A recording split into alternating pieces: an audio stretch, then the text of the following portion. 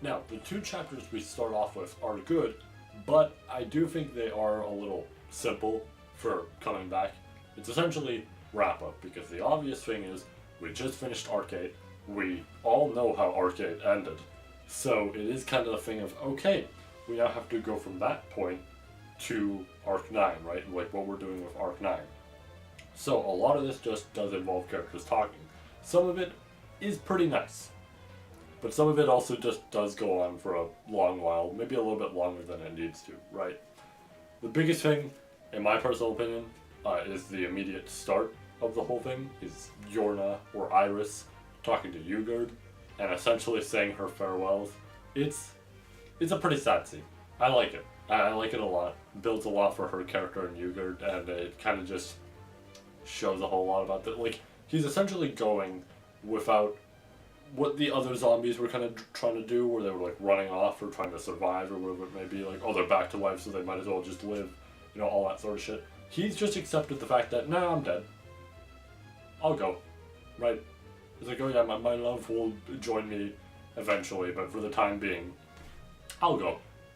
And it's very interesting for the character. It makes sense given the general personality we've seen from him, but it's interesting. I like it. Then we get Petra talking to a whole bunch of people where, you know, we learn about, like, Kathma and all that, and it's like, oh yeah, he went all the way to, like, first class, holy shit, you know, he now gets to be one of the generals, that's, like, awesome. And then also they partially talk about Priscilla a little bit, where it's like, yeah, people were obviously going to be affected by that, and it's kind of shocking to see that, oh, everybody already knows by now, right? Like, it makes sense to a certain degree, because yeah, of course that news would be spread around immediately, but it is a thing of like, wow, alright, yeah, we know, huh? And even the next chapter discusses it, where we have a whole lot of developments here, because Garfield's trying to heal a whole bunch of people, like Old Man Olbert, or like Moguro and all that, who is actually still there. Well, I mean, I guess he's not really healing him, but you know what I mean. Groovy's there though, he's being healed. Moguro is there, like I mentioned, but I do want to also note, he is essentially factory reset, is the best way to put it. He isn't the same person he was, but, you know, he's slowly learning, he's slowly being told. And then, like I mentioned, Priscilla is still taking a toll on people, because it is, like, it is some really damn heavy news, right? This is not the first time we've had this happen in the series, like I mentioned that with the last review, but it is something like, yeah, with how little it does happen, and with how important of a character this is, and how vital they were to the whole plan, you can't blame them at all.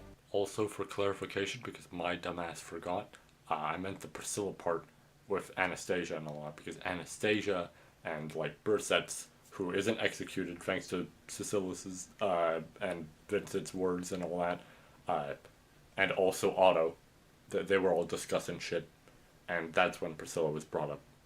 My dumbass forgot. I had it in my notes, and my dumbass forgot. So, there we go. And then we have a chapter about both Rem and Rem, and I'm actually going to talk about Rem's scene first, because that one is a little bit of the lesser scene. It's still good by all means, but it actually does feel like the lesser scene in this chapter, which is funny to say that in retrospect, because her scene does focus on her, and the Rem one I'm alluding to doesn't really focus on her that much. She is just kind of there as commentary. But let's focus on Rem for a minute. We get a nice conversation between her and Katya, which serves as a conclusion to their friendship and all this sort of shit. It is really damn nice. I like it a lot, right? It feels like this builds up from, I think it was like, what, volume 5 of Arc 7, something like that, all the way to here. It's pretty damn nice. Like it a lot. But let's focus on the Ram one.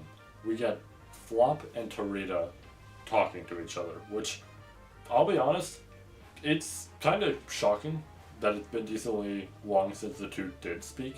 I mean, it makes sense given the scenario that Flop was locked up for a while and Tarita did get screen time, but I think she did suffer the same fate as a lot of characters here of screen time, but not an insane amount, right? She got a lot with 7. I think when it came to 8, they kind of toned that down a bit, and that's a little unfortunate because she felt like a main staple of the team, right? Like, I had felt like when I read Arc 7, just because of the obvious scenario with Subaru and all that, I had assumed it was like, oh, Torita, Medium, you know, all this sort of stuff, like, those are our main cast here for this arc, right? In actuality, not really. Medium does get a decent bit of focus throughout the whole arc and all that. Torita does kind of slow down there, and it's unfortunate because I was liking her a whole lot, right? Anyways, the cool part is we get a very exciting conclusion with her and Flop here, because Flop's discussing a whole bunch of shit about, you know, his sister and Vincent and all this sort of stuff going on, and just the battle being won, whatever it may be, all that, and Mazelda and Ram are watching, giving their own commentary to each other, all that sort of shit. And immediately, there's a fun little conversation with Flop mentioning, you know, doing what you want to do, right? Like, all this sort of shit, just going for it. It doesn't matter the scenario you're in, all that sort of shit, which is actually very motivating to see, right? I do sort of try and employ that with my own work and everything like that. Like, hell, even my videos, I do think about that sort of logic. Not because of this chapter, but, you know, seeing it here does kind of help build that, right? But Flop goes over that whole sort of thing.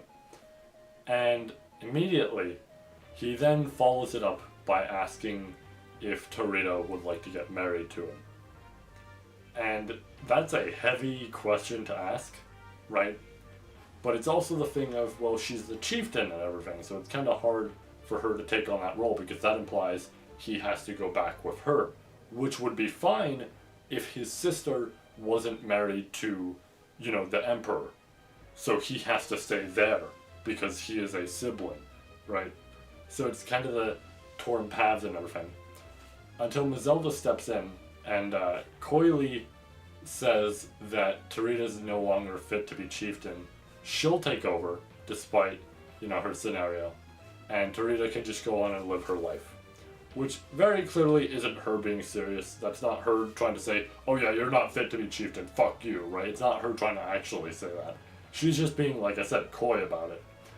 But it is a really great moment where she shows her support and just says, no, do it. You don't have to bring him back, anything like that. You can't say no because of the scenario of, well, I have to go back and you have to stay here. It's your choice now. It's up to you. And I like that a lot. That is, like, legitimately a really heartwarming moment. I am very happy to see this conclusion because I was kind of worried, like I mentioned, with Torita's screen time and all that.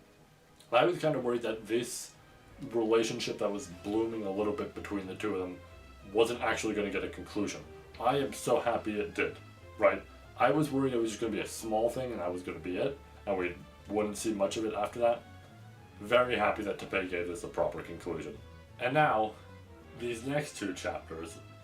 Remember how I was saying the heavy toll of Priscilla's death was taking on a whole lot of people and all that sort of shit? Even the part that I forgot, that was great, wasn't it? Anyways.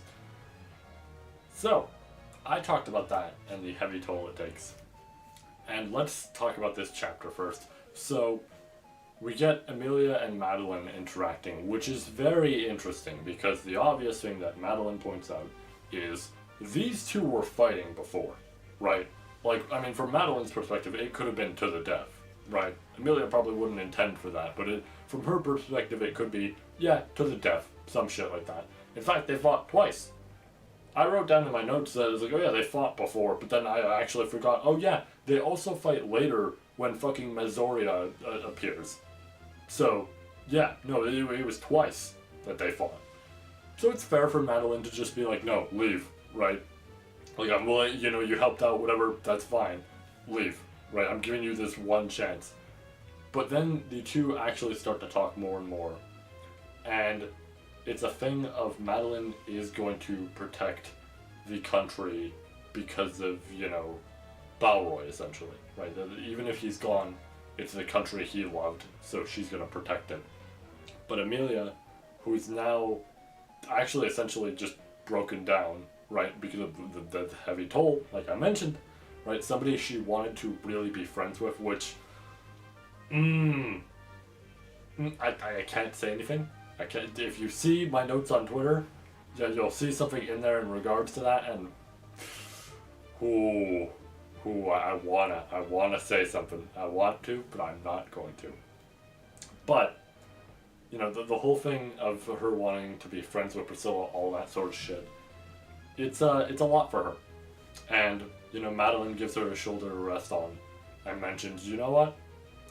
I'm protecting it for him, but just because of this whole scenario with you and everything, this isn't to like repay some debt, nothing like that. Still don't like you, but at the same time, if this is, you know, the country that they also liked, I'll shoulder that too, and I like it a lot. It's like, oh, that's good. Then Schultz shows up, and he's working real hard because he wants to essentially live up to the role that she provided to him. And then Heinkel shows up, and he is very desperate. Like, I had recently seen, you know, Arc 5's first episode, and I didn't want to say a word because I realized the whole thing of like, oh yeah, like thanks to, you know, Priscilla and all that, the we can fuck you over at any time, like felt all that sort of shit, right? Like, you know, you're under my jurisdiction and all that sort of shit. And then I see this, and it's just like, yeah, I don't want to beat the man while he's down, but Priscilla's gone now, so there ain't like some other candidate who can get the upper hand thanks to you now. She's just gone. But Heinkel's not taking it too great. He is desperate. He is trying to find somebody who can help him, which makes sense because I haven't read his side stories, but I have the general info on it. Like, to my understanding, it involves his wife and everything like that, right? I'm pretty sure.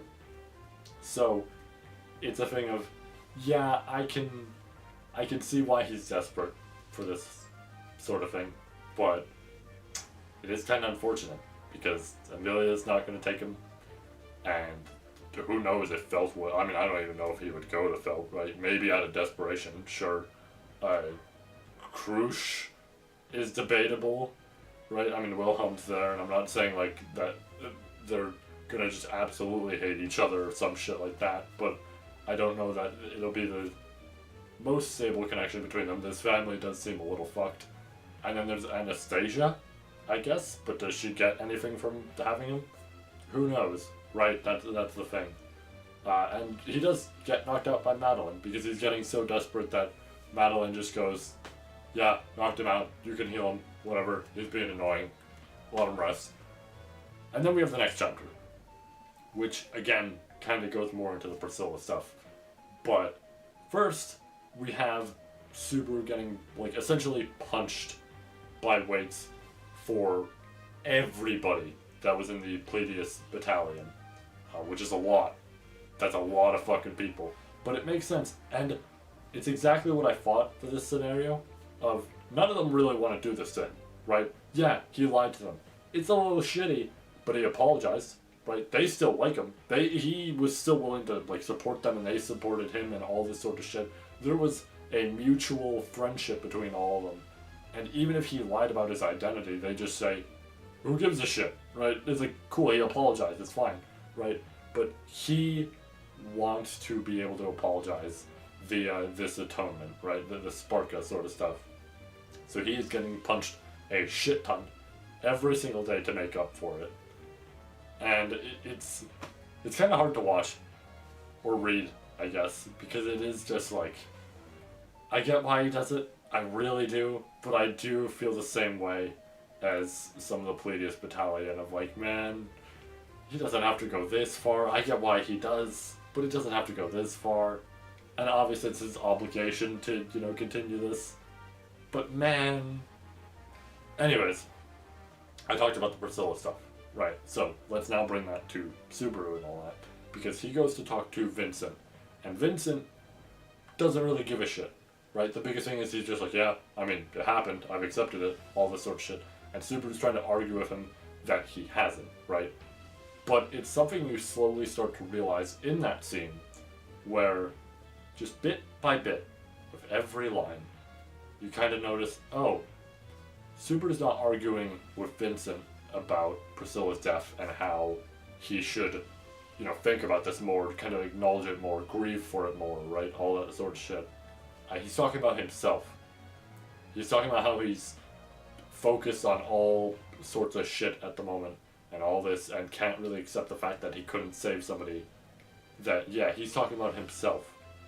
This was never about Vincent. And that hits real hard.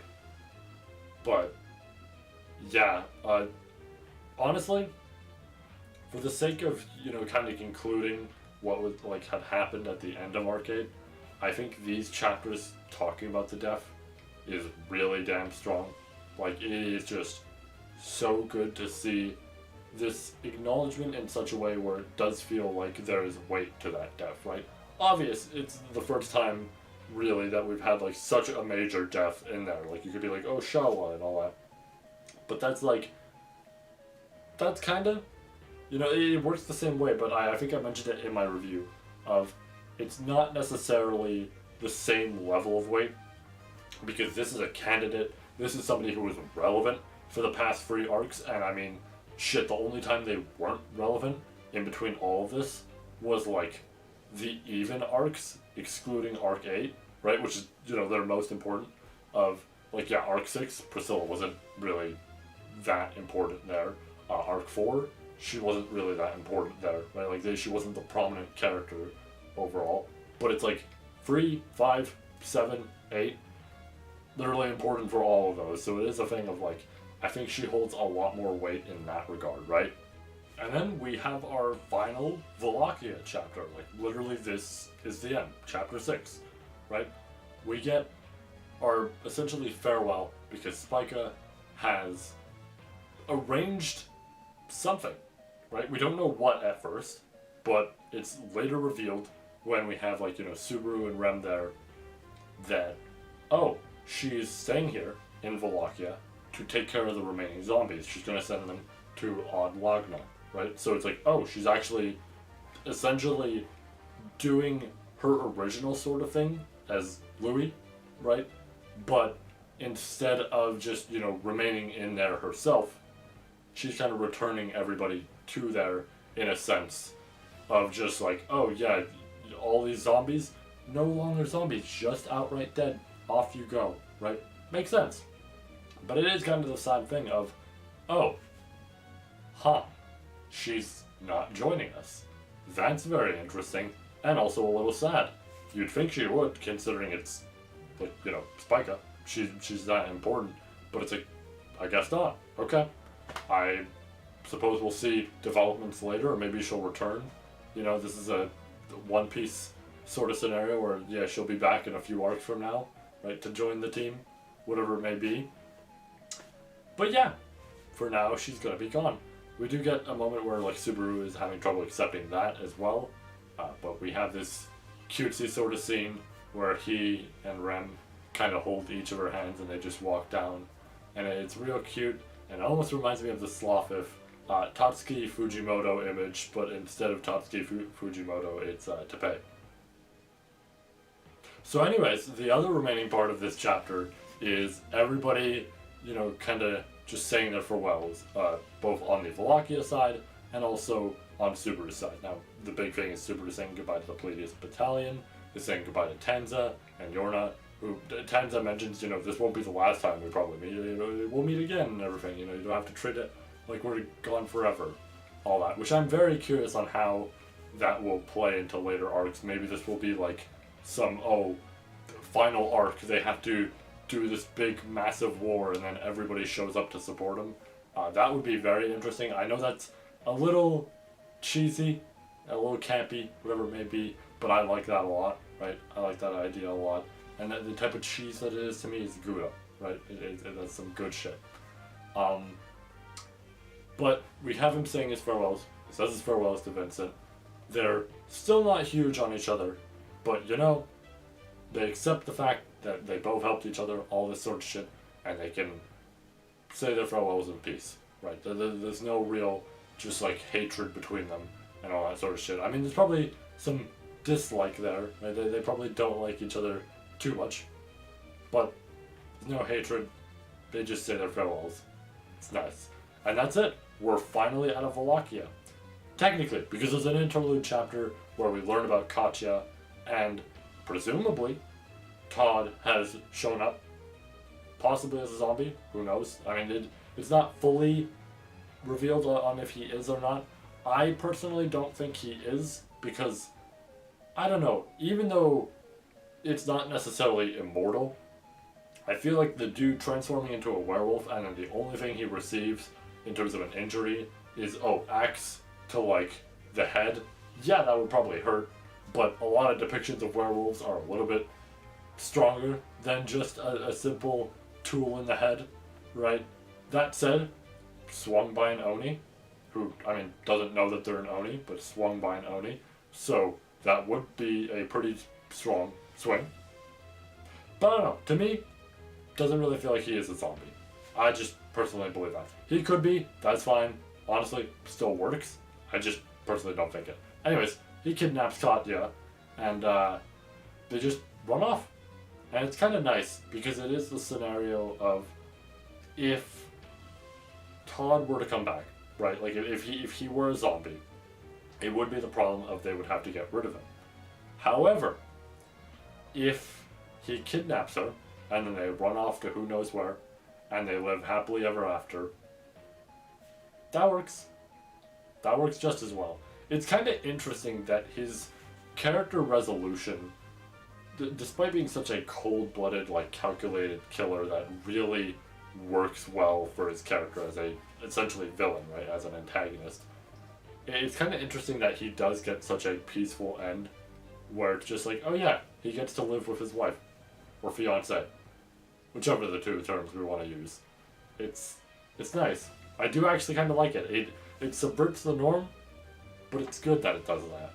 And now we have our first chapter out of the Empire, and this chapter, in retrospect, after finishing the whole thing, is so fucking crazy to actually thinking about, like, in terms of just the narrative, because I'll explain it, and then I will talk about it more later. But the general thing here is everybody has their own tasks to do, right? Al wants to go to the tower, right? To the Pleiades Tower, all that, because he wants to find the Book of Dead, like for Priscilla, like, you know, Book of the Dead. I don't know why I removed the there, but you know. He wants to find that. And a lot of the group is willing to help him out, like Subaru, Beatrice, Garfield, right? Melee actually gets to show up as well, which is really great. Tried to have her back. All this sort of shit, right? And Petra. Petra also gets to go, which is nice because you get to see the two of them interacting as friends. It's nice. So they got a few of them there, helping out Al. And everybody else is going to go their own separate ways. Some of them need some rest, like Rem and Ram. Amelia and all that, and Roswell, all that sort of group kind of has to inform people about what happened with Priscilla, or they have to focus on certain other tasks, whatever it may be. So it essentially leaves, you know, our heroes in their group that they're in, right? So now they're ready to head back towards the tower. I also realized, thanks to these chapters, that it somehow didn't hit me when I was reading Arc 6. I mean, I don't think it did. Maybe my review pointed it out, and I just totally forgot.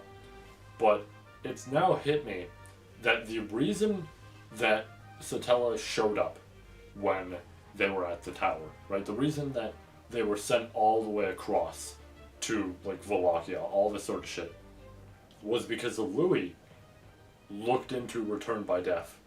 She learned about Return by Death. I didn't even think about that, right? Because the connection they make is Echidna, right? Like, something they point out is like, oh yeah, Echidna in Arc 4.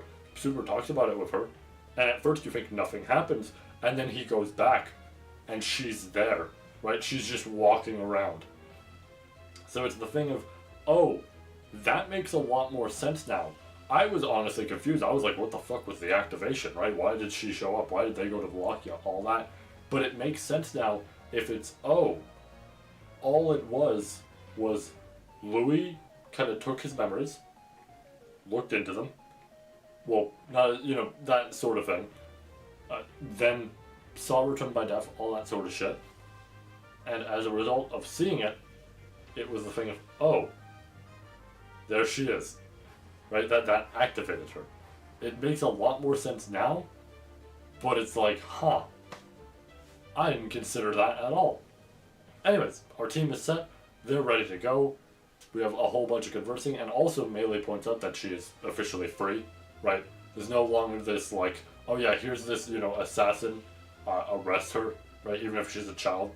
No, she's got her freedom. Apparently that's something that these side stories kind of discuss a lot more. I haven't read them yet. I guess I probably should, because it's also going to involve shit in this arc, because there's already stuff in this arc that involves them. I'm not going to complain about the side stories too much. I just, again, to pay, please, if you're going to make them integral to the plot, put them in the actual plot. Don't regulate them to side stories. I know it's a thing that helps sell volumes, but it's fucked up for people who are trying to just read the series. Like online, where you are posting this the most, right? But also we get Klein showing up, and wasn't too ecstatic about that. Luckily his bum ass leaves the next chapter, so I don't even have to worry. Now there's not actually too much to essentially mention with the next two chapters, which is kind of fucking crazy, because at this point we're at, I think, chapter 9 and 10, and this is right before the biggest shit in the arc happens, right? I mean, should be noted, it goes to 13. So there's 11, 12, 13. Sound good? Alright. If you are watching this, maybe not as you go, but if you are just watching this without Arc 9 context, have fun for the reveal that's about to happen when we get to chapter 11. Alright. Anyways, chapter 9. We are at the tower. It was weird that I started there a little bit. I was terrified of the tower, I guess. I don't know. I mean, technically, after what happened last time, you can't blame me. Anyways, we're at the tower, and Felt's Cap is there. This is also part of the side story sort of stuff in a sense. But Felt's Cap is there to essentially just be both lookout in a sense, but also study, everything in there. Most of the stuff that they had to worry about, Shala, Raid, or Breed, all that, gone, right? The only thing that's left is the dragon, and I mean, Satella's still sealed in there, but it's not like any of them are gonna open her up, out of that. So, overall, tower's pretty safe. There's some mobbies outside. They don't have to worry too much about that, though. But essentially, we just get, oh yeah, here's Felt's team, and then also Al's talk about Priscilla's book, which is something I want to point out. The way he talks about, why he wants to see this book, all this sort of shit, is very interesting. His words don't imply specific things, right? It doesn't imply, oh yeah, I'd like to know what she was like before, or, I met her, or whatever it may be, all that sort of shit. He is very vague when he speaks here. He says some things that make it seem like, oh yeah, okay, that would make sense for him wanting to read the book, but at the same time you sit there and you go, I don't know. He sounds contemplating, about this whole thing. He sounds like he's trying to figure out some options, all that sort of shit, right? And the next chapter kind of builds into that a little bit about, theories regarding Al, because they're looking at the dragon, they're talking to it, all this sort of shit. They realize, oh yeah, this thing's senile. Emilia was not kidding. This thing does not have any memory left. But while they're doing that, one of the dudes, Ezo, I believe is his name, walks upstairs and discusses some theories with them. And he's like, well, Al could just be trying to become Priscilla, but not necessarily in the sense of actually becoming her, because there's a limit to essentially the knowledge you absorb from the books. You're not going to be outright become the person, but to a certain sense, you can gain a lot of info to a certain degree of resurrecting them, right? It's weird specifics in there, but it does make a lot of sense, right? Now, something he points out is the more and more you read, the more knowledge you essentially gain of different things, right? So, if you read, for example, let's say Echidna's book, right? If you could read Echidna's book, boom, you read Echidna's book. From there are multiple paths you can go down, because now that you have knowledge on Echidna, you have knowledge on the people she's interacted with. Right? That's really fucking cool, and that makes a lot of sense.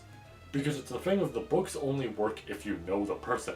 But if you know the person, and you read their book, and then you move on to the next book, and you read that person's book, it works. Because you technically know them now. So it's like, huh, alright. So, like, that's also part of it, right? It's kind of just reading more and more books in that regard. That's something you can do, and as a result, you can kind of build yourself in such a sense to having knowledge like that person once did, whatever it may be, right? Al seems sort of suspicious with this whole thing going on. Like, it's kind of sad if this is the route he's trying to take in terms of, you know, what happened with Priscilla and all that.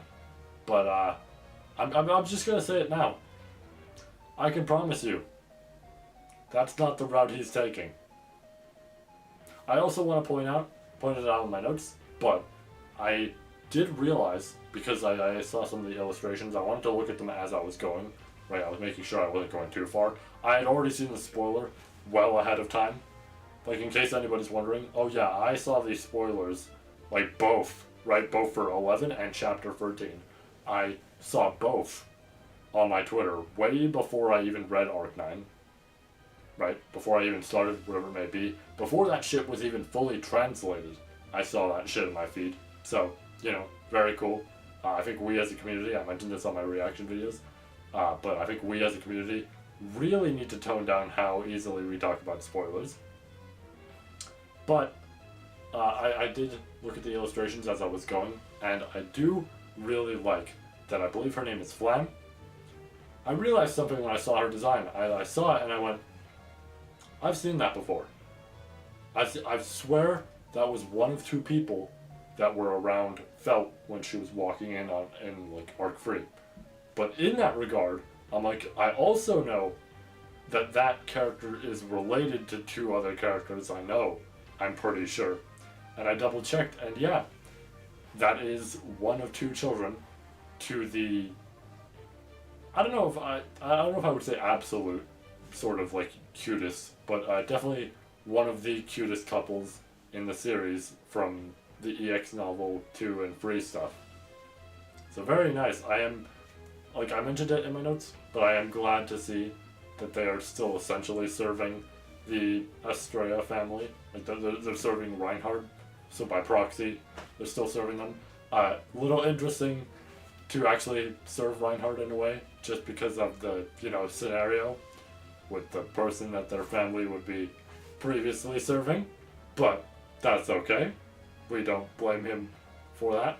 So before this chapter even starts, I want to discuss a small thing, kind of like it.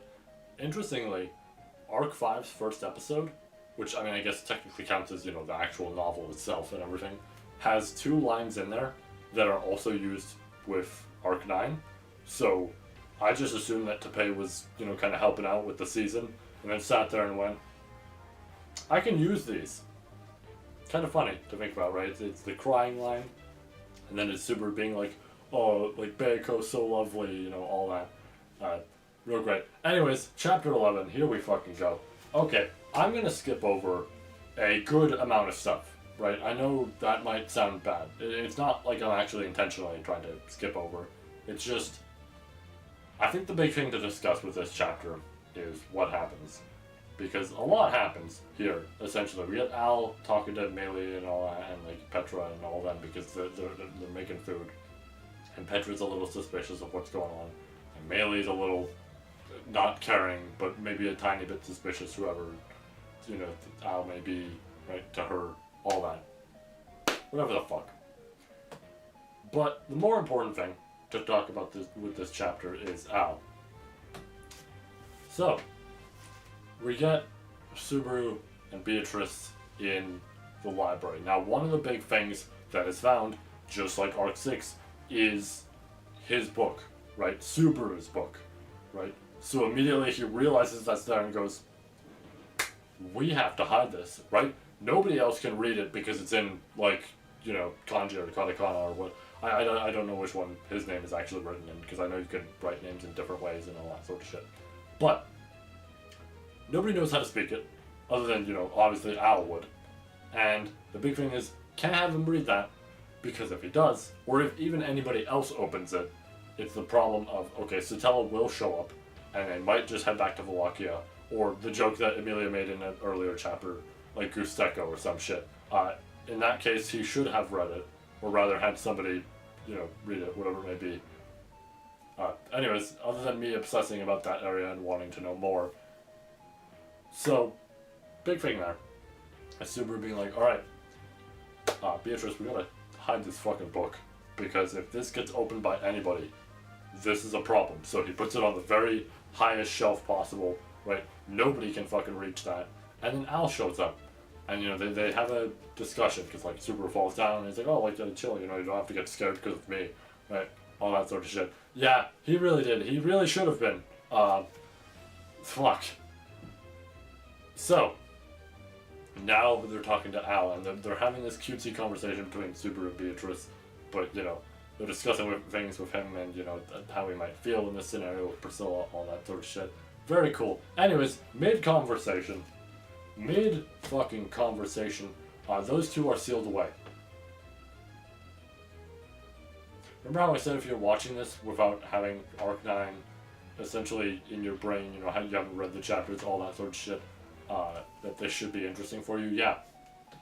Al, mid-conversation, seals Subaru and Beatrice away into a little ball. This also is then followed up by the mention of his plan to destroy Natsuki Subaru as the end of the chapter. Okay. I don't know what the fuck is going on anymore. I'm sure a lot of people don't. I don't.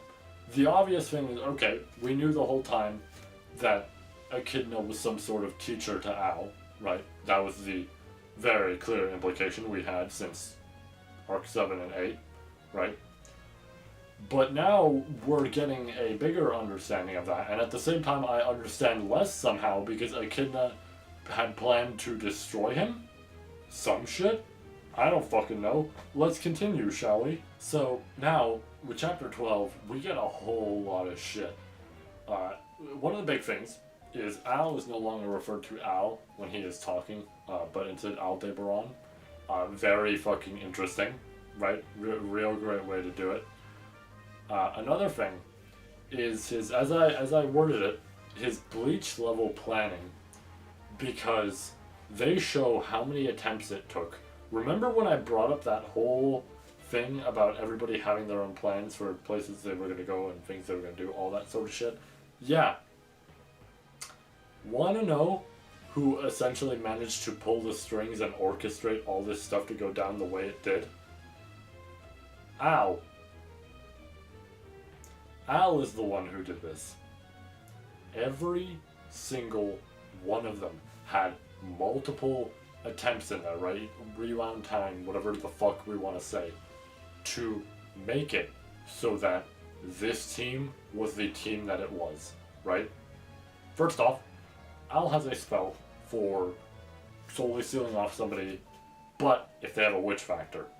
Now, problem is, 90% of the time, that ain't gonna work, right? And also it's the problem of, if Beatrice wasn't in that spell, fuck, right? Now he has to deal with that, and this is somebody who is very skilled with magic, right? But, thing is, this worked in his favor. Because Subaru technically does have one. Multiple, in fact, at this point. So, yeah, easily, there we go, right into the nice ball. But then, everybody else gets just, essentially, I don't know necessarily how, but manipulated into the scenario of going down the path that they do. In terms of, oh yeah, we gotta go inform about Priscilla, whatever it may be. Oh, Frederica helping out instead of Petra, all this sort of shit, right? Holy shit, right? Just that whole thing. And we're not even at the end. So, obviously, Ezzo and Garfield try to beat Al's ass because of just what happened. Except Al constantly, kills himself, essentially, to rewind the time.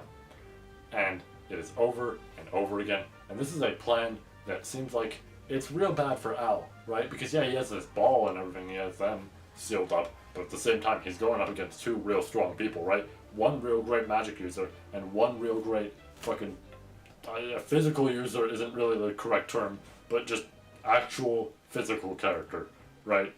So, not a great matchup for him, except he is doing real well against them. And this all culminates in his master plan. Remember when they brought up the whole thing with the books and mentioning that, oh yeah, if you read them, you kind of learn more about that person and become that person in a sense, because your memories get filled with them. However, you don't really get like filled with them entirely because you're yourself, right? Al is Al, that sort of thing. Yeah, that doesn't matter if you're senile. See where I'm going with this? The book Al needed wasn't Priscilla. Never was. It was his own. Because you know what he's been doing this whole time? Dying. So you know what that means he has? A book. And you know who we can use that on? Volcanica. Volcanica is now Al. There are two Als. One's a dragon, the other's Al. What the fuck? And now we have the shortest chapter of the whole arc. Which might sound fucking crazy because we are on the literal last chapter. And after everything that's happened, you'd think it would be pretty long. But no, we're actually on the shortest chapter of the arc. And it's Al wrapping things up. He takes care of Flam. He technically takes care of Petra and Melee. I mean, it's more so that they can't really do anything. Because if they do something, yeah, they can probably win against him. But it's the problem of Ezzo and Garfield are at the top. And if they do something, they won't have enough time to heal them. So it's basically a, oh yeah, you probably shouldn't worry about me. Because if you want them alive, choosing to fight me ain't the option here. And Al walks away, and Petra gives him a nice emotional scar that actually does the most damage out of everything he's received in the day, as they word it. And with that, he's off. You know, goes on the dragon, leaves. I mean, it's fighting Patrochet, but he's off. Until he's stopped in the middle of his flight by Reinhard, who presumably will fight him on the next volume that we have. But for now, that's it. That's the volume. I don't necessarily know what to say, honestly. There's a lot here, right? This is a really good volume. This has me excited, right? I know that might sound strange, or rather it might sound like I'm like dogging on arcs 7 and 8, even though I do really like 8, right? It might sound like I'm dogging on those arcs, but it is the thing of, I do really enjoy them, but I think when I was going through those arcs, I kind of sat there and I thought to myself, you know, these are good, but I don't necessarily always feel excitement when it's like, oh, there's a new chapter on the horizon. I'm like, cool, I'll read that, right? Arc 9 has brought back that excitement for me, right? I think the easiest way to word it is some of the chapters in 7 and 8 were really damn strong, right? And that's when I was excited, right? The chapters where it was like, oh, they're in the like arena and all that, like the gladiator arena in 7 with like the, I think the 5th volume, maybe 6? I think it was 6. Or like the 4th volume with all the stuff with the 11 seconds and all that sort of shit, right? Even the 3rd was really good with 7, right? Or like with 8, right? The first volume of 8 is really strong. The second volume is also really strong. Like all those volumes are strong, but like the first volume there and all that, and the shit with Todd and all that, where it's like, oh, he's the werewolf, and then you get the line from Rem from Arc 3 now being used again for Arc 7, all that sort of shit. That stuff was exciting. That stuff made me excited to read more, right? But I think Arc 9, when I was reading these chapters, I sat there and I went, this is the consistent excitement, right? Now that we are out of Vollachia, it's not like I didn't enjoy Vollachia, but now that we are out and we are back to this tower and we are learning more and there is suspicion about Al and it's that suspicion that builds and builds till you get the climax, but now you have to find out why it's like that, right? So you keep going and you keep going. That's the excitement I look for, right? This has me very excited for the arc. I think I am really going to enjoy this. Teppei really was interesting by using the wording that Subaru's going to get some rest with this arc. Yeah, he sure is. He probably is going to be out for this whole arc, which should be fun. I am actually very curious on what that could mean for this whole thing. I'm really curious to see what like happens from here, what Al does, whatever the fuck even happens, right? It's crazy to think that we are having such a massive development. Essentially, not like this is not early, but what feels this early, right? Because we have like 13 arcs in total, some shit like that, right? There's still ways to go. So it's kind of crazy that right now there's this big just moment happening, and it's like, oh yeah, we still have a lot to handle. Honestly, again, I don't know what to say. It floors me, but it floors me because it's that good. Absolutely fantastic. I am really looking forward to the next volume.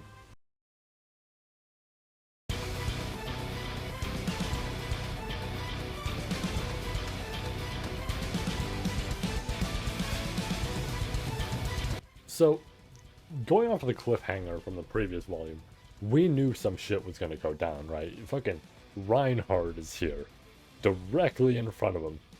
This was very obviously gonna lead into some shit, and I was real curious, because the thing we know about Al is, as much as he has this domain sort of thing, like this territory, problem with it is, while it can do a lot for him in the sense of, oh yeah, it's a return by death sort of thing, it should be noted that, you know, he isn't inherently strong, right? He is decently kind of average, I guess, right? He's well built, though he does have one arm, right?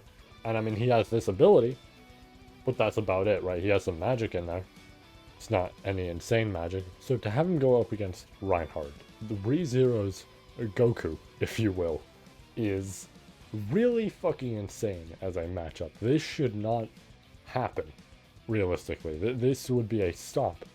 And it pretty much is, because something to also point out is Al has a lot of tricks up his sleeves. He's got a whole lot of plans that he just has on the ready. He's got spells that fucking like Echidna taught him that are at the most like extreme level. Like, we know from when he sealed Subaru and Beatrice that, you know, he had some shit, right, in terms of that sort of stuff. But like here as well, we really see it, right? Stuff that's similar to what Sphinx was doing back in fucking Arc 8, right? And yet Reinhard is dealing with all of it. He doesn't give a shit what Al throws at him. He just deals with it constantly, over and over. And there are tons of loops here for Al. And it just all culminates in the finale of it, where Al just beaten, bruised on the ground. I'm pretty sure the Dragon Al also pretty beaten. Reinhard's just standing there. But then Al makes the surprising reveal that he has some accomplices. And those accomplices have kidnapped Heinkel. So now he already has leverage over Reinhard. And he makes sure that this is not a jest or anything that he's providing. It's the absolute truth. He gives every reason possible for why he's telling the truth. And there's no reason for Reinhard to doubt him. He just digs right into Reinhard's wounds in terms of what's been inflicted, both physically and mentally, by learning about this hostage, by making a comment about Teresia and how essentially he was responsible for her death, right? But then the biggest fucking play in his plan that I think none of us could have expected. So, here's the thing. Picture the thing. But here's the actual thing. Back when we had the first volume of Arc 9, one of the important notes of that was that Subaru found his book again. Right, just like he did in Arc 6 and everything. His book was found once again. Now, nobody could read this except him because it was written in, you know, his actual name and everything. But he didn't want to have somebody experience this, especially if it caused the same sort of problem as it previously had done. right? That was smart. That was really smart, right? You know, he hit it. Nobody had to deal with that anymore. Great, right? That was a smart play. Because we now have confirmation as of this volume. It makes sense. It absolutely makes sense. And I didn't even consider it before until I read this.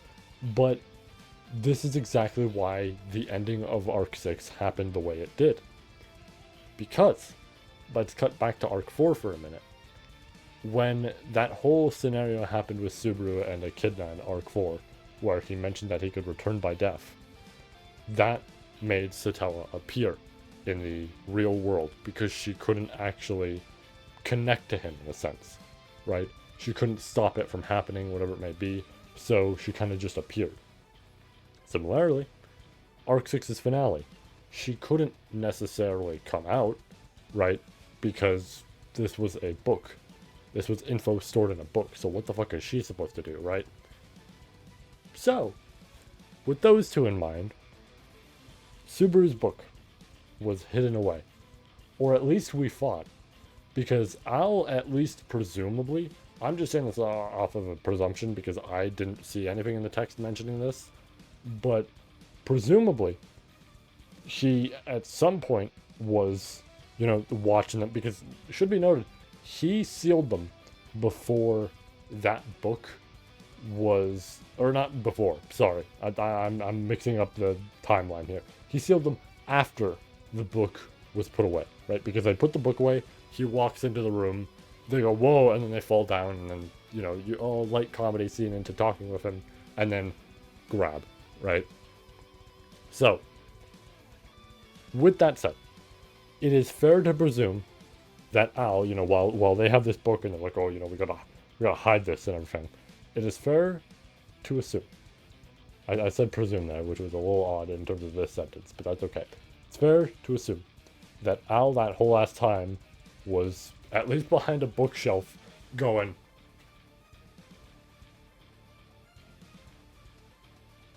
right? Because, like, he probably knew that was there and everything. Or, I mean, maybe he knows about Subaru's ability properly, and therefore, yeah, he actually would have known that there was a book. So, he sees them putting a book up somewhere. It's probably that, right? With that said, he took that book, right? This is my theory, and it is very likely the obvious result, but took that book and just stuffed it into Subaru's bag. Zip. There you go. Now, what does that mean? What that means is Petra and Melee, both of them are still there, right? Both of them are still active and everything. Like, they kind of worded it, at least I think it was Melee specifically, worded it as, you know, actually, no, it was Al himself, because he mentioned that they, you know, had the chance to help others, or they had the chance to fight him. Now, if they fought him, they could probably win. Probably. Maybe. He has the dragon on his side, maybe not. Right? But, if they fought him alone, something like that, they could probably win. Right? Alternatively, in that scenario, that also means everybody else is dead. So they could just walk away and help everybody out. Right? So, of course, he kind of lets them on like that. But that is on purpose, we now know. Because, like I said, that book's in there. And he was very likely banking off the idea that either one of them, right? He doesn't probably know either one of them enough. I mean, we don't know who Al properly is yet, but I don't think he is going to be Subaru. If anything, he is going to be this weird alternate version sort of thing going on. Not necessarily him, but him at the same time, whatever it may be, right? That's at most. But he doesn't know them enough.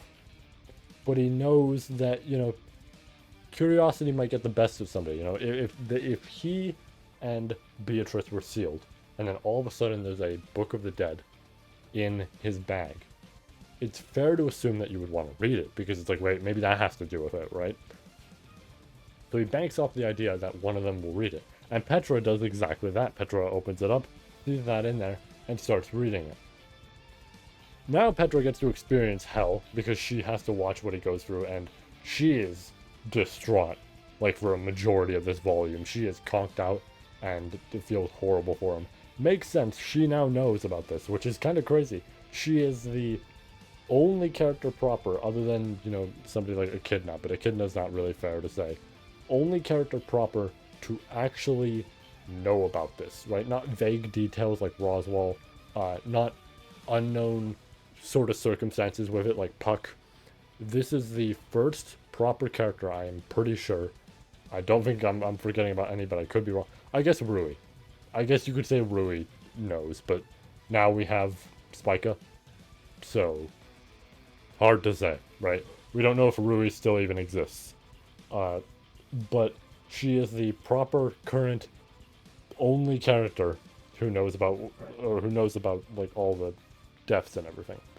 So that's real unfortunate that it's somebody who admires Subaru a lot and has to like now experience this herself, and is just horrid on her mind.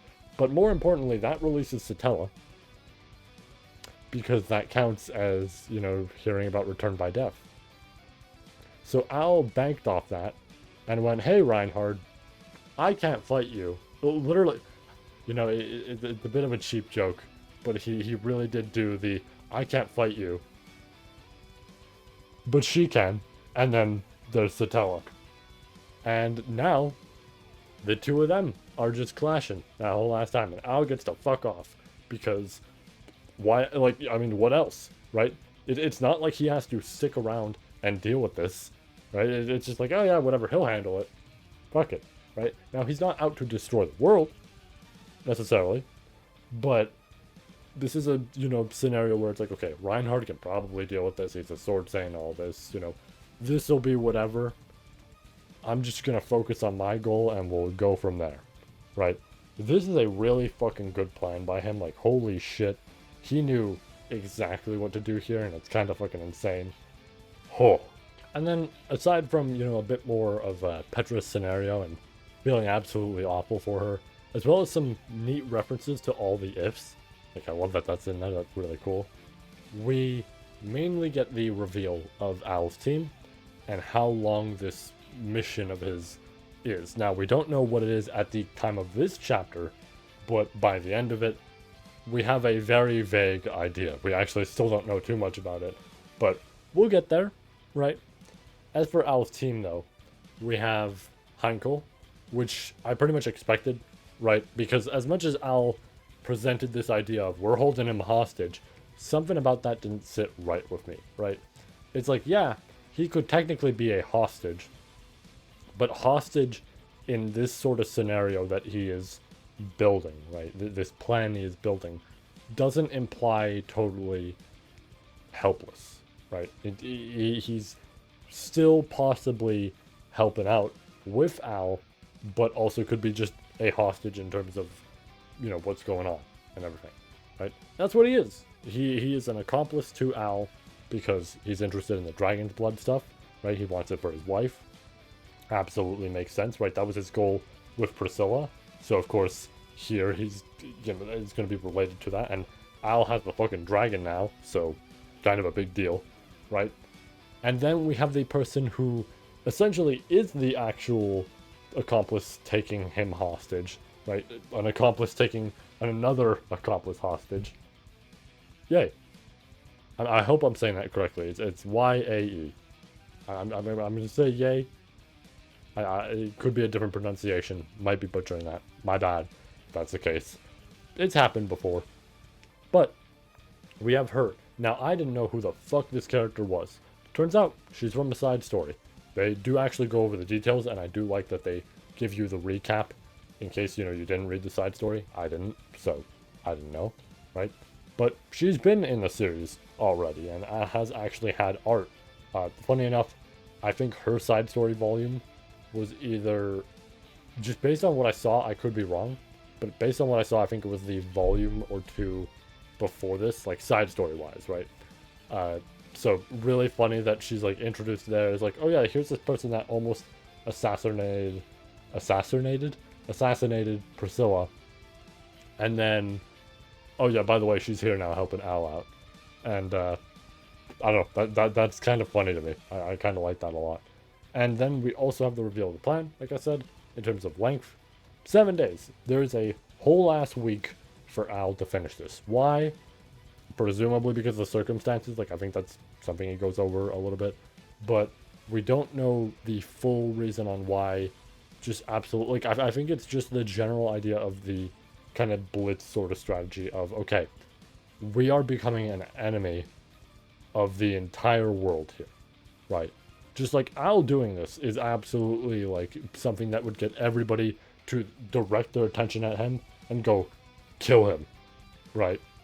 So it's fair to say if that's like the reason, and I'm just forgetting potentially, but also if it just wasn't written in there, fair to say if that's the reason, because yeah, you would have a shit ton of enemies if it's like, oh yeah, we took the dragon, you know, this big important thing here, I took that to my side, I made an enemy of the Sword Saint, I brought out the Witch of Envy, I'm doing a whole lot to become an enemy, right?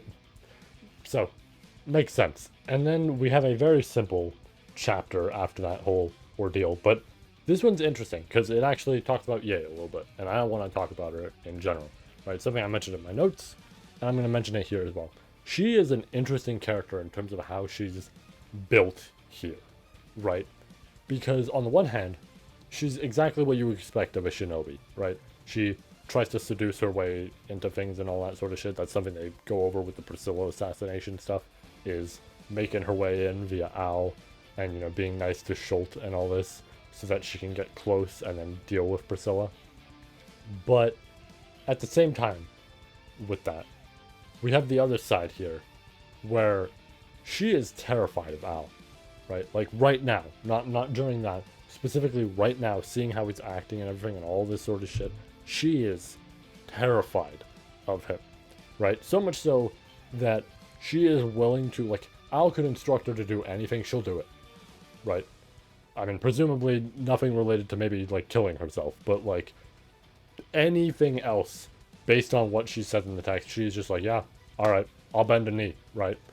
But with that said, she makes the important note of when everything is said and done, when this plan is finished, when that week passes and they finally accomplish what they want to accomplish, she wants Al dead because she is terrified, right? And it's like, this is a very interesting aspect for her, right? Because I don't think she is necessarily emotionless or anything like that, but at the end of the day, she is a somewhat assassin, right? She essentially serves as one, right? Saying somewhat doesn't even do it proper justice. She pretty much is one, right? And usually, in this series in general, I mean, to be fair, the two that we knew were, like, fucked up because they were, I guess one of them might not have been as much, but both of them had a parent that was not really great by any means and was a super torturer, sadistic piece of shit, right? But assassins so far that we've seen in the series, and I mean what you would see in most media, are usually just very calm, collected, don't worry too much, right? Don't really show any emotions, all that sort of shit. They kind of just get the job done, that's it. Thing is though, it is really interesting to see a character like this, who is just a-okay with, you know, getting the job done or whatever it may be, you know, killing, all that sort of stuff, and then she's terrified of this dude who, compared to a lot of other people in the world, aren't, like, you know, like, they are way better than him, right? In terms of, like, what they're capable of and all this sort of shit, right? So, it is really fucking cool. And I also really like that Al kind of mutually agrees on that. Like, he's like, yeah, when I'm done this plan, I also want to die, right? Like, it's like, I'm done with that shit. And so, the next step in their plan is to send the Dragon Al north, right? You know, distract people who may be tailing them, because the obvious thing now is Witch of Envy's out, Sword Saint's here, all this shit's going down. They're probably, like, informing people at the tower. We should probably go, but we're gonna head in a different direction, and the dragon's gonna head north. And with the dragon heading north, we don't have to worry, because they'll be distracted by that, and they'll be like, there, right? Like, they'll know about that, to the point that, you know, Al and all of them can fuck off. That almost works, except Felt shows up. And Felt is smart enough to know that, yeah, that's obviously just bait. And then we learn about, you know, Belt and how many people she has on her side, because she has hundreds, right? She got the, like, she enlisted essentially the help of hundreds of people to like from the slums and all this sort of shit to just assist her in this battle. Flam's sister ends up killing Al here, right? Just nice, swift revenge. Even though I'm pretty sure Flam's still alive, but you know, well, actually not even. I'm pretty sure she is because they go over that with the final chapter. But regardless of that, we finally get another interesting fight in the series because at this point, right, the obvious thing is, okay, Al's updated matrix sort of stuff and everything reverses the time.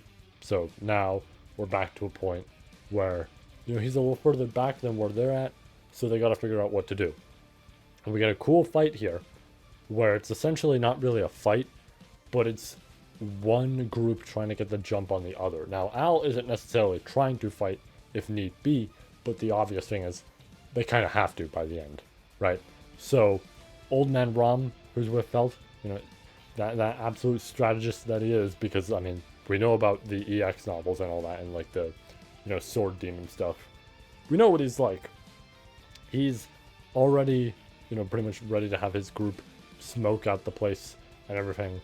And Al's getting help of Ye to essentially put a bunch of strings around, you know, string people up, whatever it may be. It's a constant, like, back and forth. And something I really like with it is it jumps back and forth between them, right? Jumps to Old Man Rom, here's his plan. Jumps to Al, here's his plan. Jumps to Old Man Rom, continuation. Al, continuation. It's really fucking cool, and I like the direction of that. And then we get a brutal, constant loop for Al, where he's getting killed by one of the members of the enemy group. I don't fully remember his name. I think it is somewhere in my notes. There it is, Deltarune, I think. I'm pretty sure I'm saying that correctly. I could be wrong. Again, similar to, you know, I'm not entirely sure. But regardless of that, he is getting killed constantly by this dude without any effort, really. This guy's like just punching him, whatever it may be, you know, stomping on all this sort of shit. Dealt with. Boom. Gone. Right? And he's trying to figure out how they even know that they're there. Right? Because something to point out is he's attacking at certain points before they even move out. Right? Sometimes they're like waiting there a little bit. He still attacks. So it implies that somehow he knows where they are. Now the obvious conclusion is conversation mirrors. We know about those before, right? So all three of them go in, grab some conversation mirrors after knocking them out. Except, notice how I said free. That's because they're duds. That those aren't the real ones.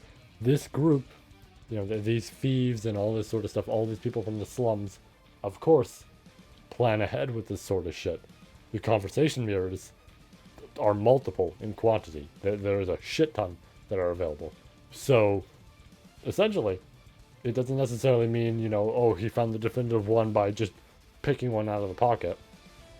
There's a lot of them. And one of them is probably correct. But who knows which one? And who knows who actually has the correct one, right? Because there's likely a group leader. So it's a really fun twist for the whole thing. Eventually, he does actually find the proper one, breaks it, all that sort of shit, knocks out Ratchins because he's the one who has it. Though he's trying to really struggle and keep the fight on.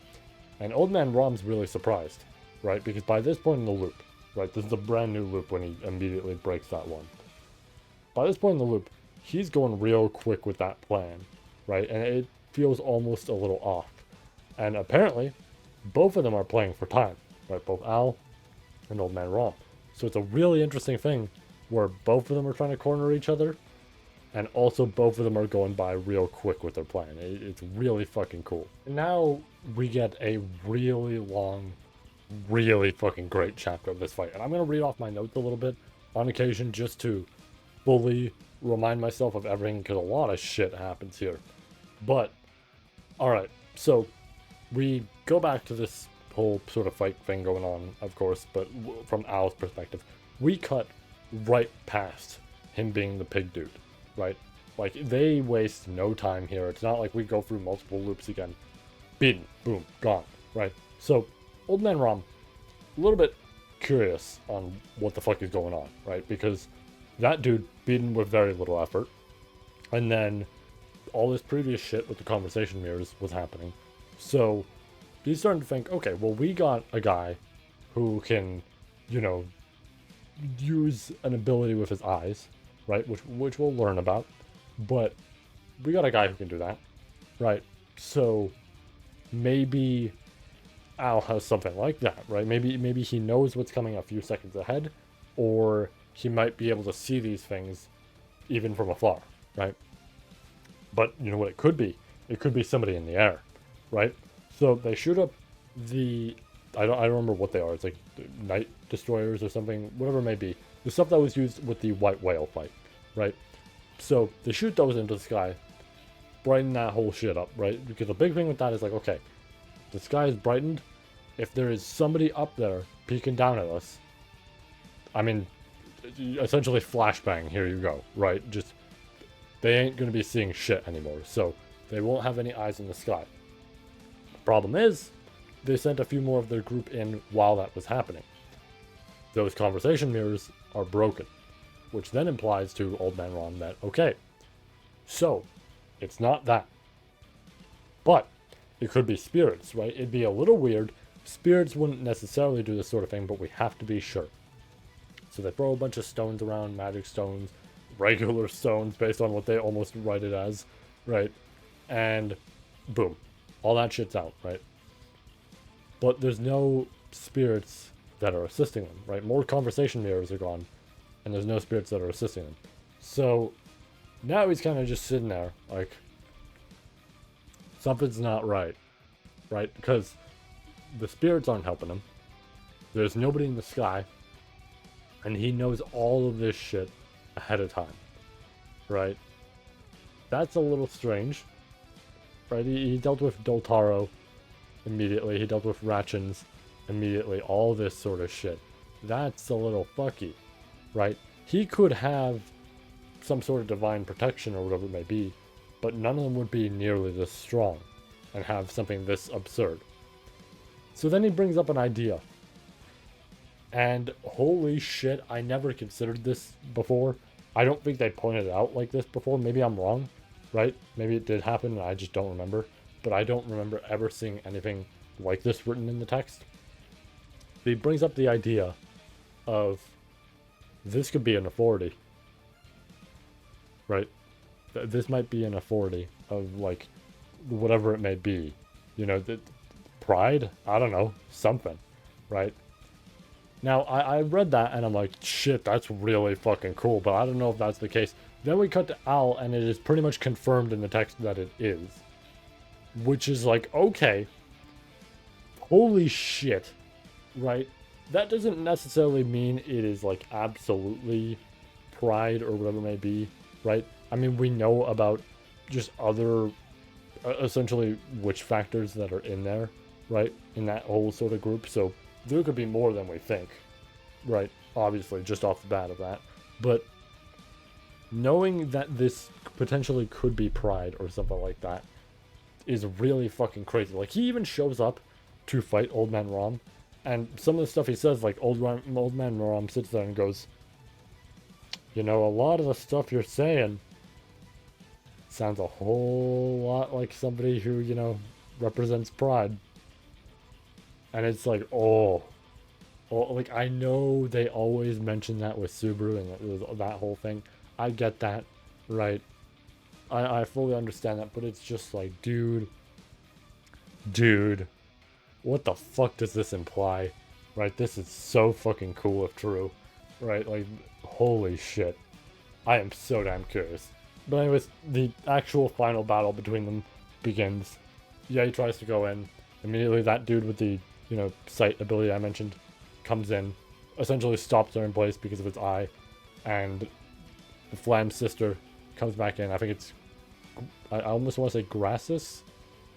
It's a real hard name to like properly read, but she comes in, kicks Ye, whatever it may be. Ye's still alive, but injured, right? And now we just properly have Al versus Old Man Ron. Now, this isn't necessarily too hard of a fight, because obviously, he can always just have his authority go in, right, and fix this situation for him. But Old Man Rom's actually deduced how this whole sort of thing works.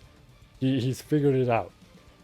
So now, with Dragon Owl returning, he essentially uses both Owl and him as this like meat shield to take this blast that's oncoming, right? The unfortunate thing for Owl is this is Old Man Rom's victory, right? Because he can't do shit about this, right? He is waiting for the exact moment of something like, Owl updating his matrix and then this appearing and all this to happen, that it's like, oh, it's perfect, right? And then Owl's fucked, because what does he do to counteract that? Nothing, right? He can't do shit to counteract that. So it's like, you're just forced to take the hit. So that is essentially Old Man Rom's victory condition. That is until Felt shows up, which I did actually forget to mention. They also bring out the Star Staff that was used against Lai from Arc 5. They bring that out, and even Al manages to deal with that. I mean, he throws Hankel in the way, but like, he manages to deal with that as well, which is especially fucked up, right? That is the guaranteed hit weapon, and it didn't hit Al, right? Like, Al knew it was coming, and it didn't hit him. But anyways, Felt shows up, and I wanted to bring up that staff because Felt shows up with the staff on the ready to use once again, just like she did before, right? And that right there is Al's victory condition, because Felt being there, that's it. All they need to do is just grab her, right? Or just get her involved or whatever it may be. Like, it won't be hard for them to do, anything about her, right? If they kill Felt, whatever it may be, that's it, right? Old Man Rom loses. So, right then and there, she essentially activated his lose condition. It's over. Al wins. Just straight up Al wins. I also forgot to bring it up there, but I do like that the victory conditions for them are total opposites of what they should be. Like, Old Man Rom's is dying with Al, and then Al's is just Felt showing up, which would seem like a loss because that's extra help, but that's actually the victory condition for him. I like it. It's cool that the opposites are actually how they win, essentially. Anyways, after that whole ordeal, we learn about Felt's plan, right? The further details of it. One of the things being, at any point, she herself can call it off because she doesn't want Old Man Rom dying, right? Or at least just like outright throwing his life away, which this is what that counts as. So she makes the note of, if that happens, I'm coming in and we are surrendering, right? And I mean, that is what happens. But something else is banking off of that dragon, right? Much like Old Man Rom did, she banks off that dragon, because prior to this, when that dragon was Volcanica, pretty sure I'm remembering that name correctly, it's been a bit, right? I know it's like obviously like one of the most important names, but I tend to blank on that stuff sometimes, and I'm like, I think it's that, but yeah, I'm pretty sure it is. Back when it was Volcanica, something to note is that Felt went here with Melee and Reinhardt, as we know.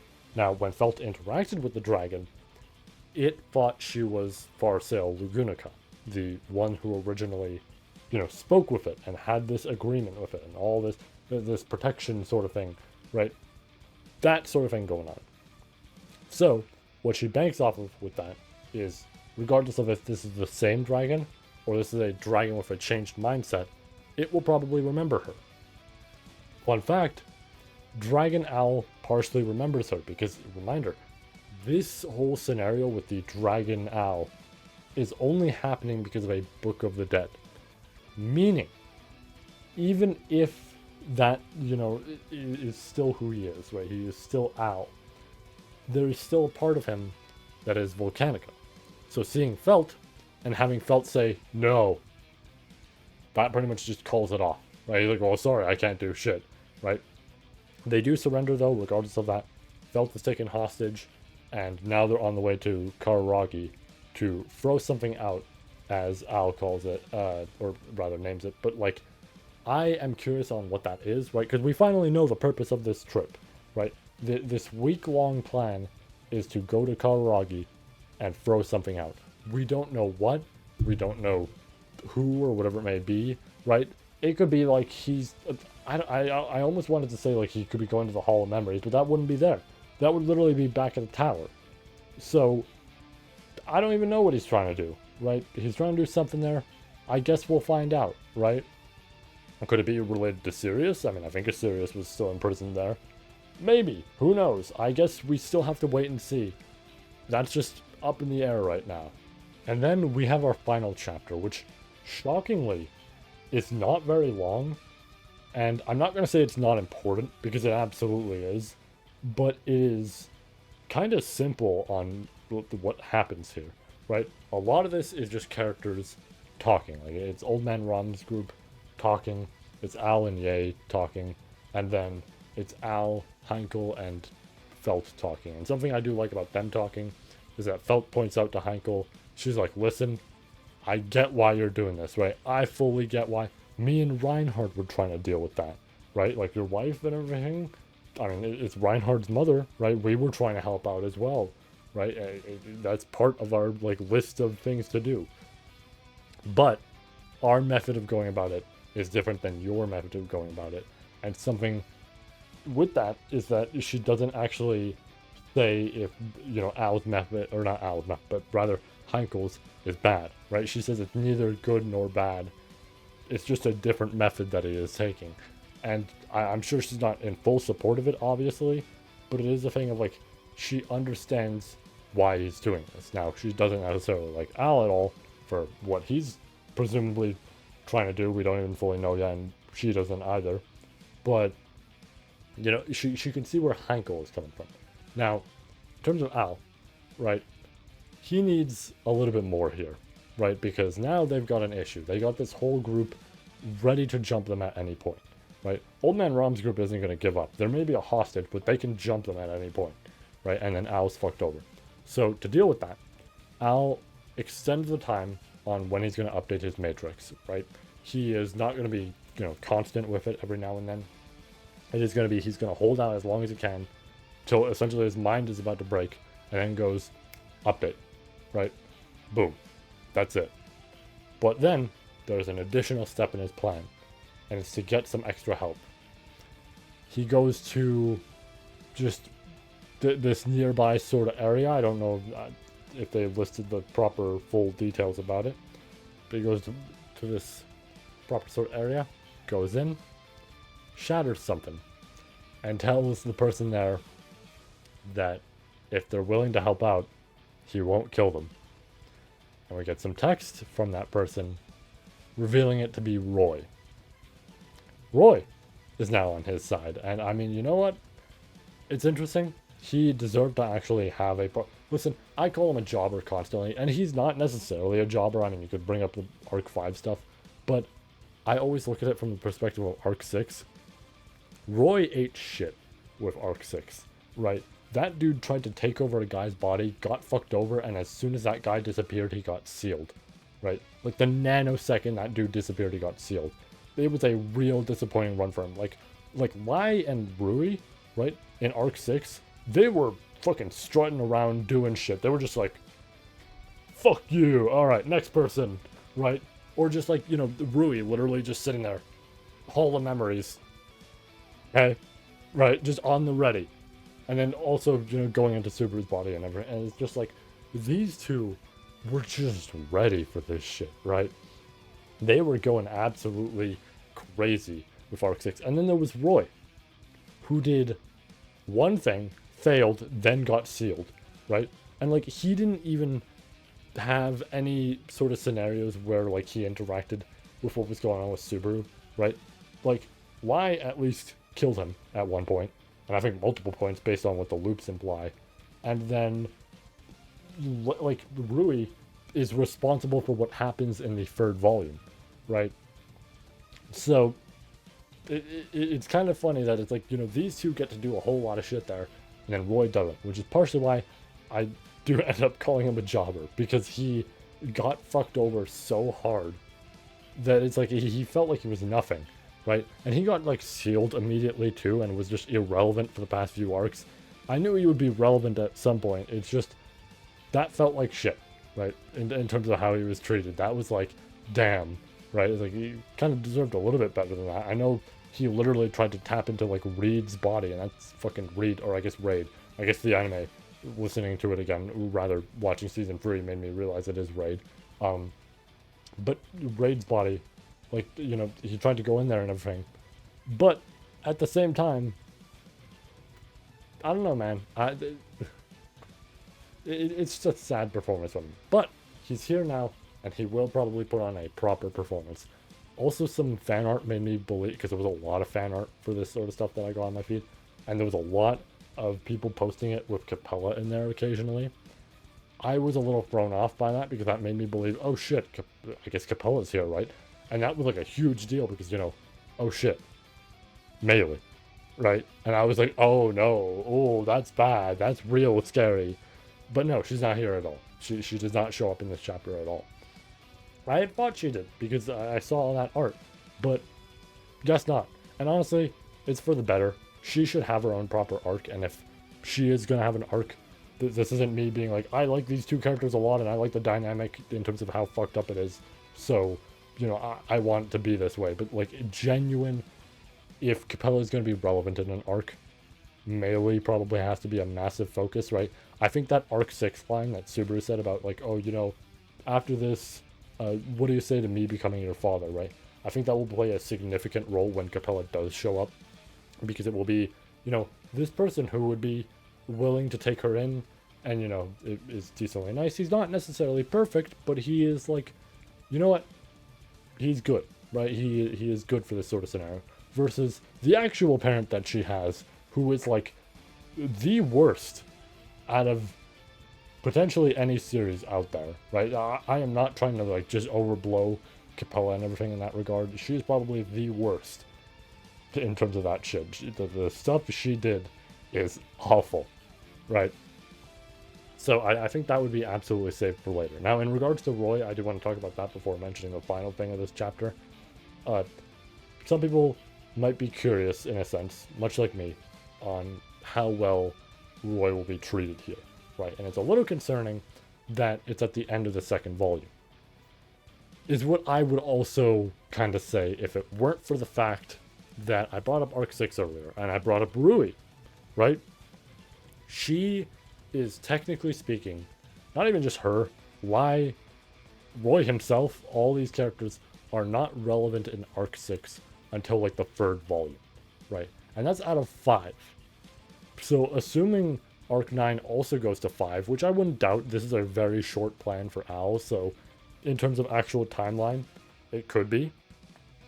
But in terms of that whole thing, Rui and all them show up third volume, but they are fantastic for that whole run of Arc 6, right? They are great antagonists. Which kind of points out that, yeah, even if they show up, like, not necessarily this late into the game, but, you know, this late in a sense where it's like it could be the halfway point, maybe a little bit over that, don't mean shit, right? She'll still get her time to, or, like, you know, much like her in Arc 6 and how she'll still get her time to shine. Roy here can still very easily get his time to shine. I don't doubt that at all, and I think he can be handled well. I just hope he is, because let's be realistic, he's not making it out of this arc alive. Let's be absolutely he's not getting sealed again. I think Roy is absolutely dying this arc, right? That is, like, for a fact. On top of the fact, we're in Arc 9. There's, like, because I think it got changed to 13. I want to say 13. Pretty sure it was 13, because I think it was 12 before. We're at, like, 13 arcs in total for the series, and it's Arc 9 currently that's being written. It's probably, like, going to be Roy who dies this arc, and then Capella will be the next arc or the arc after, which will probably be a Crush arc, right? That's another big significant thing, is Capella might also relate to stuff going on with Crush and everything. That would make sense, right? Especially because of the royal family, right? So as much as Felt could also line into that, right, sort of ordeal, if she is the focus right now, then that kind of means that all these other characters are going to be saved for later. And it's like, okay, it's Roy right now for the Archbishop, and here's, you know, Felt's group as the focus for the candidate, right? Makes sense to me. with that said, let's get on to the final point of this chapter, and that's Petra actually making her return. She's fully recovered and is ready to just go in. You know, she jumped out the Patrichet and is just riding that shit, and she's about to go in, telling Meili to leave everything to her, and is talking to Subaru in her head. Now, it's just a little, and I'm only saying a little, because honestly, I feel like it's probably not him, but it could be. Could be some weird shit going on. Not Subaru actually in her head. But it is interesting that, you know, essentially they're working side by side here, you know. She's talking to him, all this. I kind of like that it didn't just fully destroy her, right? Like, it did temporarily for what she was dealing with. But now, actually going through this and just running through, it's working out for her. I do think that partially some of this could be, you know, opposition to Al, right? Al has, you know, himself instilled into the dragon, right? So this could be Subaru, like, in Petra's mind and therefore working in tandem, much like that dragon, right? Like, opposite scenario, if you will, where Subaru isn't actually there, he's just in her head, whereas these two are actually here, and they have to constantly update their stuff to, you know, show off what happened previously to each other and everything. Or not what to each other, but rather Al shows it to Dragon Al. You know how that works. Very interesting. It really does show that this is going to be a very big arc for Petra, and I'm very excited for that. This is going to be fun. It's going to be real fun. But that was the volume. That was honestly really damn strong, right? I felt like that was consistently just boom, boom, boom, boom, boom, boom, boom, boom. Like, every single chapter was very enjoyable, right? I'm not going to say that the previous volume wasn't, but the previous volume had downtime, right? I mean, the previous volume literally started in Vollachia, right? The first few chapters were still there. And then we get the middle point, where it's like we're heading towards the tower, where we do learn some interesting things, right? And then we have the last few chapters where, you know, shit starts going down. That's how it usually is. But, you know, first volume, standard, that's how it goes. Still very enjoyable. But then we get this one, and this one's really good. Honestly, I'm excited if Arc 9 can remain this consistent with its quality, because this is the actual planned arc, right? If it can remain consistent like this will be great, right? This will be absolutely fantastic. Could be better than Arc 5. I would be willing to guess that it could be, right? I'm not saying that for a fact. I'm not predicting that for a fact, but I'm saying it definitely could be, because so far it is really strong. This is a fantastic arc so far.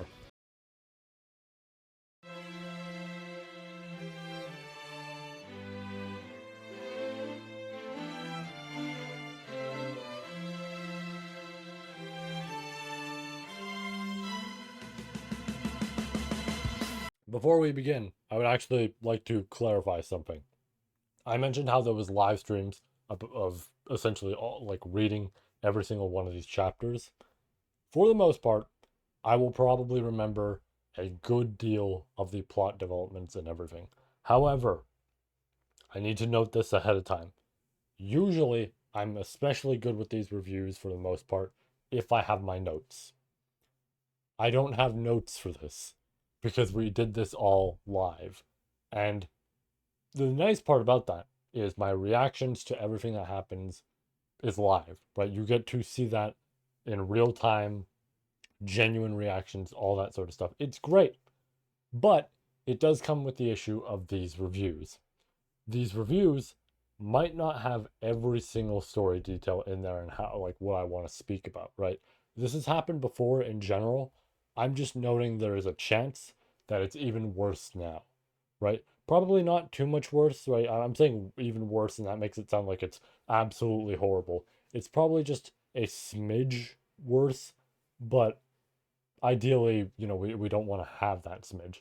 It's kind of going to happen, but at the same time, we get the live streams in exchange. I think that's a fair trade, right? Anyways, proper review time. So we start off with the first chapter in a very similar way to a lot of, like, previous first chapter sort of scenarios we've had in the series, but I actually specifically like this one a whole lot because of how Teppei handles it, essentially, right? Very simple, just like the rest. You know, here's what's happening with Petra's side of things. Here's what's happening with Felt's. here's what's happening with owls. But the most important part with this version of a here's where everybody is sort of chapter compared to previous versions is explicitly what he does to allude to what's happening, right?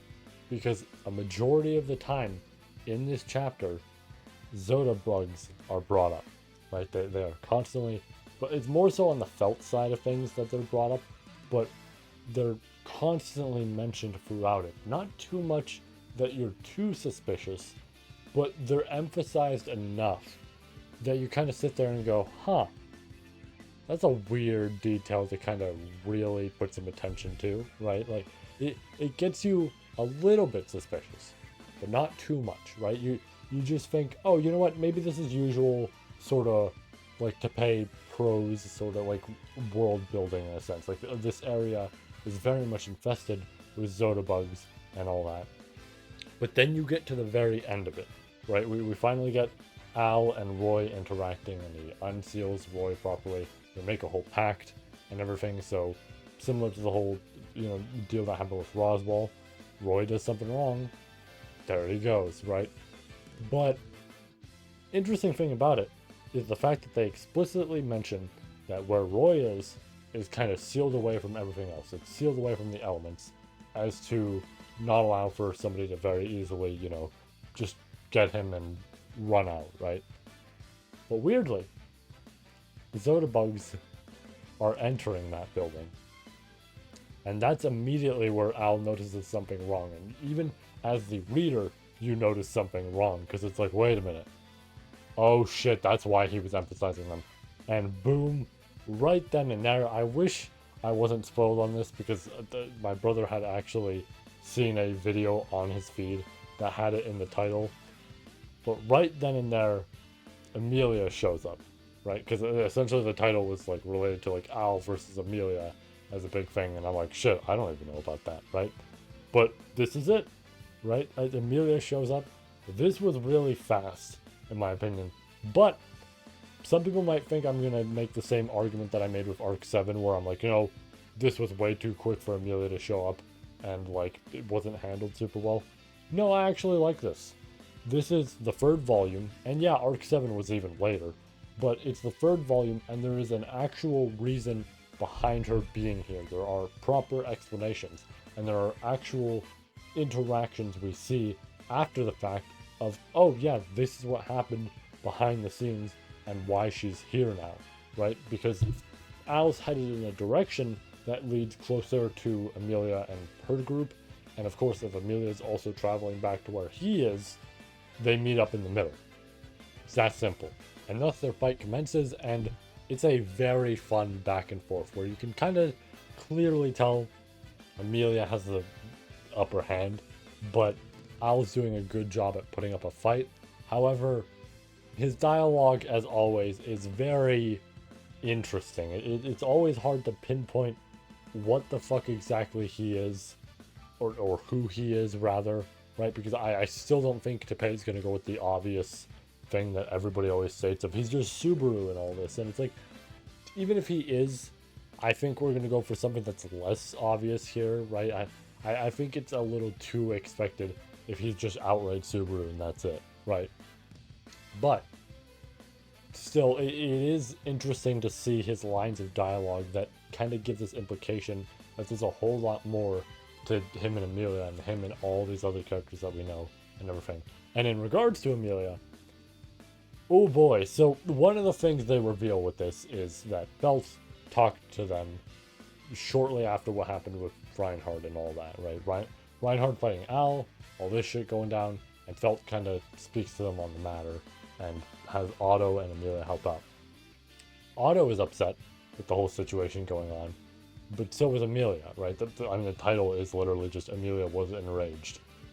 And something I love about it is revealing that rage, just slowly over the course of that conversation, it's not founded from this place of genuine hate or anything like that.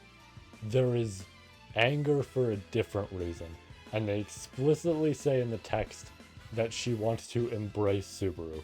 And I'm like, holy shit, she is like, it's happening again, right? I didn't think it was going to happen this quickly, but holy fuck, we really are developing even more on her feelings, and I love that. Which I guess we are approaching the end of the series more so in this regard of we're like 3/4 in, so there's not much longer left, but it is still really cool to always see this very snappy sort of development of Amelia's feelings. Love it. Absolutely love it. Always have with the previous arcs. Even when I had problems with stuff like 7, I still loved that shit was there, right? It's really great. So seeing that interaction, beautiful. And then we get this fantastic fight to go with it. It's good. This chapter is really damn good, right? There was a lot to enjoy here. Fun action in terms of how it's written, and just that scene. I can't wait to see what she is like in like arc 10 and arc 11 and all that. Like, 100%. I feel like it's obvious. I think we all expected it, but 100% arc 12 or whatever is going to just end in some way with her properly confessing her feelings, and that feels fitting, you know, seeing as arc 3 was where Subaru like properly confessed for the first time, right? I mean, he's mentioned stuff before and complimented her before, but there's that genuine confession there. I think it's fitting that something that's that arc but multiplied by 4, we get the proper, you know, second half of that. I think that's really nice. In a certain way, we have to thank arc 7 being split up for that. Kind of have to thank it for that. And oh boy, speaking of really good fights, we're not even at this one yet. Fucking Wilhelm versus Ye. He crashes through that building to save Felt and all that, and it's just like, dude, as soon as he gets in there, you immediately know Ye is fucked, right? Sure, she's a shinobi, right? She is essentially built around assassination and all this. She's not beating the fucking sword demon. Like, you know that reading it, of just, there is no shot she wins, right? She can cut him up as much as she wants, you know, she does a literal, like, dancing spiderweb sort of thing. I love, actually, what they go into regarding it, of this, like, essentially they word it as a Sakura sort of, like, dance, but the way it's done is that she's spinning so much that it's kind of like causing the blood of the opponent, which is, you know, rapidly bleeding out from their body. Bleeding out's maybe not the best term to use for, oh, the blood leaving the body. It's very redundant, but you know what I mean. Blood just oozing out of the body in such a way and speed and all that, and like with the wind, that it just looks like a storm of Sakura like flying by. I do love the description of that. That is really fucking cool for an attack. It means nothing here. She's fighting Wilhelm. So Wilhelm does all that shit, and then part of her attack is, you know, setting it all on fire, right? Making that shit blazing. He cuts through it. Like, literally in his own words, I cut through it. And he just ends the fight with her then and there. That's it. And right as you think that that's all over, right, that's it, you know, Ye can barely do shit. I mean, she's hanging Felt now, but that's about it.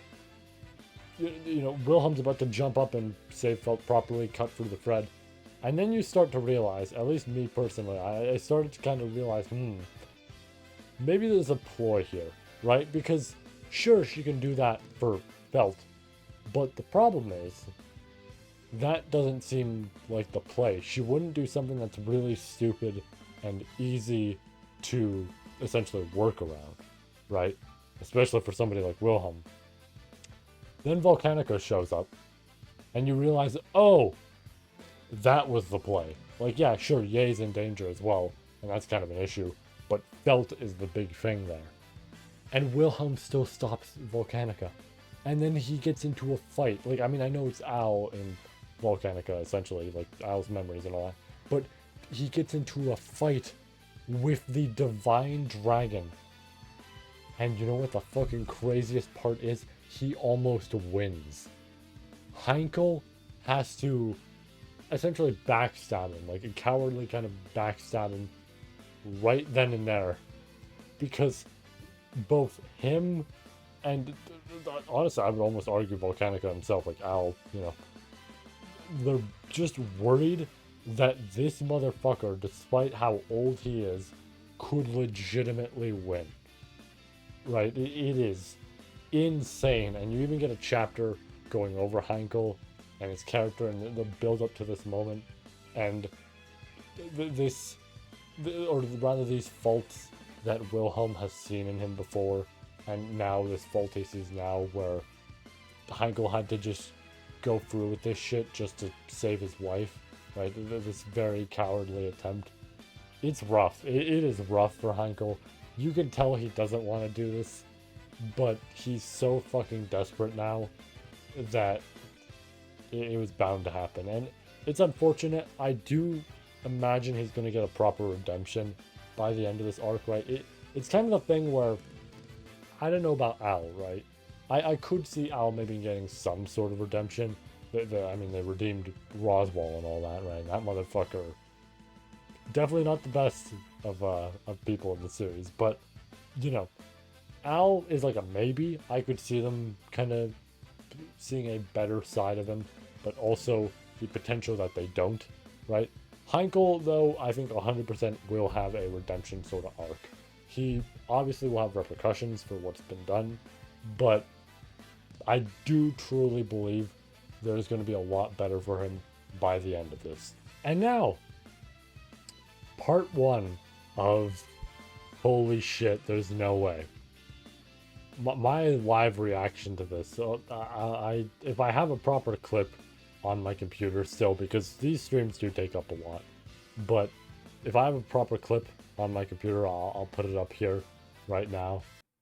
Oh shit, okay, I see now. Thank you so much for explaining that. Oh fuck. Oh shit, now I'm curious, right? Oh shit.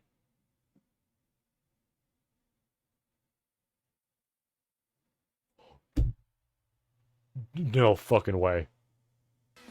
But holy shit.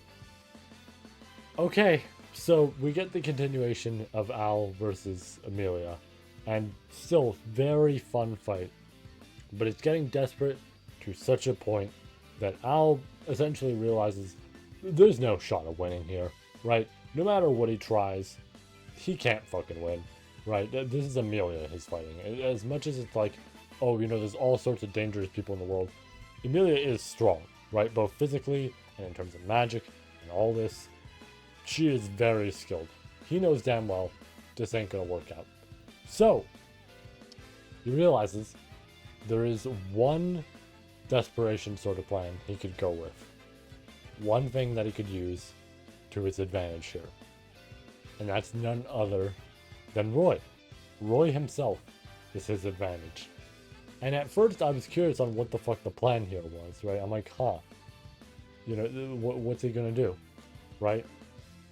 And then Roy starts regurgitating something. And for some reason, I didn't know what, right? I was reading through that and I'm like, he's regurgitating. That's odd, right? But the thing I picked up on after it was pointed out that, well, it's, gluttony. He's regurgitating something. What do you think that might be, right? As soon as that was pointed out, I thought about the events so far. I thought about the fact that Al was barely affected. Amelia was very affected, right? To the point that she was in tears. And I'm like, fuck you, no way. Right? I fully realized what that could have meant. And I'm like, no. They would not happen this early, right? Like, I'm cool if it does, but it would not be this early, right? Al leaves that fight. The giant, hail of essentially meteors. It's really just rocks, but, he conjured up that shit to occupy Amelia while he gets the fuck out of there. But this whole time, she's crying out and telling him to, wait and everything. And I was so curious on what the fuck happened. And then I saw fan art on the next chapter, and I'm like, there's no shot it's that. Next chapter is very simple. They go over the details regarding Al's team and everything, and Heinkel and all that, like everything that essentially went on, followed by Otto managing to jump in and kind of try and stop them and all that. Otto goes fucking nuts here. We'll go into that a little bit more later, but yeah, Otto gets to be the stopping point for that chapter, and I was just in a mood to read more. I couldn't, because I think at the time there wasn't more out. Either there was more out and I was just done for the night, or it hadn't been there hadn't been more yet. I think it was the former, because I'm pretty sure I'd been streaming for a while at that point, so I was done, but I did want to read more.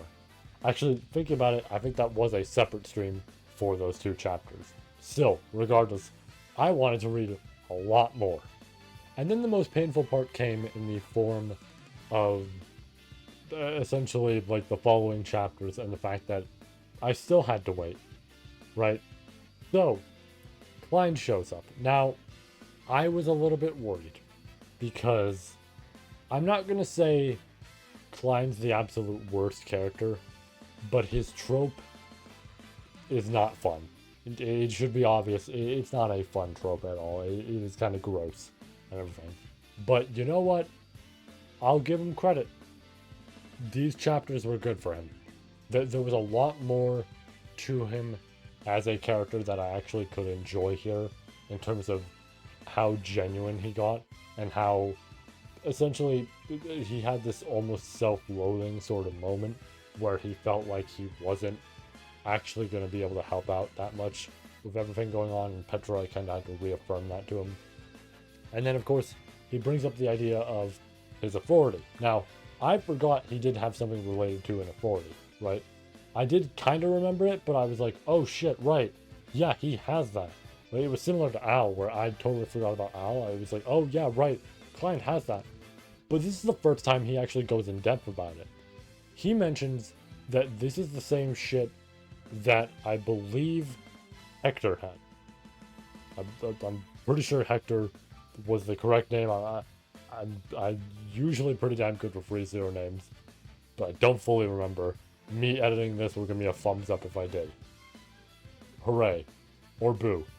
Which is unfortunate and true. But he brings up the fact that it's the same as him in terms of authority. So, first off, fucking insane news to hear, right? Because already that's like, okay, shit, so he has Hector's stuff, right? Like melancholy and all that. Okay. Interesting, right? He does bring up Pandora's stuff, like, vanity and all that. So that's also interesting. And then he goes into the topics of those who can actually work well with the authority and those who can't, right? Those who mix well with it and those who kind of get corrupted by that sort of thing. I'm thinking of that one Twitter image that people love to fucking post. But he goes over that. Now, we've seen examples of that before. Satella has always been implied to essentially have that, right? Because it's the whole thing of that's what creates the Witch of Envy, is a bad affinity with that factor. And very easy to presume that Juice kind of had that sort of thing going on, right? Very easy to just kind of assume that, yeah, he put that shit into his body. It did not work out well, right? So, with that said, the interesting thing to note that he brings up is Hector and Pandora. Both of them were different prior to their factor. That is something he explicitly mentions, which it's giving me goosebumps right now. It gave me goosebumps to see that before. It's giving me goosebumps right now. That's fucking crazy, right? Because, like, listen, they're not our main villains. Echidna obviously falls into the main villain line sort of thing, but they are relevant as villains. right? They are like these two head honcho sort of characters based on how much they've been built in this very intimidating way and kind of stringing things along, right? I mean, I guess Hector less so, but the fact that he showed up with that presence he had in Arc 4 in that flashback, very relevant, right? So, Pandora, who we've seen throughout the series doing all sorts of shit, and Hector, who we saw only in that one moment, but definitely had a presence about him.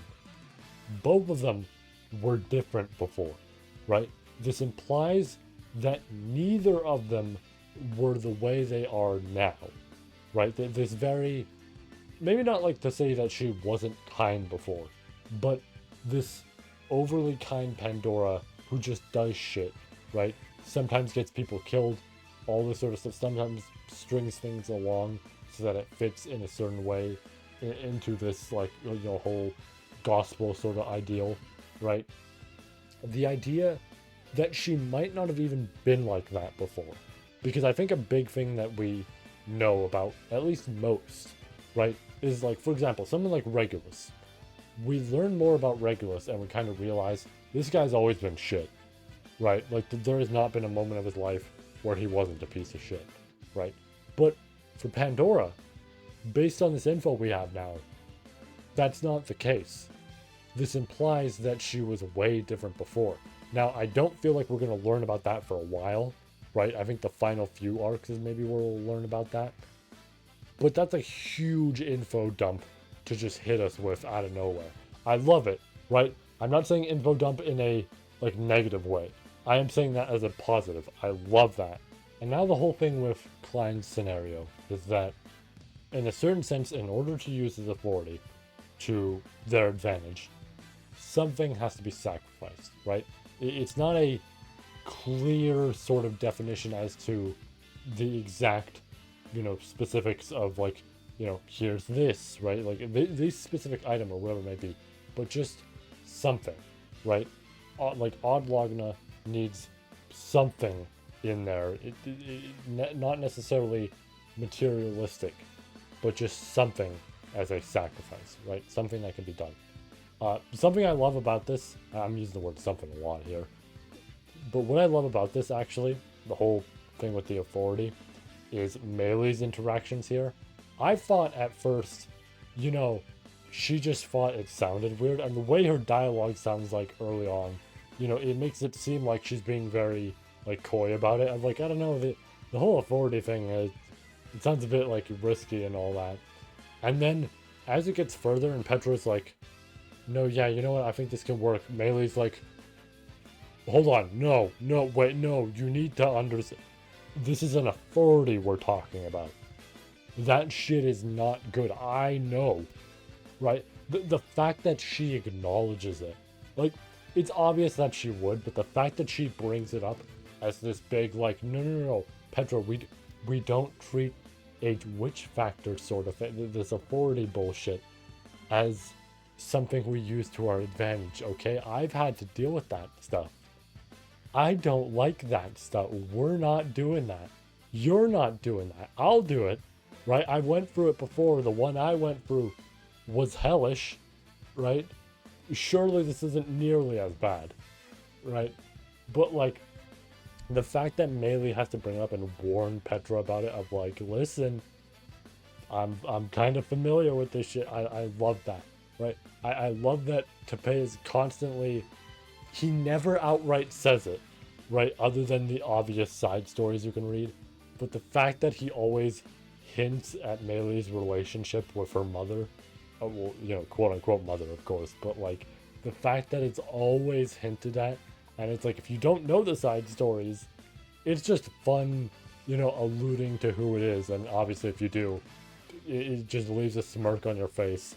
And at the same time, you feel terrible for Meilei because, you know, yeah, she's had a lot of experience with that shit, and that is not fun, right?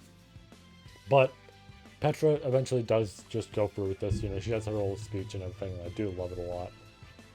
And something gets sacrificed. The assumed thing, and like myself included in terms of assuming this, was just that she sacrificed any hope of having a relationship with Subaru, right? In a certain sense, not to be like, oh, you know, she didn't stand any chance, but she probably knew there was no shot, right? So as much as she wanted to be close to him and be the person by his side, she very likely knew it's not going to happen. I'll sacrifice that if it means we get to save him, right? Like, similar sort of logic, I'd say, to Rem, where Rem understands, you know, she can't be Amelia, but if she can at least, you know, help Subaru out and get him to the point where he is happy, that's enough for her, right? Like, that's something I enjoy about Rem's character, and of course, I enjoy that about Petra's here, where it's this acknowledgement of, if it at least helps him, that's what matters, right? So, love that a lot. And of course, Klein gets to do his thing, right? Boom. We're instantly where we need to be, except all of a sudden, some stuff is happening. Petra isn't feeling the greatest. Meili's feeling a bit off, right? You know, but Petra, well, I think they're actually both equal in this regard. But both of them are not feeling too great, right? And we know that other characters, such as Amelia, were also not feeling too good way earlier, right, in terms of timing. But that's alright for now, you know, it's whatever. There's some odd reactions here and there, but that's okay. Maybe it's just the travel, right? It's obviously Klein's whole thing. He can help them all travel from one location to the next, whatever it might be. You know, it's probably just that. So, they finally get to meet with Amelia again. You know, Old Man Rom is there. Oh, they all start speaking and all that. And then Klein teleports back one more time because he had to go get a few more people. One of them is Ram, which is exciting. You know, Ram gets to be in this arc. Oh boy. I was not expecting it here. I'm gonna be so blunt about this. Teppei is a mastermind for doing it here. Because I think what everybody expected was either at the start of an arc or the end of an arc was where it was going to happen. Nobody expected middle of arc 9, not even a chapter end, not even the end of the volume, right? 2 chapters before the end of the volume. There are 2 chapters that come after this. No one expected this. And he hits us with the absolute bomb of, hey guys, Rem's back. Not like arc 6 into arc 7 back. No. Like you know, the Rem you knew in arc 3 and arc 2 and all that. She's back. I brought her back. She's also a combination of arc 7 because she refers to Subaru as that person before correcting it to Subaru. I was so excited. If you've seen the video on the channel, I'll leave a card there with my live reaction. I was so fucking excited for this. Of course I was. Of course I was. The only thing I found unfortunate is that she went back to the maid outfit. It's fine. They're not in like the sand dunes anymore, so I guess it works out. I do really love that outfit though, but like other than that, this was a win. This was I was freaking the fuck out and I was so happy. I went to bed with a smile on my face for that whole week. I've been waiting so long for this, man. You know, there's absolutely been more people waiting even longer than I have, right? I started the series a bit later than, you know, some may have and all that.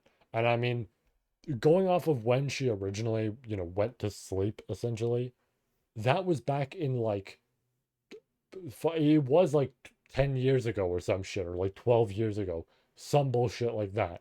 I think it's actually 13 because I think it was when the series was coming out, was when like she fell asleep with us, when the third arc was made and everything.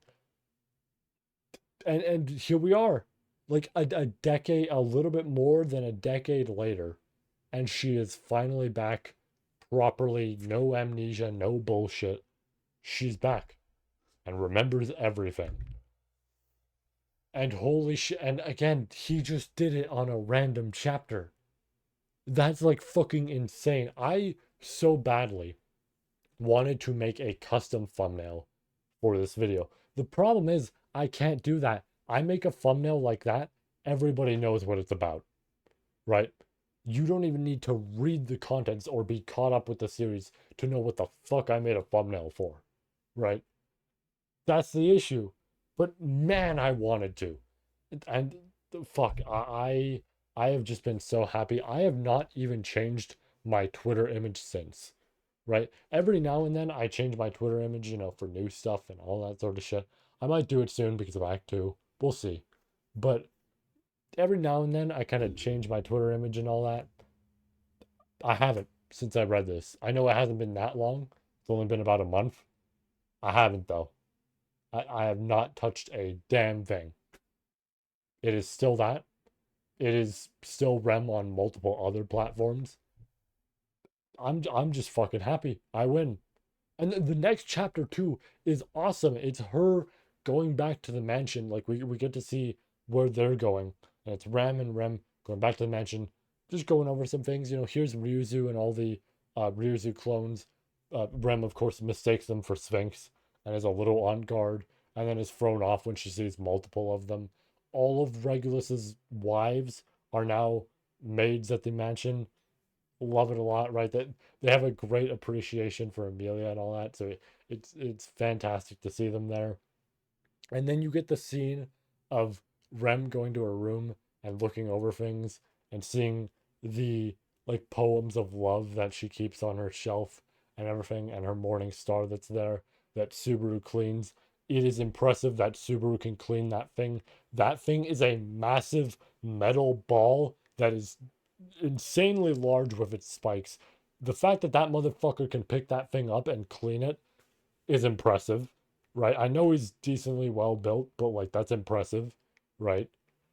And she goes over to it, touches it, and as she touches it, that just so happens to be the very same moment that Roy regurgitates everything, and you get this very sweet. It's almost making me tear up here. I can feel that feeling in my nose, that type of feeling. I can feel it. That scene of just Rem hugging Rem because she feels awful, right?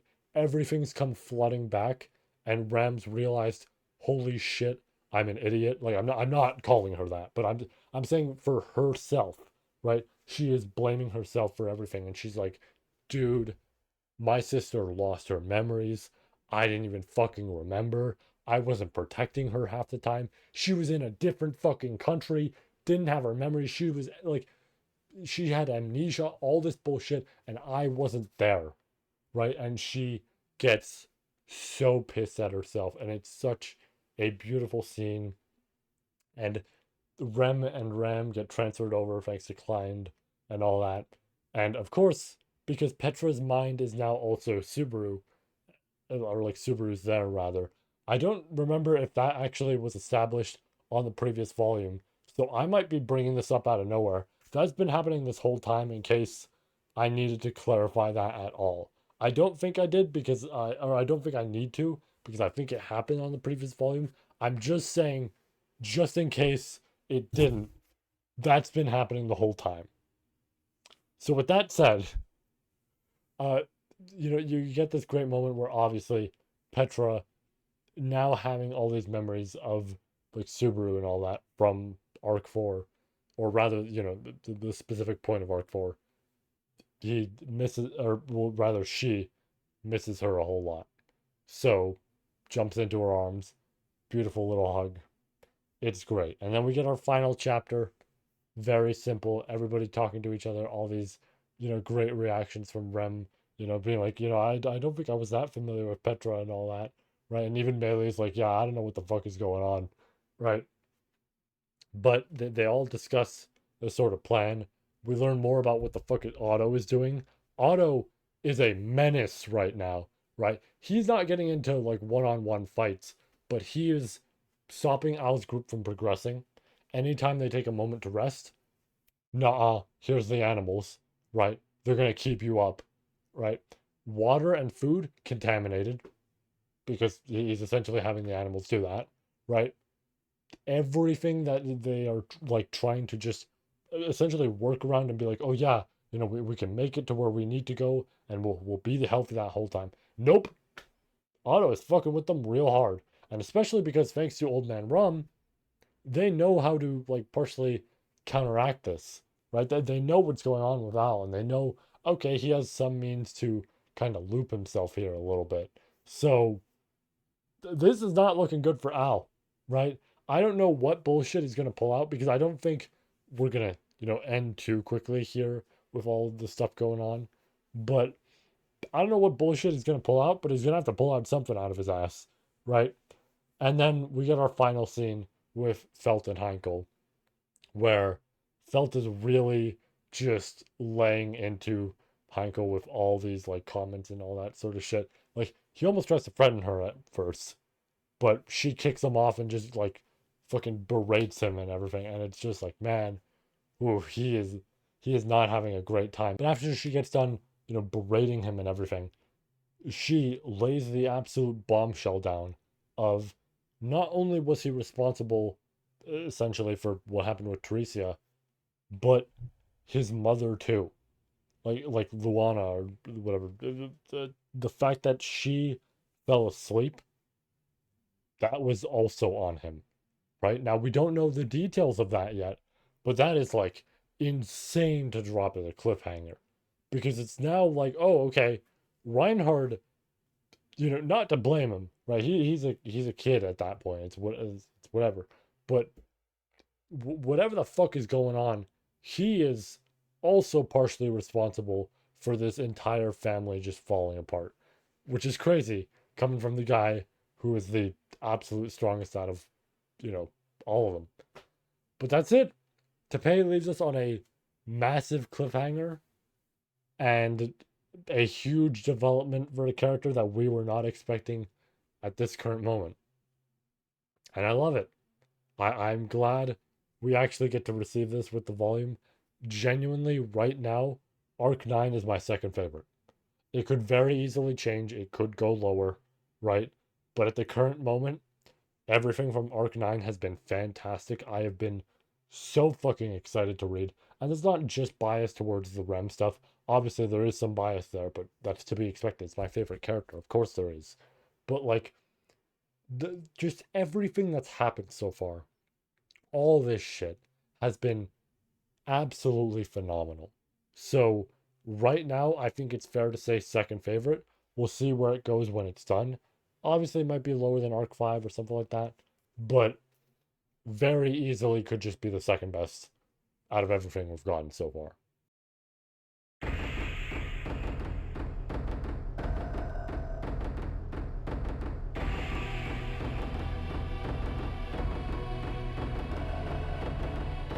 So, I want to preface this whole thing by saying, holy fuck, right?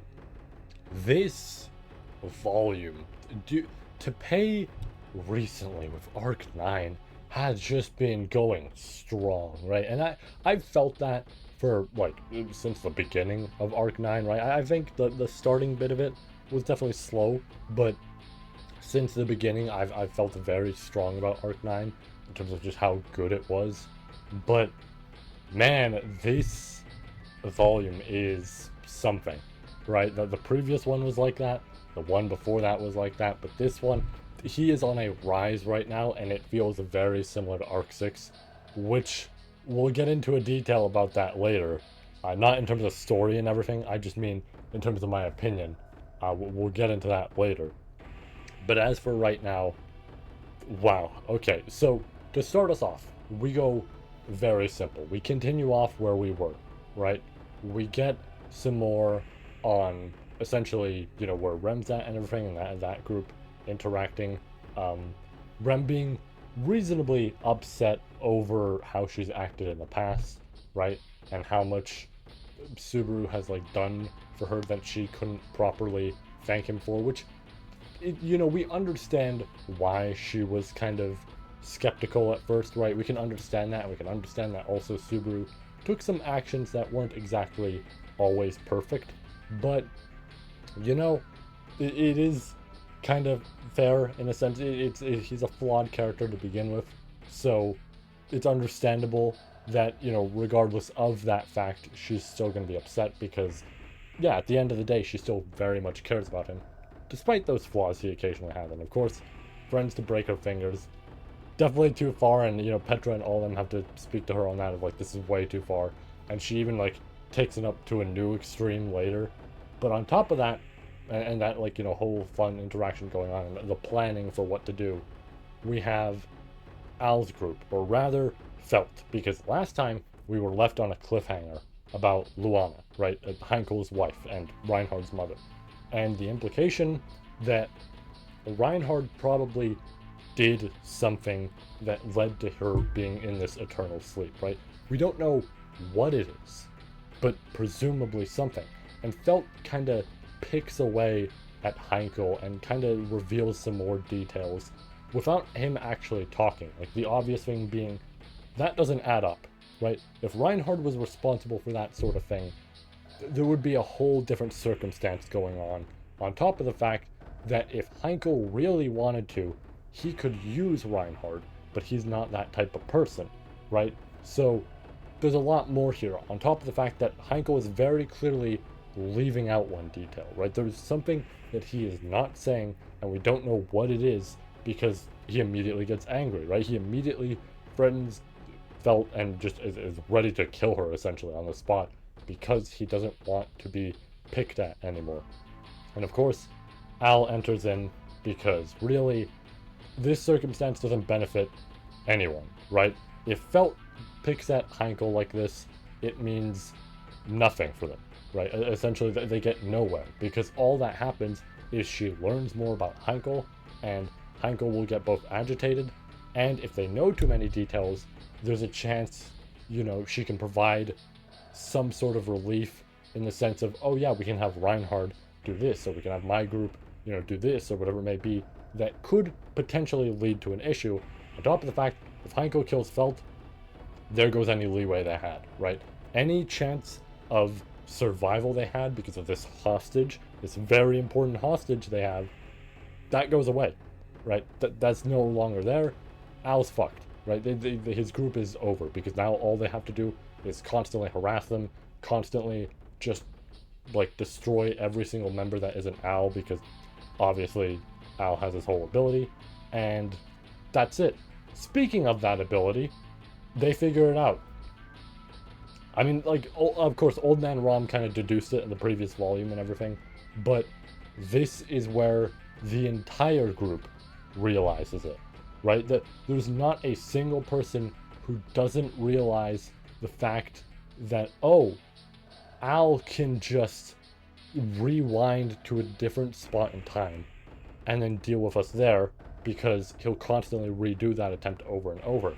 And they slowly start to realize this as a group in terms of, like, testing, you know, oh, here's this coin dropping and all this, and talking about the effects of that.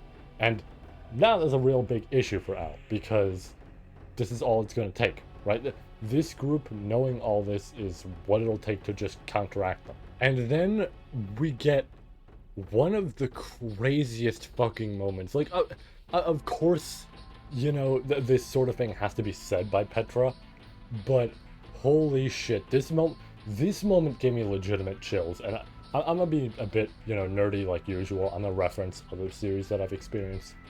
It reminded me so heavily of the Darkness arc in Chainsaw Man. I'm not going to go into too many details about this, because obviously I don't want to spoil anything, especially a moment like this. It's so chilling. But when a certain character in there is talking to essentially an old friend of theirs, and then they pull up the notepad, right? And the notepad essentially has what they want to say, but they're saying something else.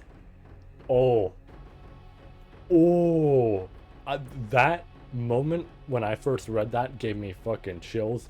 This gave me chills on stream. I freaked the fuck out. Rem realizes, right? There's something she starts to clue in on. Herself, right? I need to note this. Petra does not say a word about this. Rem herself clues in on this. Al's ability seems familiar, right? The fact that he's able to do all this planning and all this, meticulous sort of, oh, he can deal with us like this out of nowhere because of this rewinding to this specific point. All of that seems a little too strange to Rem because she's felt like it's happened before. And by that, I mean that she realizes, hey, Subaru's a fantastic guy, right? Like I view him as a hero in all this. He's done a lot of really good planning. And it's like, she obviously, doesn't want to insult him or anything, but she knows that he's not necessarily physically strong and that his mana isn't necessarily something that's, superb or anything like that. So there should be no reason that he is so damn good at fighting in this sense, right? Like, sure, he can be a masterful planner similar to someone like Otto, who we have to also get to in a moment here, but that seems like too much, right? How much he is capable of seems like too much, right? And she starts to realize he's known every single attack and stuff, and these people that are coming, like witch cults and all this, before it even happens. He knows the white whale's gonna show up when no one else did. Why? Right? And and all the events of Arc 7 and all that, why did he know that was gonna happen? Right? And she starts to realize, and Petra realizes it as well. Petra realizes that Rem's on that line of thought without even saying a word. And Petra grabs her by her arm, right? By the cloth on her arm, right? And immediately, Rem's talking to her and everything, and Petra's like, oh, you've realized, haven't you? And Rem's like, what? About Subaru? And then she's like, the Witch of Envy might be listening. And I was like, okay, to clarify, she doesn't actually specify the Witch of Envy. She specifies the witch might be, right? The witch might hear us, not like the Witch of Envy. So if she did outright say it, I think that would create a problem. But she specifies that the witch might be listening. That sent a huge surge of energy through me, because holy shit, the fact that Petra knows what line of thought she's on and just immediately states it of just, she might hear you, right? That's wild. And I can't even fully imagine what the fuck Rem would think in that moment.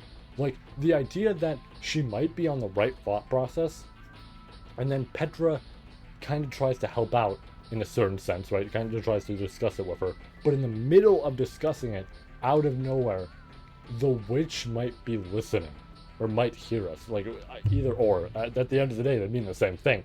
Still, right? The idea that that gets slapped into your mind out of nowhere after you've perfectly deduced something, right? You've figured out exactly what's going on for this person that you greatly admire, and out of nowhere, boom. Because, reminder, the witch, to characters in this series, not a lot of people know of the whole multiple sort of thing. Or rather, there are people who know, but usually when witch is said, the immediate thing that comes to mind is envy, right? Because of what's happened, right? It's the natural thing, because yeah, if she destroys half the world, naturally that's the first thing you think of. So now imagine in her place, she hears that, right? This creature that was capable of destroying half the world might be listening to the fact that you just deduced that. And if you say it out loud, there could be a problem. What the fuck? I also like the fact that she views this as very selfless. I just want to note this as well.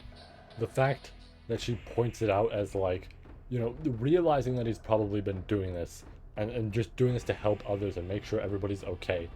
He's been going this far and taking that pain just for everybody, right? So they can all survive. In a certain sense, it feels kind of painful and also kind of nice. Just the fact that she now knows, but even then she can't really thank him for it because we don't know what really would happen. right?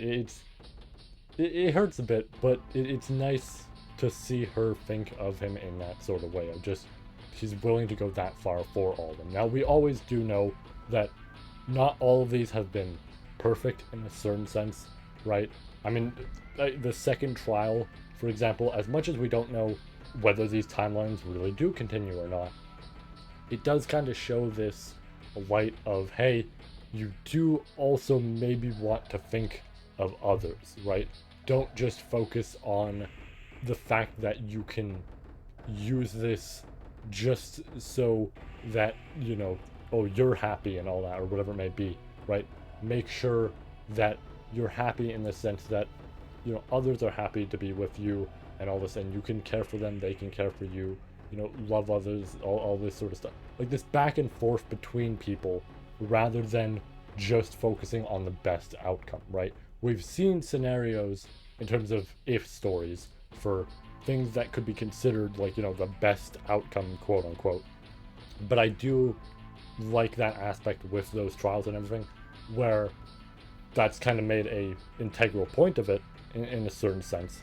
But in comparison, it's interesting to see the perspective of a character who doesn't necessarily know that, like, all this stuff that's been discussed with him and everything. And then in a certain way, she might not even view it as that if she were to learn, but it's just the difference in perspective, right? To her, it's Subaru absolutely going out of his way to save everybody he can, and that is what he's doing. But when he's putting himself on the line for that sort of thing, it can be a bit rough, right? That's essentially what I'm getting at there. Anyways, I brought up Otto, and we're not even there yet, but let me get to the point that leads to that point. Al. We go back to Al again because we're very much back and forth with a lot of these chapters, and Ye is a little fed up, right? Not really fed up in a proper sense, but just there's been a lot going on, and they've been harassed the whole time by Otto. Not to mention all this shit's been happening with Heinkel and everything. It's just not been great. So, to remedy this, the immediate solution that Ye thinks of is to kindly point out to Al that Priscilla's gone, right? He's focused on this mindset as if she were still here, even though he's enacting this plan. And it's focused entirely on the fact that there's 0 casualties, right? Never leaning towards, oh, maybe we should at least generally kind of injure people to a certain extent that they are no longer allowed to fight, right? Anything like that. He is just entirely focused on, no, we take care of the situation, we keep going, we get to where we need to go, that's it. And Ye kind of points it out to him in the sense that, hey, we're getting harassed by this guy. Let's just say we tweak that rule a little bit. We don't necessarily have to kill. It's just if we lean towards something a little bit more lethal, maybe, just maybe, this can all end and we can keep going. And Al finally, you know, bends a knee. He finally accepts it. To Al, the easiest way to get rid of Otto as a playing card without actually essentially killing him, right? Because he still doesn't want to resort to that immediately. It's just, let's find a way around that.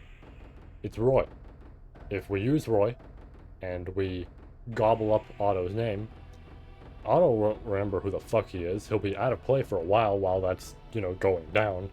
And that's it, right? That's all we have to worry about. Gone. There it goes, right? And immediately, that's the action they take. Roy eats him up, boom, there we go. Now Otto is technically temporarily out of play, and by the time he wakes up, he won't remember shit. So that works out really well. And Rem gets teleported over there. I did also miss out on a little bit of a few details that I'm now realizing. One being the fact that Roswell's actually with the group and everything, and he's decided to help out. Despite the situation, even though this would be considered the whole sort of what he mentioned to Subaru about if anything goes wrong, right, I will kill everybody, right? There's some things that have made him decide otherwise, especially, you know, what Klein's had to say about the whole situation. And on top of that, Al found out Otto's location because of actually changing that killing rule slightly. He's not going to outright try to kill people. However, in order to find where Otto was, he did use Volcanica, right? His self inside Volcanica. And using that, he essentially changed the direction of its breath to each and every different point before reversing the time via his territory, or rather, killing himself and then using the territory. And that does lead to a fair bit of death, because every time that breath is shot, anything that's in that direction is dead. That's it. So, technically speaking, he did change that rule, and it's also still in play because he's not focused on killing people. It just means for the sake of reaching the point that he's trying to reach, there is going to be some death. Just some. So it turns out, because of the whole situation with Otto, even though he went down, there was some emergency plans put in play prior. And that plan was Zoda bugs. We've seen them this whole time. They've been relevant since the previous volume, and we get to see them again here. Their appearance essentially is an alert to the group, an alert that they immediately need to get to the battlefield right now. And that's exactly what happens. That's why Rem shows up there, and not only her, the whole group. And I'm just going to say the battles ahead of time because I think this just saves us time in general. Essentially, how these all go down is Rem kind of striking out towards the air, but Ye's holding on, so the two of them are in the air. Amelia jumps up to essentially help out, so it's Rem and Amelia versus Al and Ye. Then we have, this is going to be a complicated one to actually list out. It is Petra, Felt's Camp, and a few others like Ram and Melee, and I trying to remember if there was any others. I mean, there's a few that I'll mention when we get there, but rather, just for now, I'm going to mention those because those are the relevant ones for here. It's that whole group versus Roy. Makes sense, naturally, considering he's a Sin Archbishop, but this really is where I have to show just how relevant he is as a character, right? And then Heinkel also is fighting people. He's fighting Grassus and Flam, and I think he was also fighting the pig dude later on. It's kind of a very short-lived fight, if I'm being real, but we'll get to that. And then finally, Klein and Roswell fighting Volcanica, or Alcanica, whatever name we want to go with. Now, there's a great deal of stuff to go through, so forgive me if I failed to essentially state a detail or two. I just want to mention the stuff that really sticks out to me in terms of this volume, and that's really damn interesting. First up, we have Klein, right? Holy shit. What a absolute bomb to drop on us. Klein is actually a Dragonkin. Not just any Dragonkin, right? He is Volcanica's. And that's something that's been alluded to for a while, right? We've kind of had this general idea since Missoria back in Arc 7 and 8 that, oh, Missoria acts very much like Volcanica. I wonder why that is. And then we got Madeline's backstory, and that explained further that, well, dragons can essentially separate themselves into a more human-like counterpart, which is the Dragonkin that we know. And then there's Dragon Husk, which is what remains of them. However, that husk is exactly as stated. It's a husk. It barely has a mind to call its own, other than the fact that a Dragonkin can jump back into that body and like mentally, right? So, technically speaking, Missoria is Madeline. I mean, not even technically, that is just the outright thing. But the reason I say technically speaking is because Missoria is its own dragon in a sense, but it doesn't have a mind. Now, we compare that to Arc 6, right? We knew because of this detail that when we saw Volcanica in Arc 6, which obviously happened first, but thinking about it, now from like, oh, we read Arc 8 and we go back, right? Volcanica was completely like senile, is the best way to put it, right? I mean, I think that's even how they outright put it in the text, is just Volcanica can barely think on its own, right? It occasionally remembers pieces in there, but not a lot of it is still there. and we didn't know why that was, other than the fact that its original form likely separated. We now know that Klein is that original form. He was that Dragonkin that moved away from the original vessel, which is fucking wild, because it's not like Amelia's camp isn't necessarily familiar with, 400-year-old history. I mean, Roswell's from that time, right? So it's not like the main dude of this whole party isn't familiar with what happened in the past, right? That's understandable and everything. But this is like one of the most important figures in the world of ReZero. Like among the first Sword Saint and the Sage and all this sort of stuff, we have Volcanica. This is one of the first big characters we know about, right? Out of this group of like, I want to say 6, it might have been 7 or some shit like that. I'm pretty sure it's 7 actually, because I think my dumbass forgot about Flugel somehow, of all characters. But still, that is one of the big characters, we knew about in terms of all this sort of shit. So it's wild to hear that Klein, of all characters, was that, right? He was Volcanica. That is wild to hear, right?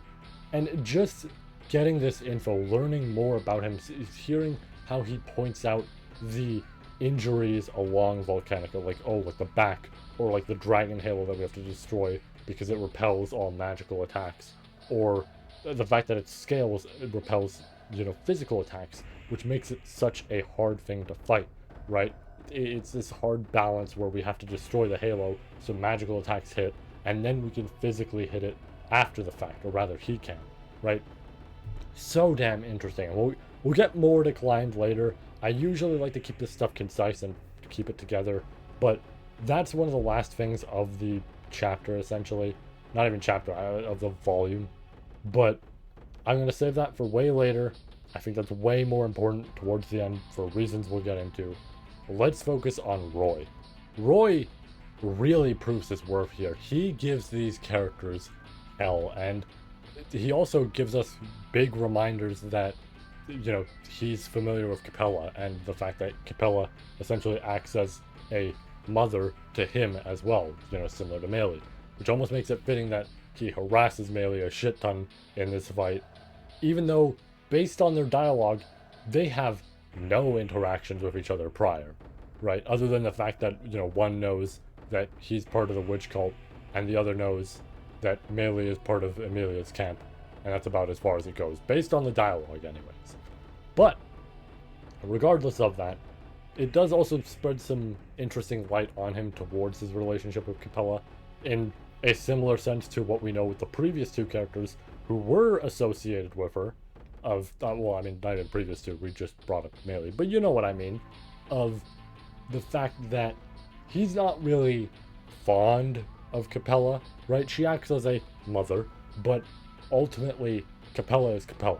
None of these characters actually want to be associated with her because she's that shit of a person, right? She is that horrible that people don't like being alongside her, right?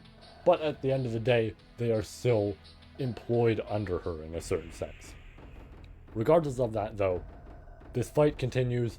Roy is pulling out all the stops and introducing abilities that we haven't even seen before, memories that we didn't know he had, and he is going nuts. Heinkel, not so much. He's also here. He's getting his shit stomped.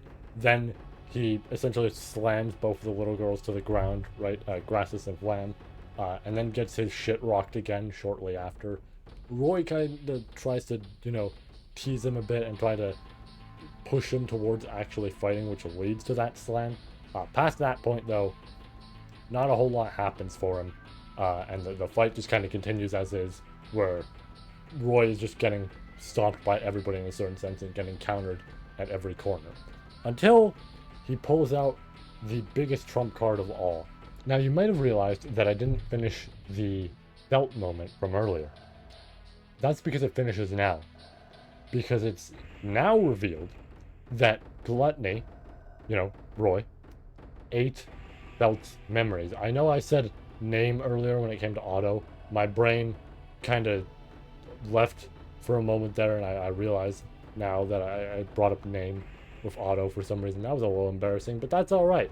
Regardless, I meant memories for Otto, and I mean memories here as well. Felt's memories were eaten. That's it. Felt's no longer here anymore. Instead, revealing that this whole kidnapping we knew about from the Lugunica family, with Felt, presumably, except now we know it is likely that, all of it, all along, was Felt, because her real name is Filore Lugunica, which is wild to hear. What's even more wild is that this is completely made up. Felt completely acts the part, because Roy actually made an agreement with her. He chose to not try any of this, right? They had good reason to essentially attempt this sort of thing, see if it would work, right? Otherwise, Roy vomits, that's it. But he had good reason to try and test this whole thing out, right? But there was a deal to be made, because he felt like there could be a lot gained from Felt's sort of position in this sort of scenario, and he could do a lot more that he wanted to than, he's currently able to do. So they had an agreement. Felt acts the part, acts like she has her memories beaten, that's it. Now, it is very fair and safe to say that Filore Lugunica is likely Felt, right? Just based on characteristics and the fact that her name is Felt to presumably avoid this illness that everybody suffered from, likely caused from Capella, but we won't go there yet, we won't go to theories yet, I'm just saying. But very likely, to avoid that whole thing. Whole lot of scenarios where this kind of leads into, that probably is who Felt is. But something to note about it is that we don't know for a fact, right? Even though this is very likely, it's not a fact, because it never necessarily happens. This is also the only scenario where Roy's whole, bargaining could work, really, because I've actually didn't mention it earlier, but Roy does try to eat a few more names and memories in there, but it doesn't actually work all too well, because currently, Klein does not have the witch factor of Touristia right now. Petra does. And Petra is teleporting people all over the fucking place, or essentially compressing them, as, they word it, to the point that Roy can't do shit. This is the one character, though, that he could potentially, considering they have her on their side. On top of that, she's been sealed away the whole time. She's been in a little black ball, similar to what, Subaru and Beatrice were in. So, now Heinkel pulls her out of nowhere in the midst of this fight, breaks her open, right? And she's now a hostage again. She's being held hostage once again. Old Man Rom, sees her, confirms it, right? He outright says the name, so it's confirmed that she is Filore Lugunica, right? Remember when I said that was a possibility? I lied. I was keeping it to that moment specifically. It's not a possibility. It is outright just confirmed by Old Man Rom. And with that, all hell breaks loose, because this whole plan of Roy, this whole means to do what he wants, was to unleash the third Great Witch Beast, the Black Serpent. The Black Serpent is now on the battlefield, and this becomes hell for Petra, because, yeah, sure, she can plan in an instant thanks to compressing and all that sort of stuff, but this is a tough fight to essentially go through. They're dealing with Roy, they're dealing with the Black Serpent, and while it all goes well, it is pretty damn scary. At one point, Heinkel gets swallowed up, except, shockingly, he's alive, and also, Garf is here, and on top of that, Otto is here as well, revealing that Roy just got bested. That's it, right? Because even though he doesn't have his memories, he still has his divine protection. Because even though he doesn't have his memories, he still has his divine protection. So he can still talk to animals and all these other, creatures like the dragons and all that. So nothing really changes. On top of the fact that Garf shows up to help him out, at the end of the day, all Roy did was remove his memories, but he didn't do much else, right? He couldn't do anything else about what Otto was going to do. And Felt now has the Star Staff, shoots it right at Roy. This fight is presumably over. We don't get anything further on this, just that's presumably it. Now let's hop over to Al, just shortly, because honestly not that much happens in regards to this fight, but I think it's interesting to note some things.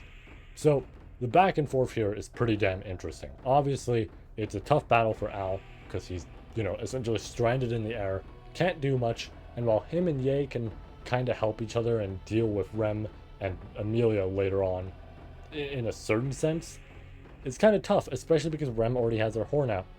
But we also get some interesting info as to ice magic, or not really ice magic, but the creation of it.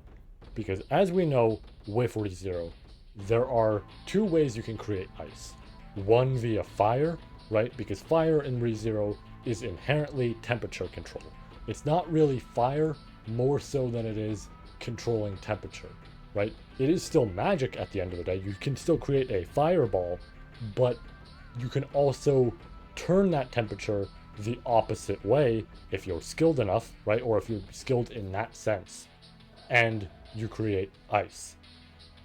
Also, if you are good at water magic, who she, is good at, then you can also create ice.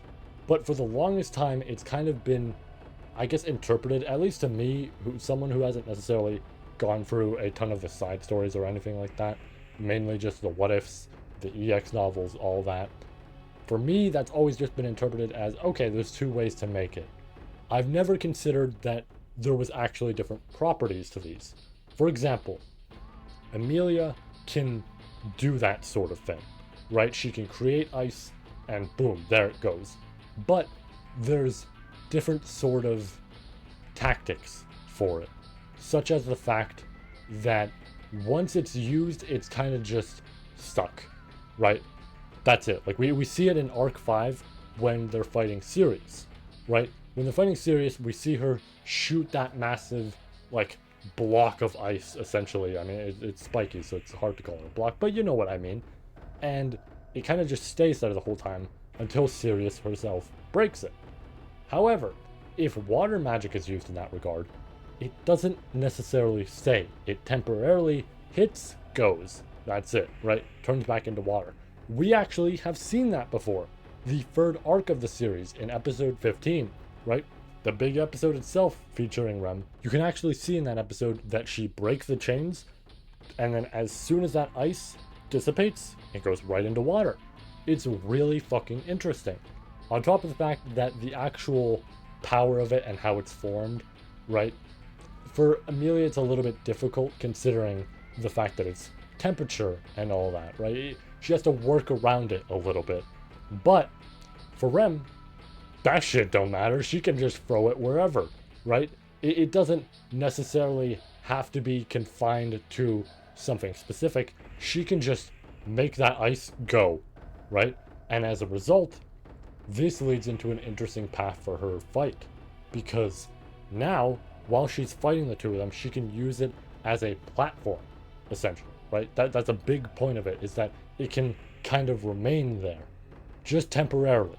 And she can bounce off it and attack, and bounce off it and attack, right? She has a Morning Star the whole time, and she's just smacking them with it. So, works out really well for her. But then they start using it, because of course, yeah, if your opponent gives all these means to jump around and everything, and you're stuck in the air, you're going to use it.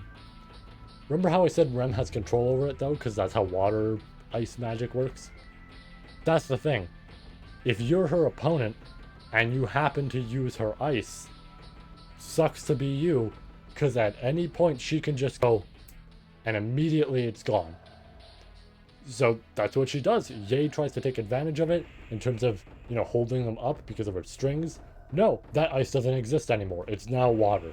You're using nothing, right? It's so damn interesting. I actually like having this in-depth explanation for it. I will say, not too much else happens in regards to this fight. They kind of get separated in the sense that Rem and Amelia are dealing with Ye, and Al is essentially by himself, right? And their goal is to deal with Ye, then immediately go after Al because of you know, who he is and how he's the whole mastermind of this, and he could be the biggest problem for everybody. That's essentially as far as it goes. Still a very interesting fight so far, but let's get to the big one. We have Klein and Roswell versus Volcanica, who is also, you know, out. There's constant electricity all around, whether we're being figurative about that or we're being literal, because there's constant usage of it from both Volcanica and Klein, which makes sense given their current forms, of course. But this is a very fun fight in terms of all the shit happening. Of course, the big goal, like I mentioned, is getting rid of the Dragon Halo, right? I've already summarized a lot of that way earlier, so we'll skip past it, but the Halo is the big issue. Now, Roswell is a very skilled magician, only being beaten by essentially two people that we know of, right? Echidna and Myeon Myeon. Other than them, he's probably the best that we know. So he's doing a lot to try and deal with it, and unfortunately, it's causing a lot of tax onto his whole body, especially his arm. His arm is like brutalized right now, right? Because he's constantly using this mixture of magic and altogether just slamming down on the Halo, but it creates nothing, right? It does nothing to actually damage the dragon in any capacity. It's a real problem. That scar can't be hit yet by Klein. Big issue all around. But Ezo shows up, because naturally, yeah, it's been enough time. Garf already showed up, so of course, Ezo's now fine, and he's here to help out. Him and Roswell have a really great moment at the start of a chapter where they essentially go back and forth towards each other, kind of nerding out, or rather, Roswell nerds out, and then Ezo gets upset because of the whole formula being used, and Roswell's like, I'm glad I get to talk to somebody as smart as me, right? It essentially is what that feels like. It's really fun, but they create a brand new form of magic using every single element, right? Roswell is skilled at a lot, but the problem is he's not skilled at everything, because the obvious thing is, you know, we have yin and yang magic. While he is familiar with one, he's not too great with the other. However, Ezo is the Gray. That's his title, the Gray. But if you consider that title, right, and you consider the ones that Roswell has, right, the blue, the red, all this sort of shit, right, together, they make every single element there is. So what better way to team up than create the ultimate magic that uses everything, using a formula that Roswell has essentially helped establish in a certain sense, or just kind of really empower, and Ezo has studied over and over in terms of all these magical concepts and everything.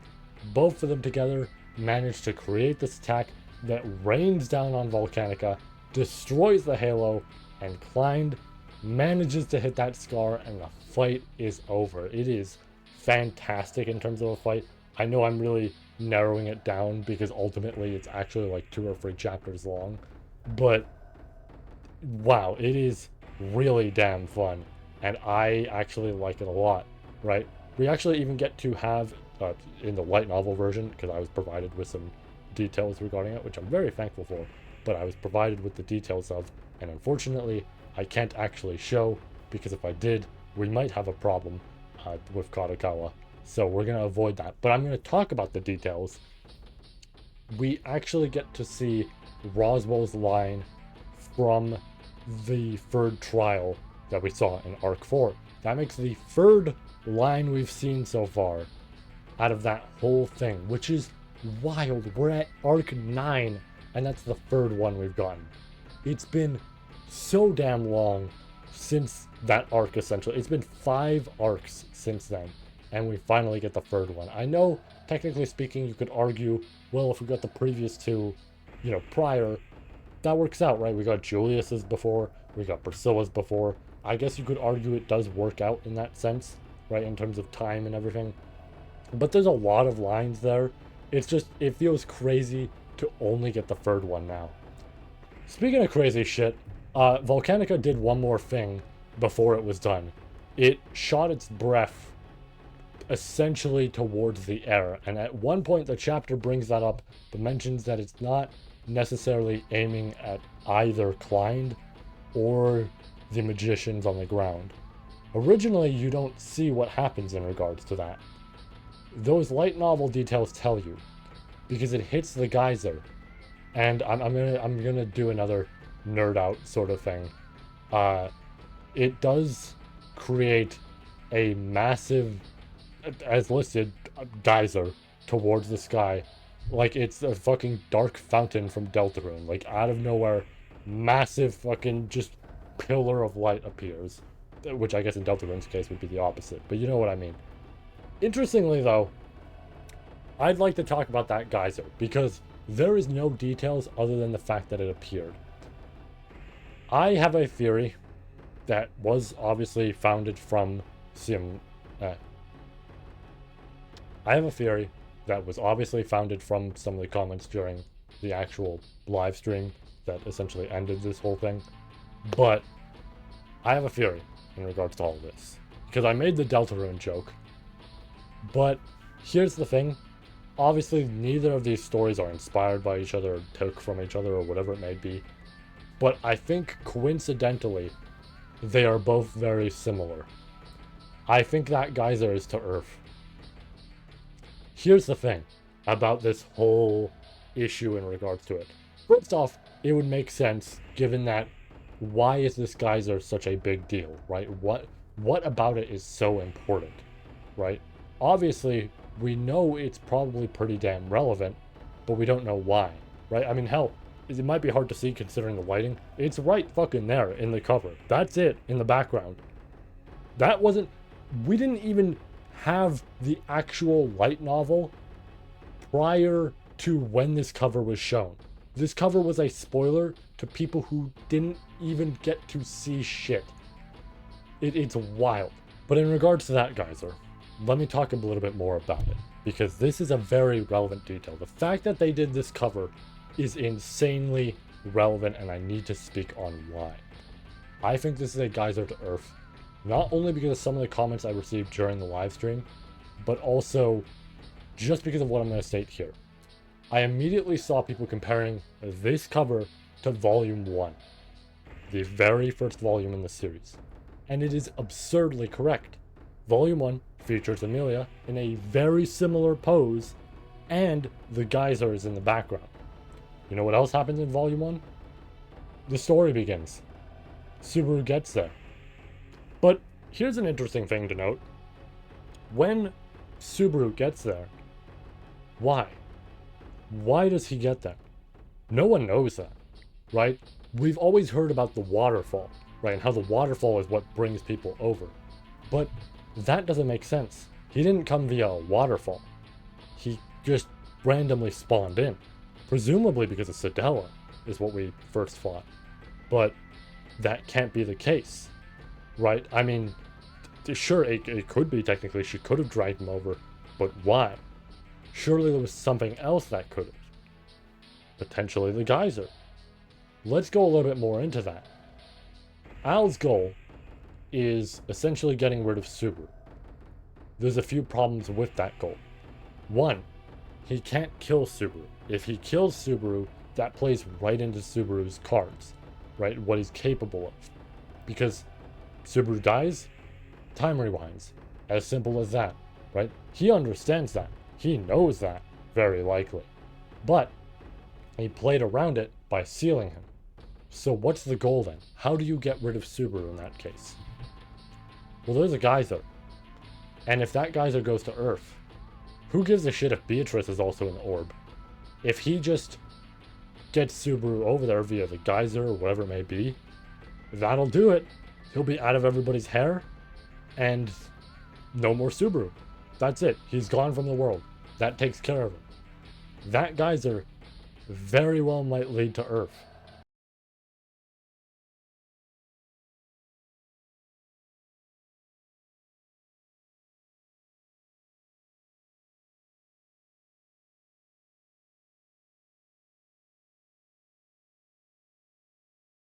And that's so damn interesting. That might be the craziest development we've gotten so far. It would explain so much. Again, why the first chapter and first episode lead into what they do. Lead into the fact that Subaru randomly appears here and we don't have context as to why. This would explain it. Because yeah, this would just send him over, right? He doesn't have to be there. He doesn't have to be where the Geyser is. If it just works, if he can actually have that Geyser bring him in, then yeah, of course he ends up in a random street in Lagunica. Of course that happens. Now, interestingly, the Geyser itself might be able to send somebody back. And that might be the case for what's going to happen. But we'll just have to wait and see. Because that's really just the end of the volume. And that is wild to cliffhanger on. I am interested to learn way more about it. And I mentioned Arc 6 earlier and how that was going to be relevant. Now, I've changed up my Arc ranking. I've kind of removed the idea of a peak tier. Because when I use the term peak, I'm not really too fond of using it. But if I'm going to use it, I usually use it for only what I consider to be the best, right? So for like ReZero's case, it was Arc 6 because I considered it to be the absolute best. And also it was in its own independent tier. I've removed that name and I've put S plus there because Arc 9 gets to go up there as well. It's just below Arc 6. I don't think it's at Arc 6 level yet, but it's really damn good. I also did fix up some things and I put Arc 4 by A tier, bottom of A tier, but A tier. I do feel like I was being a little bit harsh putting it in B tier, where I also put Arc 7 that I had a decent amount of critiques for. I think it was unfair to put it there, but now it's in A+, so I hope people aren't too mad about that movement. I mean, I feel like that would actually make more people happy to know it's higher up. But regardless of Arc 4, Arc 9 has been fantastic. It's now in S+ for me. It is easily the second best arc. Teppei would have to seriously like try to fuck up on the next volume to finish this whole thing up, because otherwise this is just the second best. It remains as is, right? I think the final phase, which obviously very likely is going to be the next volume, this is going to be very interesting in terms of developments and everything. I am so excited to see what happens. I can't wait to stream my live reading sessions to it. This is going to be a lot of fun. Holy shit.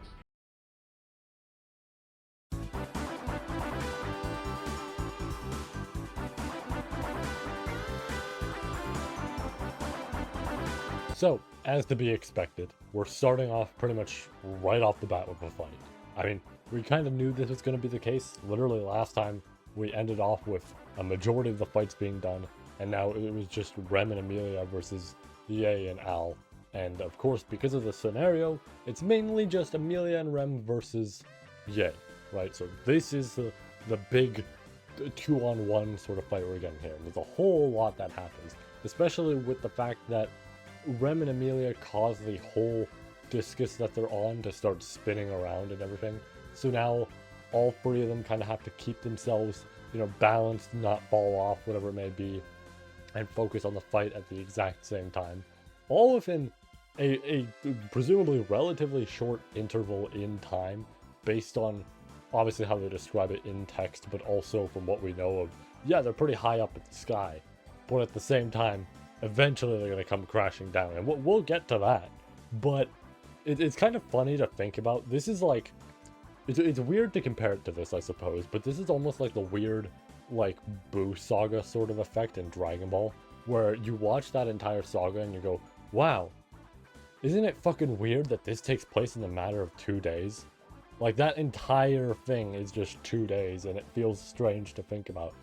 Similarly, this is like a really short interval of time that this fight is going on, and yet all this crazy shit is happening. The disc is spinning, Ye's doing her Crimson Sakura stuff again, where there's just fire spreading throughout, yet they're doing pretty well to take advantage of the moment and still kind of get to her and everything, especially Rem, who obviously can kind of work around this sort of stuff, considering, you know, mana in the air, all this, whatever it may be, right? Her blood's doing pretty well to help her out in this fight. Whole bunch of shit happening, and of course the biggest of all being the realization for them that, oh no, Al's not here anymore. He fucked off a while ago and created stone wings to glide through the air and get to where he needs to be. So Emilia follows suit, makes wings of her own, Rem helps her out, and now it is pretty much just a one-on-one between Yae and Rem. And from here we get a massive chapter talking about Yae and Yae alone. It is a whole lot. We get her whole backstory, going into how she was as a kid and her life as a shinobi, going over all these details with Olbert and all these people she had killed but never, thought twice about or whatever it may be. And yet, eventually, there's someone who asked to be spared, and she willingly did so. And that person just so happened to be Todd. And her whole introduction to Al and, the mansion, realizing that, oh god, this guy's like fucked up for some reason. They're like, I'm killing him. I'm doing all sorts of different shit, and he keeps coming back, and that's terrifying to me. And in that moment, reading that whole thing, it is very strange, because you read that and understand that Yae is talking about the multiple deaths she's seen from Al that she caused. But you think about that for a second and you go, that's not right. Right? In that moment, you're kind of realizing, hold on, that's not how that works. We know it with Subaru, the main person, the instigator, I guess, towards using this sort of like reversal of time. That is the person who gets to have knowledge on all this, not the essentially, person that caused that death to happen. So it's really strange that she says that, but it's very important to note. Teppei writes it in such a specific way where you can tell, oh, okay, there's something of significance here. Okay. And after that, you get the fight between Yae and Rem. It's a really fucking cool fight, because it's a constant back and forth between them of just Rem going nuts and still obviously getting slashed up, but thankfully she's regenerating over time. And it's just this pure like dance between them of just blood flying in the air, because they're both putting up a great fight. And eventually, Rem does a really sneaky trick of having like Yae worry about when it's going to come crashing down, right? When the disc is going to come crashing down. Because Rem starts going 10 seconds till it hits the ground, and Yae on the spot, because this is a, instant death sort of fight, like any wrong move could kill him. Yae hears that and thinks it's legit. Like, Rem seems to have a kind enough soul that Yae just thinks in the moment, okay, I guess she's being serious, right? On top of the fact that it's like, this is a split-second sort of decision that you have to make. So, realizing that it's 10 or 5 seconds till everything comes crashing down, you kind of just have to act. And yet, Rem fucks with her, because she says just a random amount of time, and instead, when it's actually all going to come to an end, she says, now. Like, she just out of nowhere shouts, now, and takes action before Yae can even do anything. It's so fucking cool. You could argue that, in a sense, because of Rem's character, this is a bit undignified for her to fight like this, right? This does not seem like something that a dutiful sort of maid would do in a fight like this, right? Where both of them have respect and both of them very clearly have love towards the people they're trying to protect, right? Because as much as Yae tries to ignore it in this whole fight, that's what this fight establishes. It establishes it even prior to this chapter, but this fight especially shows that, much like Rem with Subaru, there is someone that Yae cares about. As weird and as twisted as it could be, there is someone she cares about.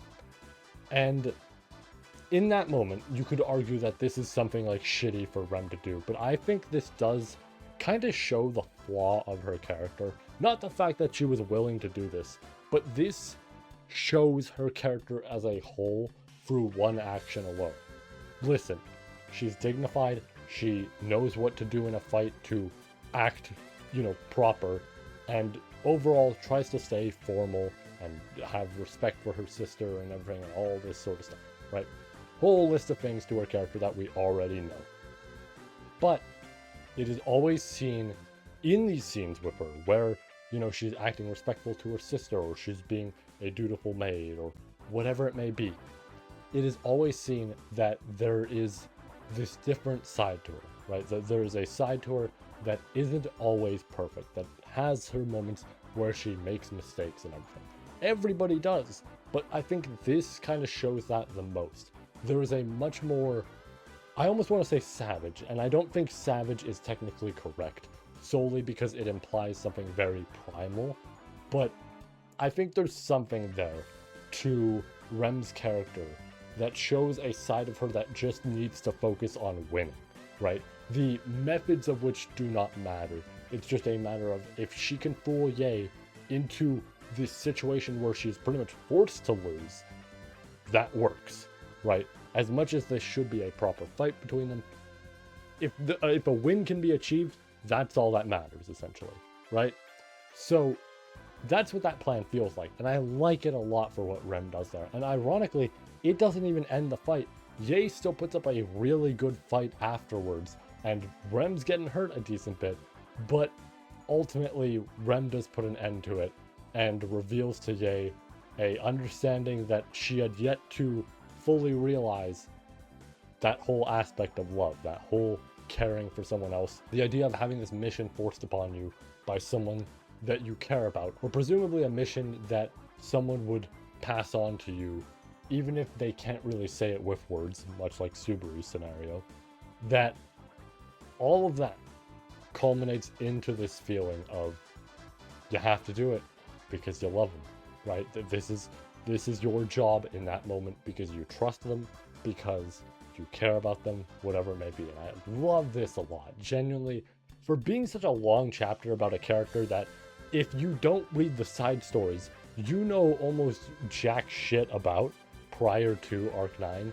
It's a really good chapter for establishing Ye's character. I think this was genuinely one of the best chapters to have to establish a whole lot about her. We then, of course, not surprisingly, because there's pretty much nothing left, follow this into a chapter about Al, and primarily actually about Al and his experience with Echidna, which, okay, when I was streaming these reading sessions, I need to note this ahead of time, just because it's fairly embarrassing, but I think I should admit it. I did not fully read some of it correctly. In particular note, or I guess rather of particular note, the comment about Echidna's eyes, it was talking about the actual, eye color, right? The iris. It was not talking about her pupil, like the actual in-between sort of part. I thought it was talking about the pupil. So it felt weird to read, in my own brain, a black pupil. Because I was like, huh, that's weird.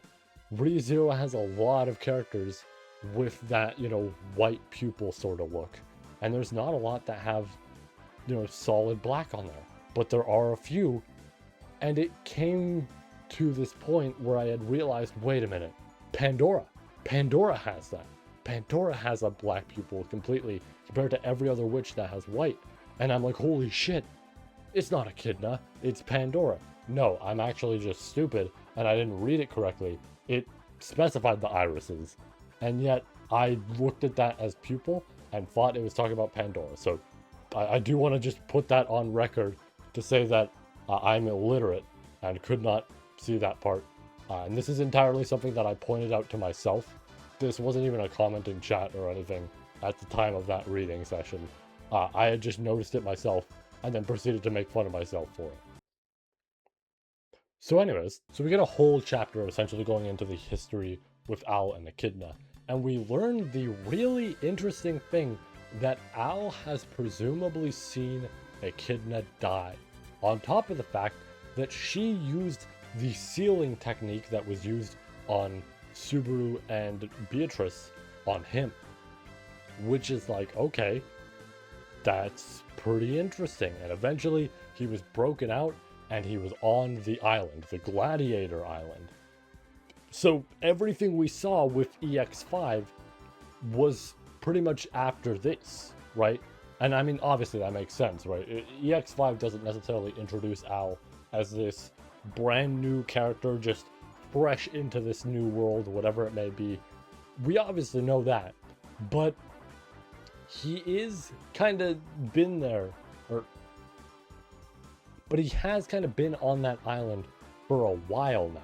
That's what they establish with it, right? So it's interesting to actually see the background leading into this moment where, oh shit, yeah, now he's on the island. There are people he's beating the shit out of to either learn more or to survive or whatever it might be. And eventually we get to that point in EX5. And everything onward happens, you know, him going into Priscilla's camp, all this, and it all essentially leads into the finale for our chapter, the fact that this fight is happening, Al versus Amelia, where Al pulls a very similar trick on her that he did before with the giant falling rock, hits her with that again. And then we get knowledge that Al has kind of met with Echidna again, or at least presumably so, based on the fact that they talk about the sanctuary and everything regarding that, and how it threw him off so much at one point. And you know, there's where the line of "Why must love fade" comes in, and oh, it's so interesting to see more of his character, and yet he is still very much shrouded in mystery. We don't know enough about Al still, despite all this, but it's so cool to get these details in there. Of course, there's not too much of that in this actual chapter. Most of it kind of focuses more so on the fight in that sense, and there's a good back and forth between Amelia and Al, despite the fact that a majority of the time they're just flying in the air. Like, this fight is hardly on the ground at all. It is just them gliding in the air doing shit, which has me curious to see this when it's animated way later down the line. I think this will be pretty interesting to look at. But Amelia ultimately is knocked out by all this stuff, right? She can't handle the full brunt of everything that has happened. And of course, I'll make sure not to kill her, because this is his whole rule that he has here. But Amelia had a unconscious sort of action to send out this massive pillar of ice that both, you know, helped Rem with the fight that had happened prior, right? Because that's your big reveal here, is that, yeah, obviously we kind of knew this based on this sort of crash that had happened in the ice that we had seen with the fight against, you know, Rem and Ye. But now having the extra knowledge of, oh yeah, Amelia was knocked out but did this unconsciously, and it also helped with one other thing, sending a nice signal to a massive party of Felt, Petra, and the others that were nearby, ready to take on Al. And that's where this begins. And now we get a few different perspectives here for this section of the fight, right? We get the understanding from Al that he kind of knows what's going on with Petra and everything. He knows there's some shit happening, and probably a witch factor in all this. And we get Petra's side, of course, going into the whole strategy that they have here for dealing with him. Because, of course, if he can reverse time, if he can just die in reverse, that's going to be a huge issue.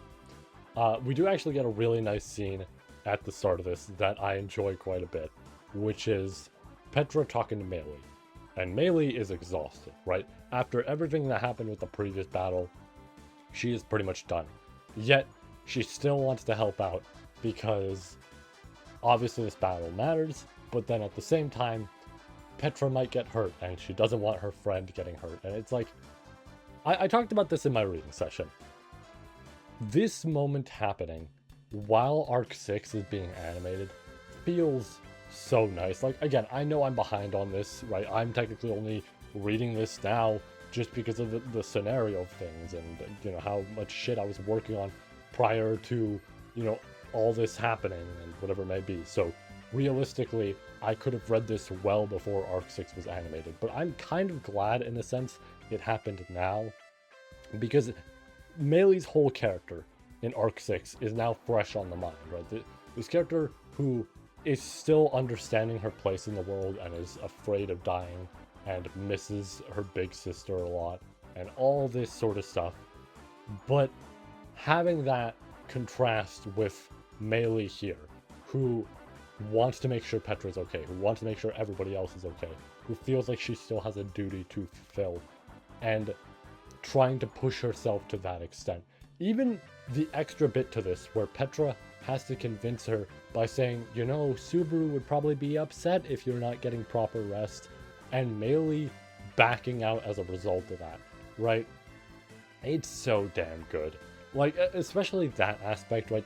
The whole backing out once she realizes that, like, sort of thing with Subaru. Because it's like, yeah, after having the finale of Arc 6, and, you know, that's not animated yet at the time of this recording. I mean, shit, it's currently on break while this recording's happening. But having that moment at the end of Arc 6, where, you know, Subaru asks Meili, hey, after all this is said and done, would you like to become my daughter, right? Like, this whole thing of just, you've been abused, you've had to deal with a whole lot of shit. What if we just take you away from that, right?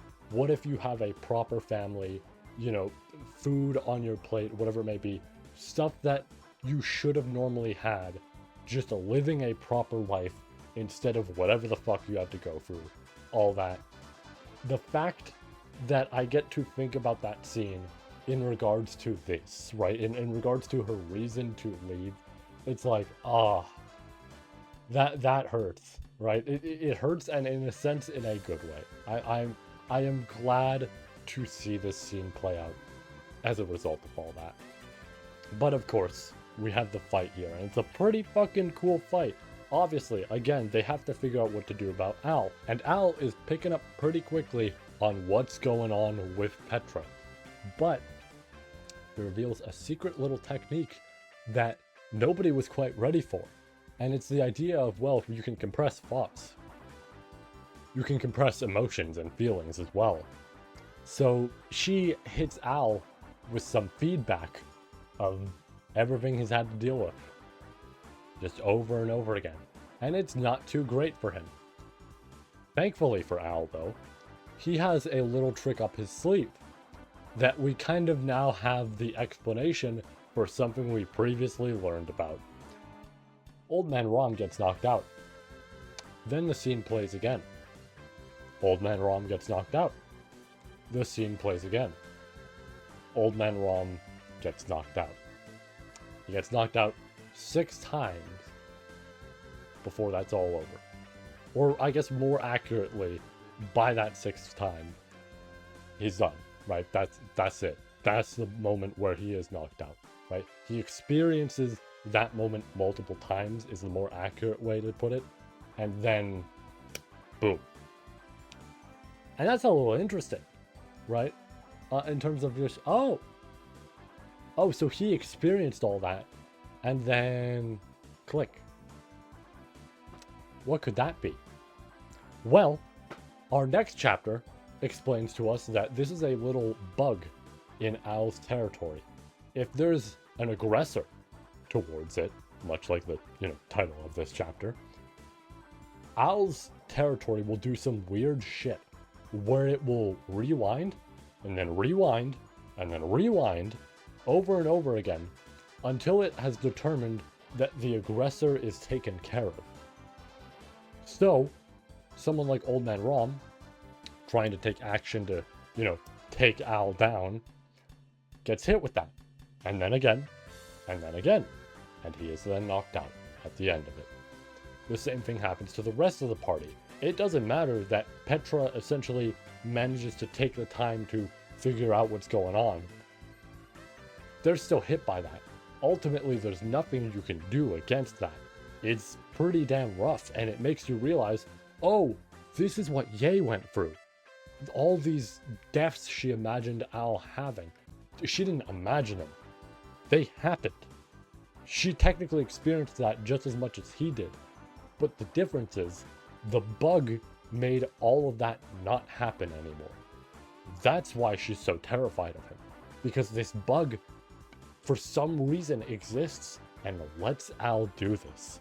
He can't even use it knowingly. It just kind of happens. And then we're hit with another really long chapter, and another named one just like Ye's, yet it's a very shocking named chapter to be hit by. The named chapter in specific being Petra's. Yeah, this is a real interesting one to get out of nowhere, but this is it. And it makes sense, obviously. This arc is huge for her. But, yeah, I mean, getting this named chapter, it's like, okay, wow. We're finally here. So we get the whole background to Petra, understanding that she's just a regular village girl that, technically speaking, normally should have lived a very simple life, enjoying the simplicities of it and all that, and going on from there. And nothing too extravagant as going on journeys with a royal candidate camp to deal with multiple different threats and the like, right? It's a very interesting backstory that puts a lot of that into perspective. And it's kind of funny to get a backstory like this about, oh yeah, this little girl essentially that, you know, was expected to have lived a very normal life, super simple, all this. And coincidentally, I am reading all of that in terms of this backstory right around the same time as a certain video game had dropped another chapter, and we learned more about a specific character who was living a rather normal life and was kind of getting tired of it, and depending on certain outcomes that obviously can change. It's really interesting to have similar perspectives, I guess, on a topic like that, yet still obviously very different. Not surprisingly, however, as a result of literally everything going on with the whole bug in Al's territory, Petra's mind is kind of withering away. This is a rough moment for her because everything's just playing over and over again. She starts screaming, she starts insulting everybody. She at one point says she cares about all of them, and then the next loop after, she starts cursing them out and everything. She makes magic in her hand to form into a gun, because, you know, obviously now she's familiar with that because of Subaru, and tries to shoot herself, and then does it only to then repeat the loop again because of Al's scenario here. She curses Al out a ton. She is mad at herself and the hundreds of times she's had to go through this, because she's had to experience this loop more than the loops that Subaru has had to experience. It's kind of funny to say that Subaru, out of like all three characters that we know of that have experienced these loops, he's experienced this the least out of the other two. Petra's having a real rough time. It's bad. It's really fucking bad. But there is an interesting thing that, you know, she starts to realize with this scenario and with the vows she had essentially made in order to be able to use this. And that's the fact that something like giving up or anything of the sort, she's not allowed to do anymore. So this loop, as much as Al wants it to knock her out, she physically can't be knocked out by something like this. She presents that to Al. Al sits there and goes, oh fuck. Shit, what do I do now then? Because if it's just going to loop again, oh, that's going to be a problem. He tries to just very temporarily stop it for a moment. Petra takes advantage of that moment. Compress agony. Once again, he is hit with all that shit. And she hits him with the perfect line. Because this entire time, this is something I've yet to mention, this entire time, Al has been helping, in a sense, to break her by constantly saying play ball, right? He's been saying play ball anytime that it was about to loop because, you know, Petra was trying to move away from him, right? Not get like involved with what was going on. And obviously also there are multiple other scenarios where she tried to kill him. She tried to have him kill her, you know, all this sort of other stuff and other options she had. None of them worked, and it always resulted in play ball, loop. But she hits him back right after this compressed agony with the perfect line of game set. Roy shows up, and shockingly, Petra had a plan here. Petra was actually going to use Roy to her advantage, because Petra knows something that no one else should. Petra knows about the witch, and the fact that she, you know, she's involved with Subaru, and the fact that Subaru returns by death. So if Petra's memory of that fades away, that's it. That's all it takes, and Reinhard will come back. Now, unfortunately, given his scenario, Al is a little tight on options here. So of course the immediate thing he thinks to do is, I'll just die, right? I've got this shit behind my molars. All I gotta do is get the poison in me. That's it, right? We loop, we redo this. I have her not summon Roy. I have her not use Compress Agony, anything like that. We avoid that entirely. Petra planned ahead. Petra knew he would do something like that, so she had summoned Pyrrhus.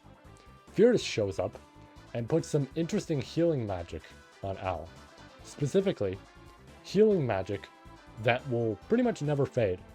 So it does not matter what injury he gives himself. It does not matter how hard he tries. It does not matter if he swallows the poison. Al will always be healed. He will always live. His territory is now useless. This fight is pretty much turned entirely in Petra's favor. But if you remember the previous volume, there is one detail I've yet to talk about in this entire thing. The geyser. The geyser is still around. And that shot to it from Alcanica, that's yet to happen. Except for right now. Because now, the geyser activates, a plume of smoke takes up the battlefield to a point that nobody can see each other anymore, and Al pleads and screams at Roy to show up and take his name, and this is where we get the reveal of Al's real name, Natsuki Regal. There was a lot to take in at this moment of the reading session. You could even go and check it out because, yeah, I was pretty stunned by that name, not surprisingly. Obviously, the immediate comparison people are going to make is the Sloth If, and I don't think this inherently is, you know, Sloth If Natsuki Regal. I'm not saying that it isn't, but I'm not also saying that it is, right? Simple enough of just, it could be, but we don't know, like, much more info outside of this. So, we keep it at that. However, I did have some opinions about this. And good ones, I want to note. Not anything, like, critical of this. I think this is just interesting. To be hit by an obvious, very specific name of Natsuki Regal, right? Having the Natsuki in there, and then having the name of a star in there, implies a lot. Not to mention the fact that I really like this, because for so long, people wanted to say the theory that Al is Subaru, and that's all it was. And I'm like, listen, I get the idea here. I get the foundation. I get what we want to go for with this sort of thing. But the problem is, Teppei has never been very simple with his plot twists, right? When he has done big reveals that feel like a massive twist to the story, I feel like a lot of us have not been able to predict it. Maybe once or twice you could, right? If we had something in the background to kind of have this sort of foundation to it. But I don't think there was actually enough for Al to understand that, yeah, I mean, maybe it really is, you know, the same person here. No, I don't think there was enough. There are details that, yeah, sure, line up, but there are also details that don't. I also think that would have been just a really weak twist, and I'm sure a lot of other people might agree with me on that. This was the easiest, like, theory people had, no matter where, right? Just worldwide, this was kind of the easiest theory people had about Al. So it would feel like a bit of a cheap twist to just say, oh yeah, he's just Subaru and that's it. So of course, it's not surprising if that's not the case. That said, what is the case is kind of confusing, and again, in a good way. I am so curious to see what the fuck this means, because ultimately, we don't know. Like, I mean, just saying it ahead of time. By the end of this arc, we do not know what any of this means, and there are some obvious points to make after this. But it's kind of interesting that, yeah, we still don't have enough information to say more about Mr. Natsuki Regal himself. But there's interesting pieces of info, like, okay, yeah, he's involved with Echidna. He presumably knew Echidna while she was alive, which is way, like, long in the past. But also the whole stuff with the Gladiator Island, and we know generally what his hair looks like. I mean, I'm just saying it is blue, right? Anything could be the case here, and it's hard to tell, and I kind of like that, because now we have an answer, and yet we don't have everything, and it's so interesting to learn. This is what I enjoy most, honestly, about mysteries and series. There are multiple different things I could give examples of, especially for either recency or soon to be recent this summer, but there's a lot in terms of this sort of thing where, oh man, it's so cool to just get an answer to something, and yet now you have a new mystery to solve with that answer you got, right? It's not the end-all be-all for what you were seeking. It's just a step in the right direction, but you're not quite there yet, right? So it's like, oh, I love that. I love that with this sort of shit. Just narratively, it's such a cool thing to do. Love it a lot. And that is what ends off this specific chapter. And of course, for the sake of important context, our next chapter pretty much starts us off with Fierce's involvement with this whole thing, right? We learn what had happened and the fact that Krush was pretty much like, yeah, go help out because, you know, this is what we need here. So, obviously, now we know how Fierce got into this situation. We get more of Al and Priscilla in his head, saying the last words that she said to him so long ago, yet, you know, it's really taking some digs at him at this point because of just his whole situation. And then he sees a silhouette of someone with braided hair within the smoke and thinks it's Roy, so finally his chance is here. Roy will eat his name, and then it's revealed to be Ye. Ye's standing in the smoke, and we get our reveal that Rem had spared her, because obviously this would sadden someone like Subaru for Rem to just heartlessly kill someone without any thought or anything like that, especially someone who had just understood love for the first time, or essentially that. And having that moment with Ye, right, leading all into this, where instead of assisting Al like she wanted to, like literally even in this moment, she kind of wanted to help out, her different idea of help now is to restrain him. Because if all this happens, that's it, right? There's no going back for Al. So, it's this odd sort of moment between the two of them in a sense. But it is really beautiful, even if odd, and I like it a lot. Of course, Emilia wakes up to help out, shoots out a few icicle lines to try and stop the geyser. Doesn't do too much.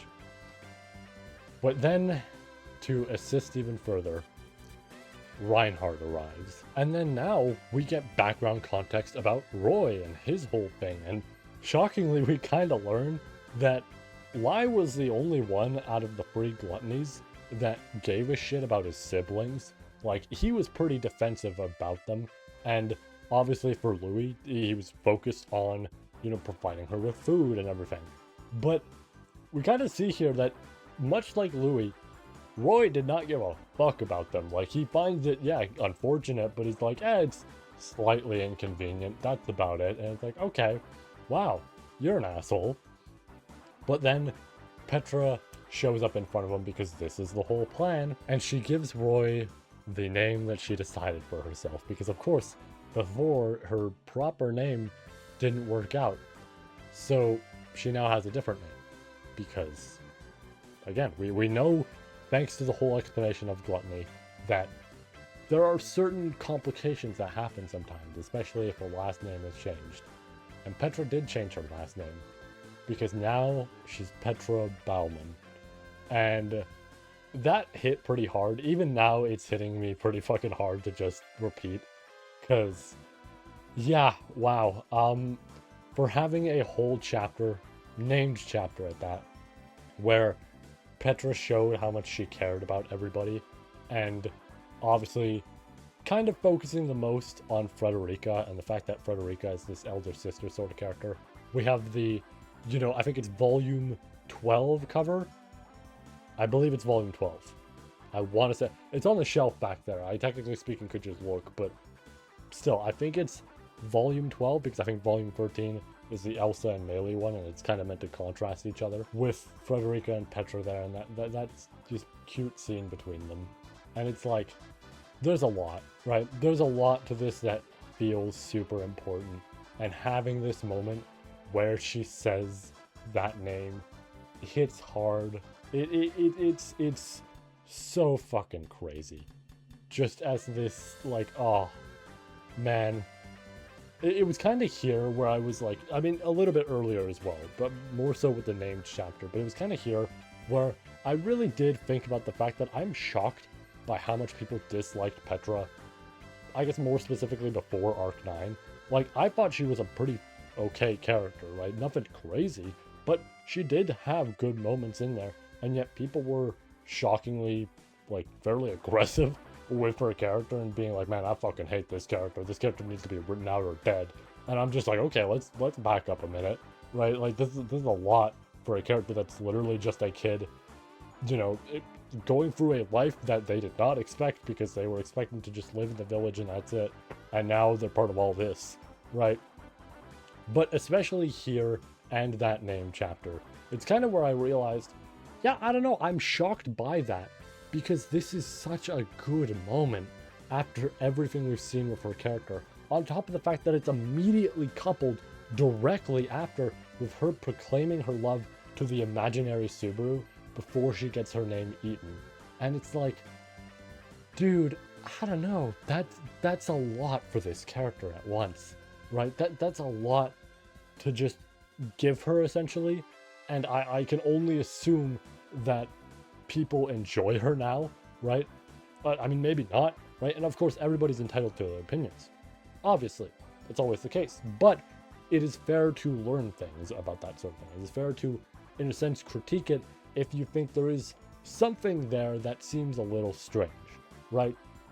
And this is that sort of scenario where I'm like, I don't know, if you can go through this arc and still really dislike her character, I don't know what to say, right? It kind of feels strange because it's like, I think you could find her okay, and you could potentially still find moments with her maybe annoying, but she's a really damn well-written character.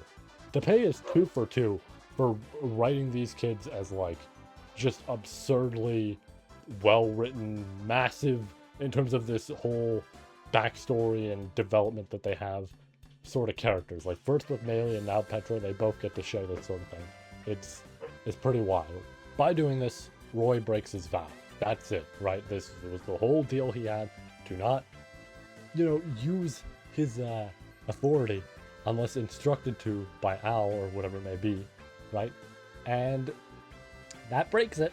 So Roy is pretty much now permitted to die, and he's slowly burning away, except because of what happens with Petra, Reinhard shows up, and he only shows up because the divine protection of the Phoenix allowed him to teleport right over. So pretty much he died, teleported right over to where he needs to be, because we of course need to make him more broken than he already is.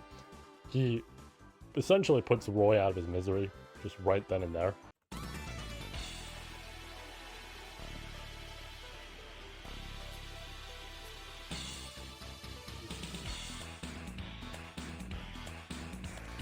And then after finishing off Roy, Reinhard shows up in front of Al, and, you know, Al makes the snarky little remark of, hey, I mean, I know you might want to kill me in this moment, but Beerus's healing is going to prevent any of that. So, good luck with that. And Reinhard reveals, oh, don't worry, I have no intention of doing that. Instead, and just shoves his hand right into Al, and just pulls out a little orb, and goes, got this now. Which is a bit of a problem. But the good news is, for Al, I guess more so, is that the magic on that was created by a witch. So it's pretty hard to destroy that sort of thing if, you know, Reinhard even wants to try. Which he does. Because Reinhard happens to have something on him that was pretty good at fending off witches before. So he proceeds to pull out the Dragon Sword Raid, because whether it be because of Subaru or Satala with Subaru, he's able to pull that out. And he just takes a nice swipe at the orb, and that's all he needs to get Subaru and Beatrice out. Now, I do actually find this detail in particular very interesting, right? Because the whole point of the Dragon Sword raid is the fact that it can be pulled out if you're worthy. If you are not worthy, it cannot be pulled out. So it is interesting because realistically, the obvious answer here is that it's under the distinction of what is Reinhard going to slash, right? So therefore that would determine whether or not he can pull it out. But it did make me wonder in a sense, what is the limit to that, right? Like, very clearly, if someone is in the vicinity, that can't be the case, right? We know that with Arc 1 and everything. Otherwise, he'd be able to pull it out in that moment because Subaru would be there, right? But alternatively, it is interesting to think, well, you know, it was a random idea I had while reading it, but it's like, what if he's facing the general direction of Subaru? What if he's engaging in that and then he can pull it out? And if he can pull it out in that moment, what happens if he changes targets, right? What happens then if he were to pull it out, has it out? Well, now if he changes over, does it become super weighted and just slams into the ground? Or can he still use it, but it just lacks its power, whatever it may be? You know, it was just random ideas that were like springing through my mind while reading it. It's like, huh, that's interesting to think about considering, you know, what we saw with Arc 1 and everything. Like, we know there are limits to it, but it's like, I almost want to learn how far can that limit be pushed. That's not really that important though. I just felt like sharing it because that was like an interesting thought with the actual reading session itself. And I feel even now it's still interesting to think about with the sword. But Subaru is unsealed, and so is Beatrice, and the next part of their plan is enacted. The part that we had yet to learn, because Petra and Rem had a bit more of a private talk than we had thought originally with the whole the witches listening sort of stuff. We had actually now learned that Petra and Rem obviously discussed their immense love for Subaru. And Petra posed a very interesting question that to me feels like a double meaning, which is essentially, how far are you willing to go for Subaru, right? Not necessarily that one-to-one, but what is essentially that based on just a question of, you know, how much do you love him? How much do you care about him? All this, right? And it's interesting as a question in this sort of concept because, like I said, it means two things here. One, the obvious flat out sort of thing. How far are you willing to go for him, right? But additionally, the second part of that feels like how far for your own self, right? How you might feel about this, how you might feel burdened or saddened or guilty for whatever may happen. How far are you willing to go? Because you care that much about him. Because the next part in their plan is very simple. If they need to fix what's going on with the geyser, they need to fix what's going on with Al and all this sort of shit, the easiest way to do so is simple. Rem swings her Morning Star directly at Subaru. And just before he dies, Al starts cursing him out. Like, I mean, prior to that, he's already screaming Subaru's name when he's getting unsealed. But in that moment, he's cursing him out, telling him how much he hates him. And just before he can say too much, he is cut off by the sound of chains. Literally the same, you know, chapter title and everything. Very fitting to have in there. And that's it. But I do find what he said interesting because specifically with how it's translated as shitty and then the letter O. And I'm like, that's interesting because there's obviously numerous ways you can go about from just that. But I feel like the most common way, the most common phrase used, especially, I mean, not just for a series like this, but just in general lingo and that sort of stuff, if you wanted to essentially curse out a parent, one of the most common ways you'd see is shitty old man. So I find that really interesting if that ends up being the case, right? Because it's like, ooh, that's the way you'd curse out a parent, right? Like I just said, it's like, it's literally just that. So, if that's the continuation, we have some interesting little info on our hands. We got some info that I don't even know what the fuck this means, right? Because it's like, how the fuck did this end up being the case, right? It means that Natsuki Regal is Natsuki Regal, right? But it's just a whole lot to take in if that were to be the case. This isn't the theory that I'm necessarily going with as this, like, it has to be Subaru's kid, you know, I am different, right? It's less that, and more so just I saw that sentence and thought, there's a lot of ways this could go, but I feel like the most simple sort of sentence you could have in there that doesn't feel too complex as a curse of a name would just be that, right? And that then implies certain things. Interesting overall. I just don't know that that would be the case. But still, as a result of all this, we loop. And this is where I learned, and I wasn't surprised because I guessed as much. There was a similar case with Arc 7 with a single chapter. This was where things got a little controversial for the arc. We loop all the way back to the end of Phase 1 because, not surprisingly, that's the last time Subaru was involved. And that scene plays out, but Subaru seems a little bit more worried with how he acts and talks, and we actually get Al's perspective on everything going on here rather than Subaru and Beatrice. So it's interesting in that regard. But the difference here is that when the sealing technique is used, Subaru and Beatrice reverse it on Al, Garfield and Ezo are there as witnesses, and Subaru gets a big, genuinely very heartfelt hug from Petra and everybody else involved, minus Ezo. He kind of sits on the side. He can sit on the side if he wants to, but everybody else hugs Subaru. That's that. And it's a really great moment, and I can understand why this would be an issue to people, right? I said as much on the reading session, and I even brought up the fact that I think I like this more than I dislike this. I think I like this a shit ton. I have thought more on this, and ironically, this is the reverse of something like how I had felt with, random example, but it fits, and obviously I'm not going to go into details, Chainsaw Man's ending, right? Specifically for part 2, which is ultimately what ends the whole thing, right? But Chainsaw Man part 2's ending. For a while, I sat there and I went, yeah, I could see what Fujimoto was going for here, and I really liked it, but I do think that everything prior needed to be fixed because this did fuck up a whole lot of stuff. But, you know, that is what I had in mind for a general sort of ending for the series, right?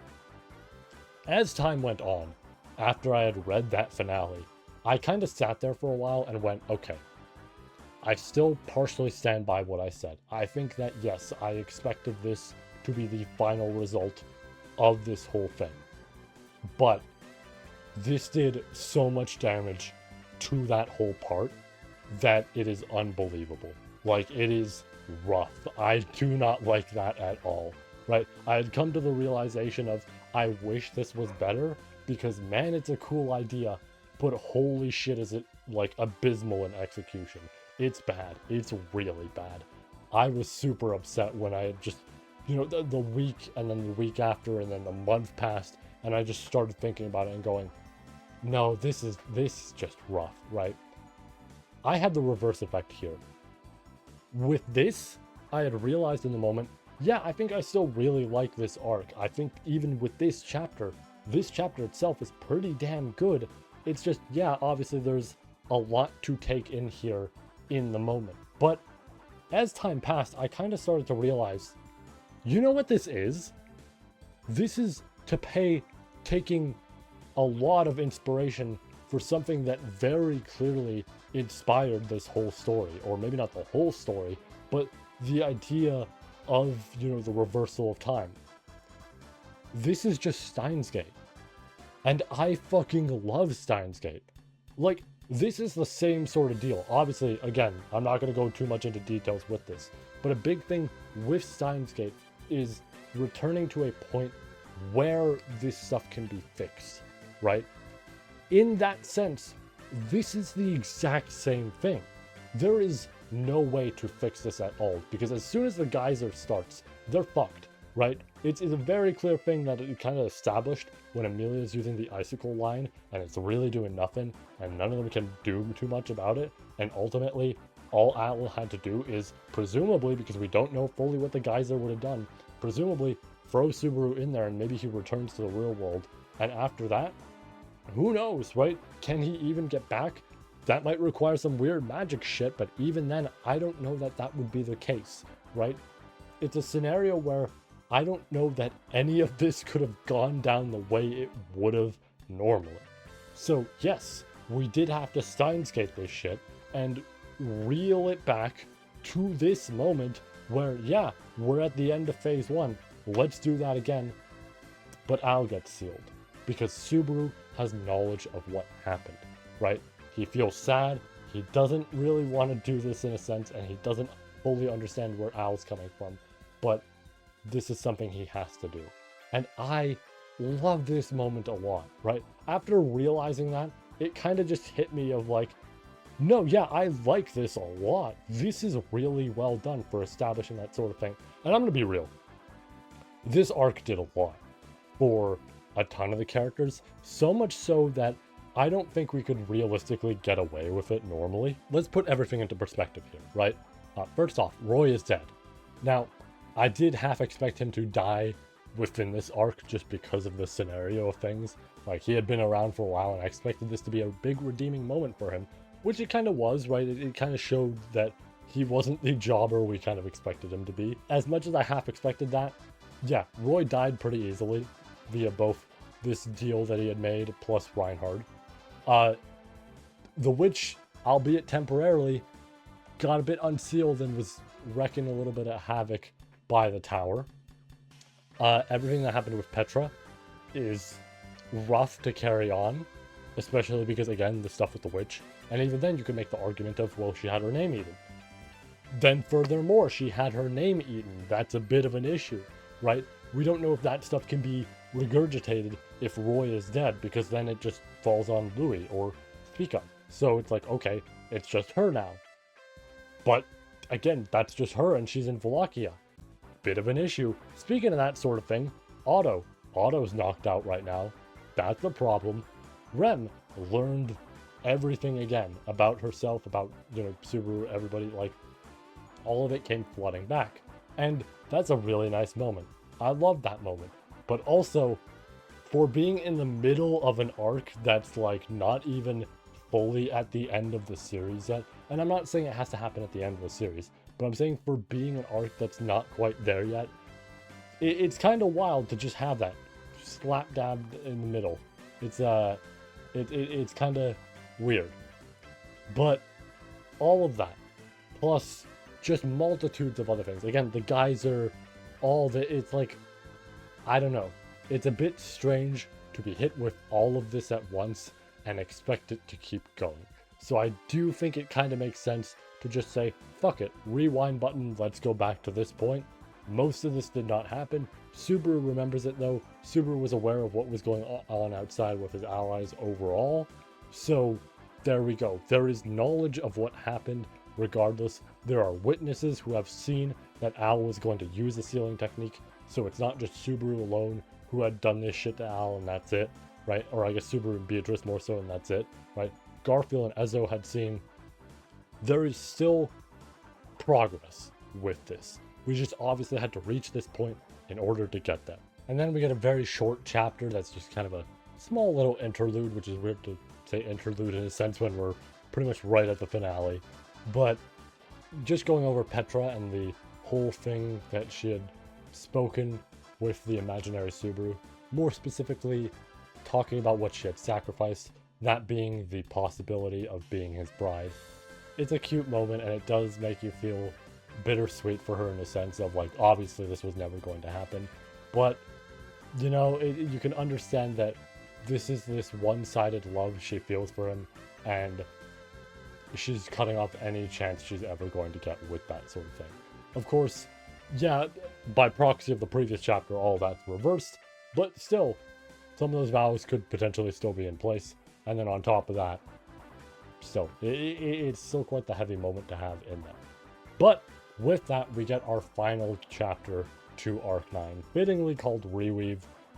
I'm kind of wondering now if Arc 10 is going to have a final chapter called Recollect, and this is just going to be a common theme we have from now on. I mean, we had Straight Bet before, after, you know, Straight Bet in the actual anime and everything, so wouldn't be shocking.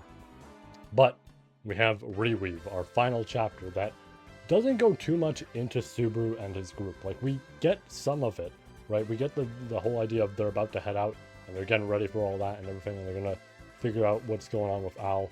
Subaru even promising to save Al. But yeah, a majority of this chapter is pretty much everybody else. For example, we start off with Roswell in the burial domain, the burial household, and he's focused on he's gonna win over some favor here, because ideally, if Amelia has a better chance at winning the selection, that's a big win for him. So maybe he can take over the domain, and now he's the big head honcho of the burial households, and that's all it takes to win some favor for Amelia. But then Ye, who had retreated as a result of not getting the signal to move in with Al, came back here and delivered a secret little letter that Priscilla had wrote right to Schult. And Schult receives the letter, reads it out, and it's revealed that after Priscilla passes, or assuming that she does pass, of course, because they haven't fully known, or I guess Priscilla herself more so. If that were to happen, Schult will be named the legitimate son of her, and he will now be called Schult Burial. So now, he's the owner of this whole household. This is his place. This is his camp. It's his own. And I do think that's a really sweet moment. Just having this character who essentially was acting like a son for Priscilla, and fitting to use that word, son, because in a sense we can use both ways you could spell it. But having this character who was acting like that for Priscilla and giving him the burial name as a result, it's like, that's sweet. That's really sweet.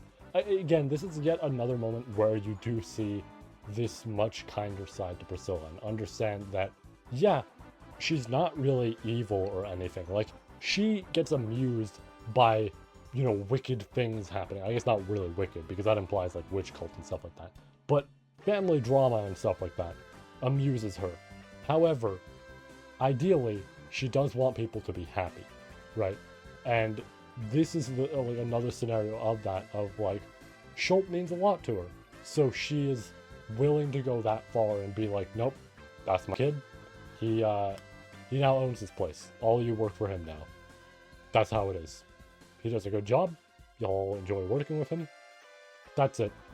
And Ye even brings up secretly to herself, kind of whispering it to the now gone Priscilla, that it's a little strange that Ye managed to sneak up on Priscilla, who was pretty perceptive of her, and see that the letter was being placed somewhere. And very obviously being shown as, yup, I'm putting this letter right in here in this secret storage, and no one better know. As if to say that she might have known that Ye was looking, and just being like, yep, if I ever pass or anything like that happens, I have this letter right here that should be handed to Schult. Okay, I'm gonna walk out of this room now. Right? It's an interesting sort of moment to, again, see this broader sort of perspective of Priscilla and how pretty damn smart she is.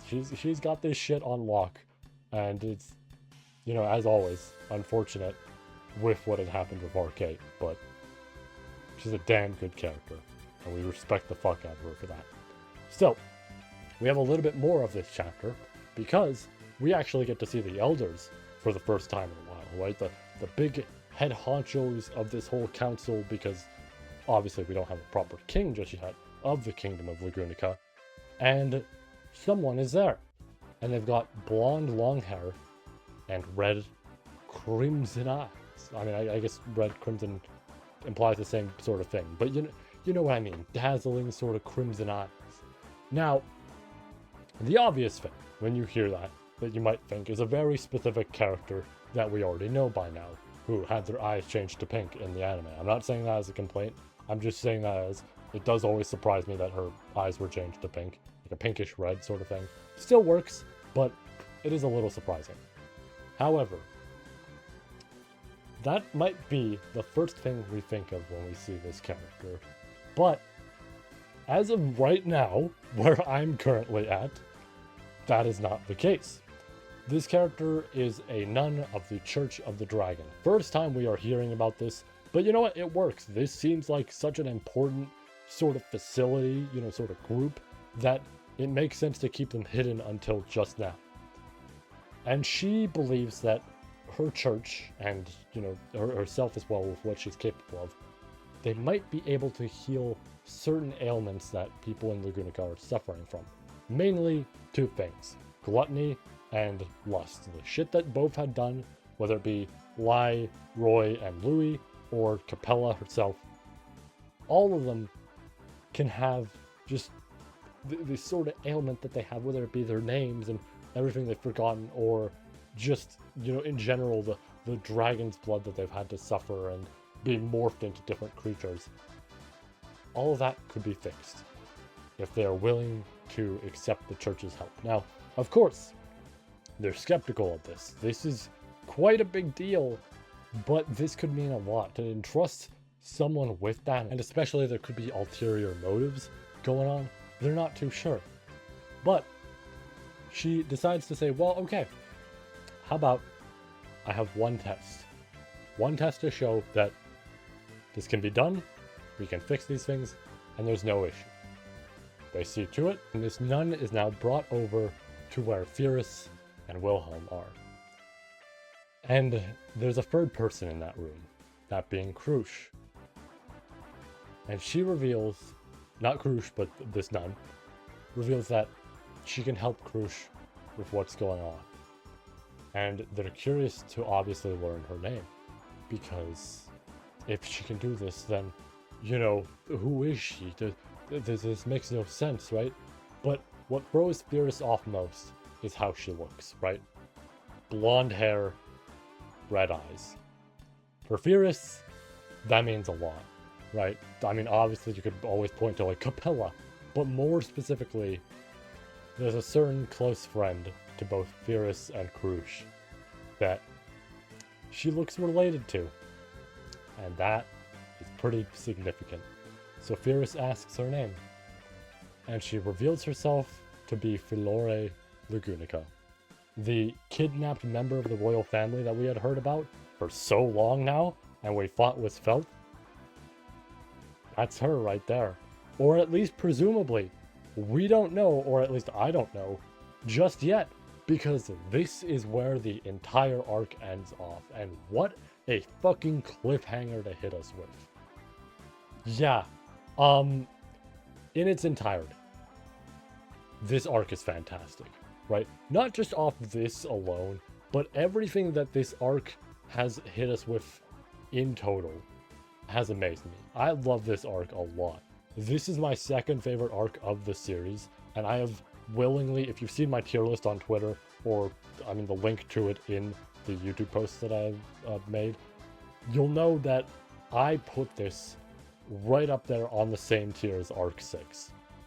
That's a pretty big deal. Like, yeah, it's behind Arc 6, but it doesn't change the fact that it is up there. It's a lot. This arc is really damn huge, and even with the whole turning back time in there, again, that works to its advantage. There's still so much good shit in this arc, and I love it a ton. And I've been hearing Arc 10 is super crazy as well, and I can't wait to get to that, right? That's only 2 volumes in, but it's like, oh man, I can't wait. And it's led me to say something, specifically with this, specifically with Arc 9, but hearing about Arc 10 has made me think about it a bit more. And I am ready to say a statement that I never ever thought I would say, because these top 2 do not interact at all. They do not compete. They stay in their 2 spots and never move. But I might just say, by Arc 10, that ReZero could potentially be my favorite series of all time. More than Fist of the North Star. I did not think Fist of the North Star would ever be topped, because it is such a special series to me, and there is so much to it that I love. Like, a ton. And again, right now, it hasn't been, but this is really fucking good, dude. Right? And obviously, you always have to wait for a series to end to have the full understanding of, like, was it really worth it to go through this whole story and experience everything and whatever it may be. But, like, I don't know, all of this is really putting my trust into the end of this series. All of this is making me think, yeah, you know what, I think this will be fantastic by the end. I think we will reach the ending of this series, and, you know, I'll be doing the pose. I'll be doing, okay, yeah, alright. ReZero, number 1, right? It's like, it's good. It's really fucking good. I love this a lot. I can't wait for Arc 10 and just going through that and everything. It's going to be a whole lot of fun. Yeah. Arc 9 was really damn good. Super great growth for Petra. Super good to learn more about Al and just see more with him. Getting characters like Ye and learning more about Roy, or rather seeing this better side to him than the small bits we had seen before that didn't paint him in a very good light. All of this was damn nice. Even characters who, again, have to go back to Arc 7 and Arc 8 sort of scenarios, specifically, obviously, Rem. Even with what she had here, having that fight with Ye was so absurdly good. And the fact that Ye's even still waiting for Al to return shows that that feeling is still there, right? It's like, I love this. I love this a lot. But yeah, with that said, that's the arc. This is the end of the video. We have reached the end. It's weird to do this again because normally I would, you know, normally this would cut to black. If you weren't watching the full version of this video, this is the part where it would cut to black. But because this is also going to be a part of that, it's just this. Everything from here on is going to be on the full video. But yeah, Arc 9. What a damn good arc. I can't wait to start Arc 10. This is going to be very fun, and if you're interested, we have the live reading sessions always. Any of them that are technically, like, you know, archived in a sense, like previous live reading sessions, are all publicly visible on the live area, so you can just watch them all there. We'll obviously have more to come with Arc 10. Yeah, and that's about it for that. For this video, I guess. Whew. Apologies on the wait on this for a bit. I mean, more so with actually getting through the reading of this. Obviously, there was this whole thing with, like, recording it because I was fucking sick for, like, a whole week or two. It was actually, like, 2 weeks. But that was rough. It was also rough because it was, like, transferring around my whole body. It was going from, like, the neck to, like, my nose. And then it went back to my neck in the sense of, like, I was coughing a whole lot. And it was just, like, it was weird. It was just, like, this train of, like, oh, like, up and then, oh, down. And it was, like, I don't know what the fuck happened, like, there. But, yeah, I'm alright now. I'm alright. Don't worry. Still, now that I'm feeling nice and better, I'm going to get everything ready here. Obviously, if you're watching the full video of this, you'll see this, you know, already in terms of clicking on the video. But for the people that are watching this from the actual raw review itself, I'll have the full version out probably soon, probably a couple of weeks, right? Either 2 or 3 weeks, simply because I have to get the thumbnail ready. Yes, this time I am going to actually try and draw the thumbnail in there, all that. We will also see if this full version of the video that you're all watching has EX6 on it, because I'll be honest, I have not made great progress at all with that, and it's unfortunate because I have wanted to get caught up with stuff that I've already been reading, right? Like, I've wanted to get back to Berserk. I wanted to get caught up on it, And I'm like, I had that sitting on my desk prior to EX6 sitting here on my desk. And I meant to get back to it at some point, but I'm like, no, you know what? Let me blitz through EX6 and then I'll get back to that. And then I barely blitzed through that at all, right? So Berserk's kind of just been sitting there and I'm like, shit, maybe I should go back to that. Whole bunch of other stuff I've been reading as well. I mean, obviously, I could point out like Star Blossom, but that I'm pretty much caught up on. I read that as soon as, like, literally within a few hours that new chapters drop, I read that typically. So that's fine. That's not really taking up my time in terms of reading. But I've been reading some of the other stuff like Starting Gate and I think it's Uma Musumeshi, I believe it is. The one all about food. The small skit sort of stuff that focuses mainly on like food and all that. I've been reading that one as well and been enjoying that, but I took a break on that for a while and just, yeah, haven't gone back to it, but I intend to at some point. I was reading Hunter x Hunter to get caught up on that, right? I was like, I was like thinking about it recently, especially because me and my brother had like somewhat started it. We watched the first episode. I told him, oh yeah, I think this series will really be for you. And we have yet to get back on it because we've been watching other stuff in the meantime, and eventually we'll get back to it. But still, I wanted to start reading that again and being like, oh yeah, I should get caught up and find out, what's going on with current arcs and everything. I mean, shit, it's coming back, right? So I might as well. I took a break from that slightly. Like, a lot of this is stuff that happened like quite a few weeks ago in terms of like me reading and then being like, okay, let me put this down for a second, and then I put it down for a while. And I mean, even more recently, I get to show this now. I fucked up even further because I started another thing. I was like, man, you know what I want to read?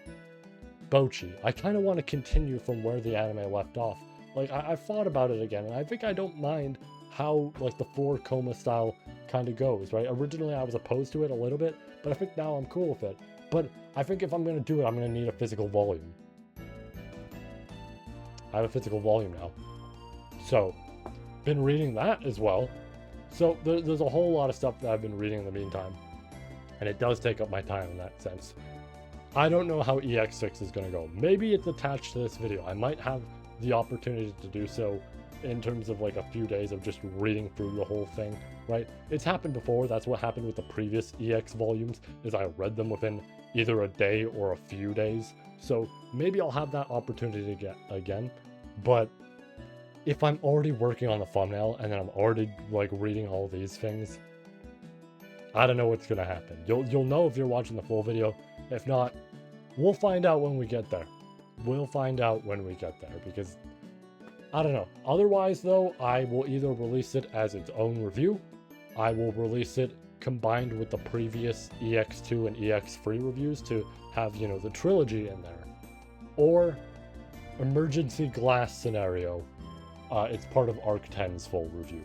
I don't think we're gonna go that far, but if I really have to for some reason go that far, sure, right? Also, obviously it doesn't help that, Xenoverse has been the big focus lately because we're working on that video still. I've actually been recording the footage for that recently, just getting all the gameplay in there, because I also have to record gameplay of the first game, and if you know how Xenoverse 1 is, oof.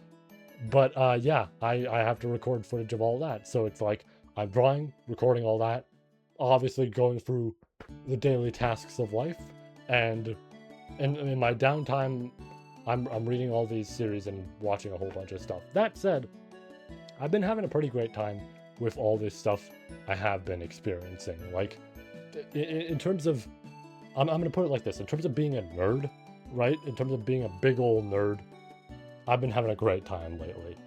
I got to read Arc 9, and soon we're going to read Arc 10, and that was huge, right? That was a really damn good arc to read through. It made me feel great. Shortly after that, I got to play Chapter 5 of Deltarune. That made the game like super fucking extra super high up in my top games of all time list.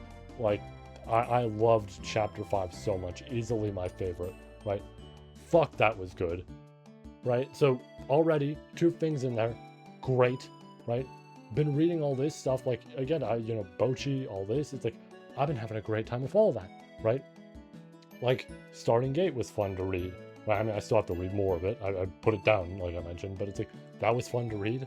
Bochi feels like it's improving on quality as I get further into it, and it's making me sit there and think, man, I can't wait for season 2. It's gonna look crazy, and it's gonna have all this like crazy good, writing to it. I mean, nothing like insane, I guess, in a sense for writing, but for how characters interact, for how characters develop, it's like it's really damn good. So it's like, oh man, that's gonna be so damn nice when it gets animated. But even just as is, that's great. So I've been having an awesome time with that.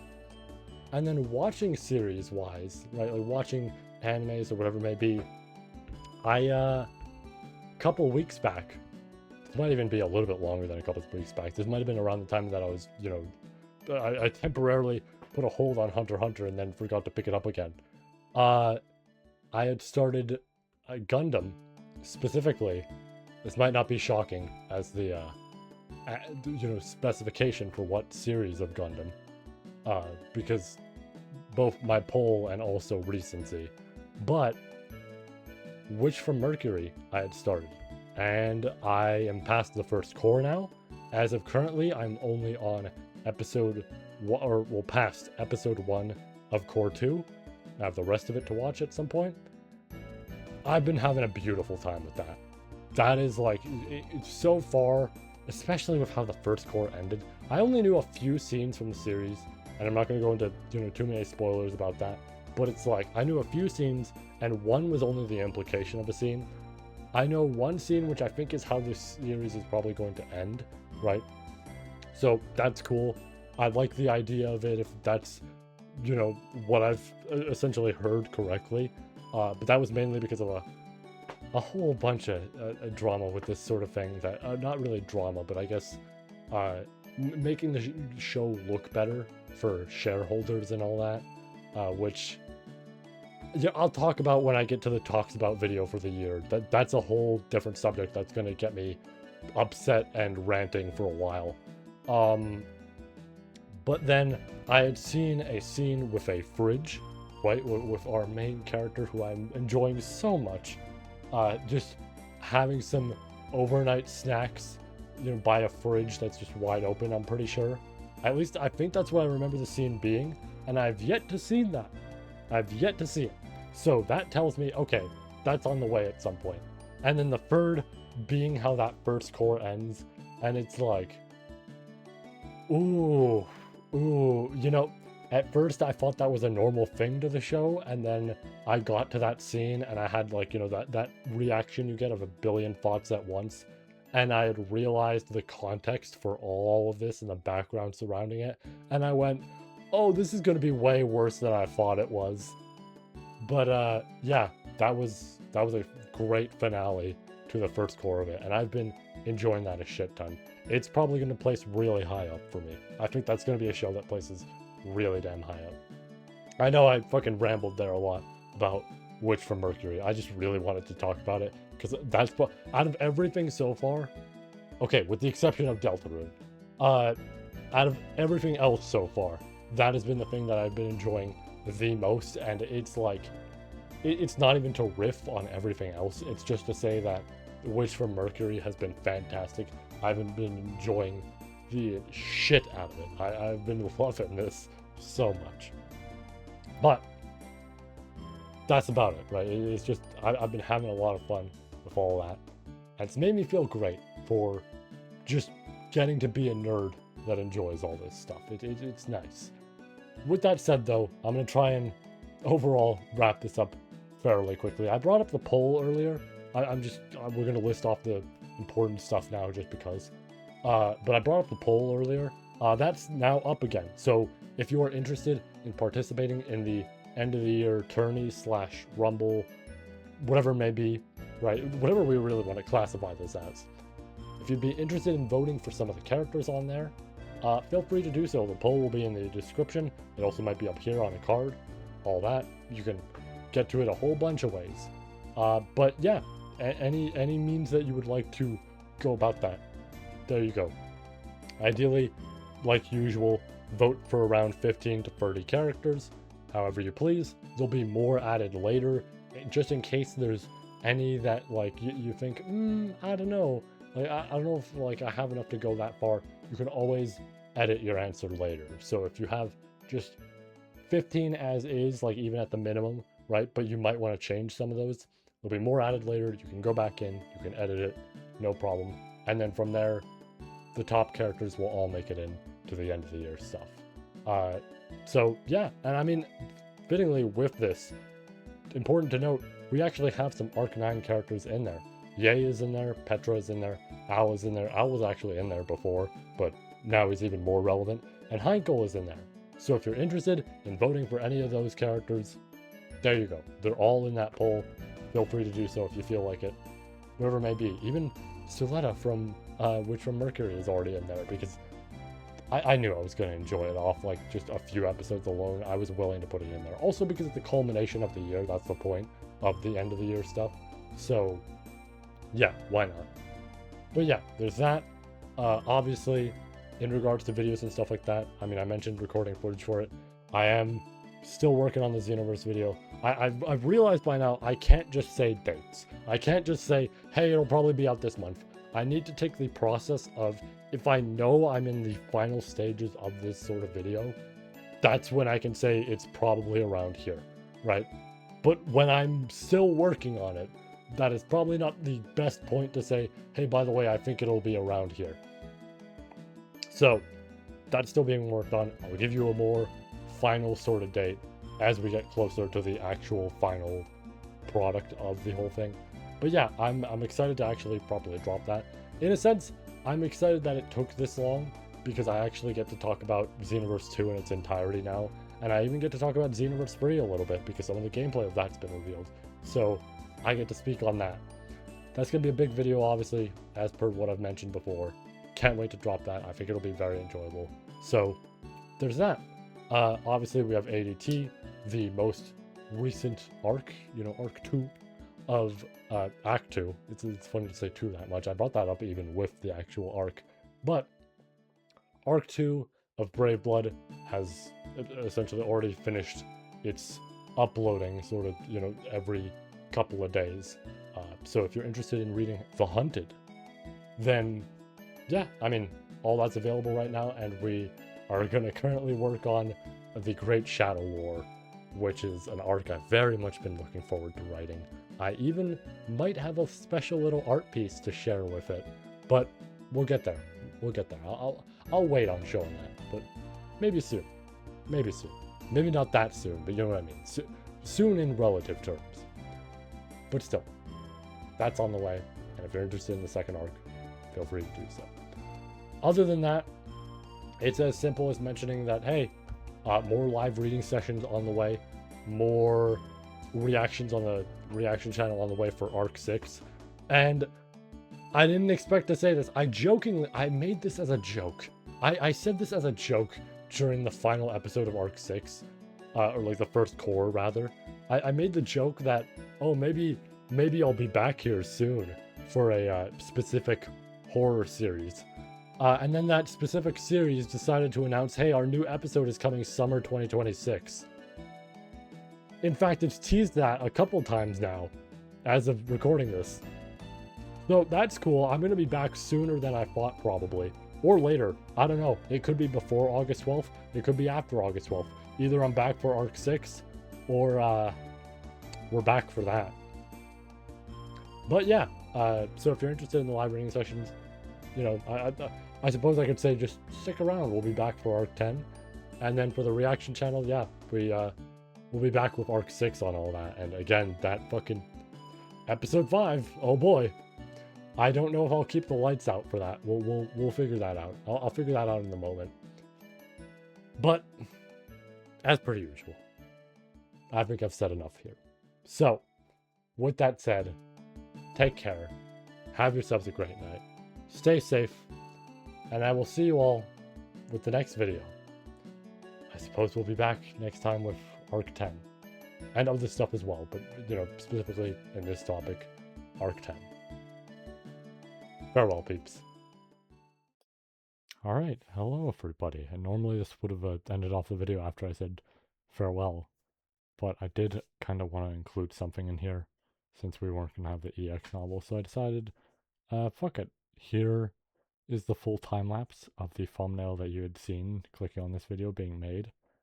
Uh, this was a decent amount of fun to do because it's the first time I've actually properly done a drawing for one of the thumbnails. I've used some of my drawings before for the thumbnails on the channel, but this is the first time it was just straight up brand new drawing specifically for this and everything. And it was a lot of fun. There were easy bits to these designs and harder bits. One of the particular notes is this. Ye's sleeve on her arm is like changed between the volume cover, her concept art, and the actual illustrations in the volumes and everything. It's a little strange, but it's something they kind of just do, and I don't fully get it. But I guess there was just a different design choice always, at every moment with Ye, and that's kind of what it ended up being. But I mean, that's all right. I'm not too opposed to that. Another tricky thing, obviously, was drawing this echidna. I wasn't gonna do anything too extreme with it, right? It's a smaller little piece. I didn't want to do anything too crazy. Um, but I kept her relatively simple, and just so that she could be in the orb, and you can kind of see that. But outside of those, tricky areas, whether it be Ye's design being pretty damn complicated, and then trying to get Echidna with the whole tea party in there being as small as it was, everything else did feel pretty damn nice. I mean, honestly, this right here, the line work of Ye, like I said, there was a lot to do with her, but this felt really good when I was like fully finished because it looked nice, right? It honestly, despite how complicated her design is, this is like a pretty cool design to draw in. You can see that I had to make sure to get the extra colors in there. I actually had yet to realize, and you'll notice this as the time passes, I had yet to realize that the markings that Ye has are also around her eye, so you'll see that get fixed later. I like this pose I did for Petra and everything, felt very confident, felt very much like her. I didn't want to take something too similar to what the series like essentially had as is, and there, yeah, you can see the markings on the eye. But I was happy with what I chose. I mean, I was originally going to potentially do, Subaru's pointing upward sort of pose, but I think this works better. I think this works better for her, gives her that spotlight. Originally, I was going to choose Rem for this, but I realized that just undermines Petra a lot, along with the fact that, it'd be a spoiler problem. But yeah, and then also the shading, keeping it kind of the same between them of like Petra and Subaru get to have that shading underneath so the light's hitting them on top while the light is underneath for Al and Ye. I felt that was the most fitting choice to make here. Yeah, I know I'm like repeating myself on occasion of saying like this was a lot of fun, right? But genuinely, this was a lot of fun to do. You can see me having fun there with the tea party and creating the orb and this yin and yang in the background. It was a lot, and I can't wait to do more of this. And yeah, I hope you all enjoyed that thumbnail. But farewell for now.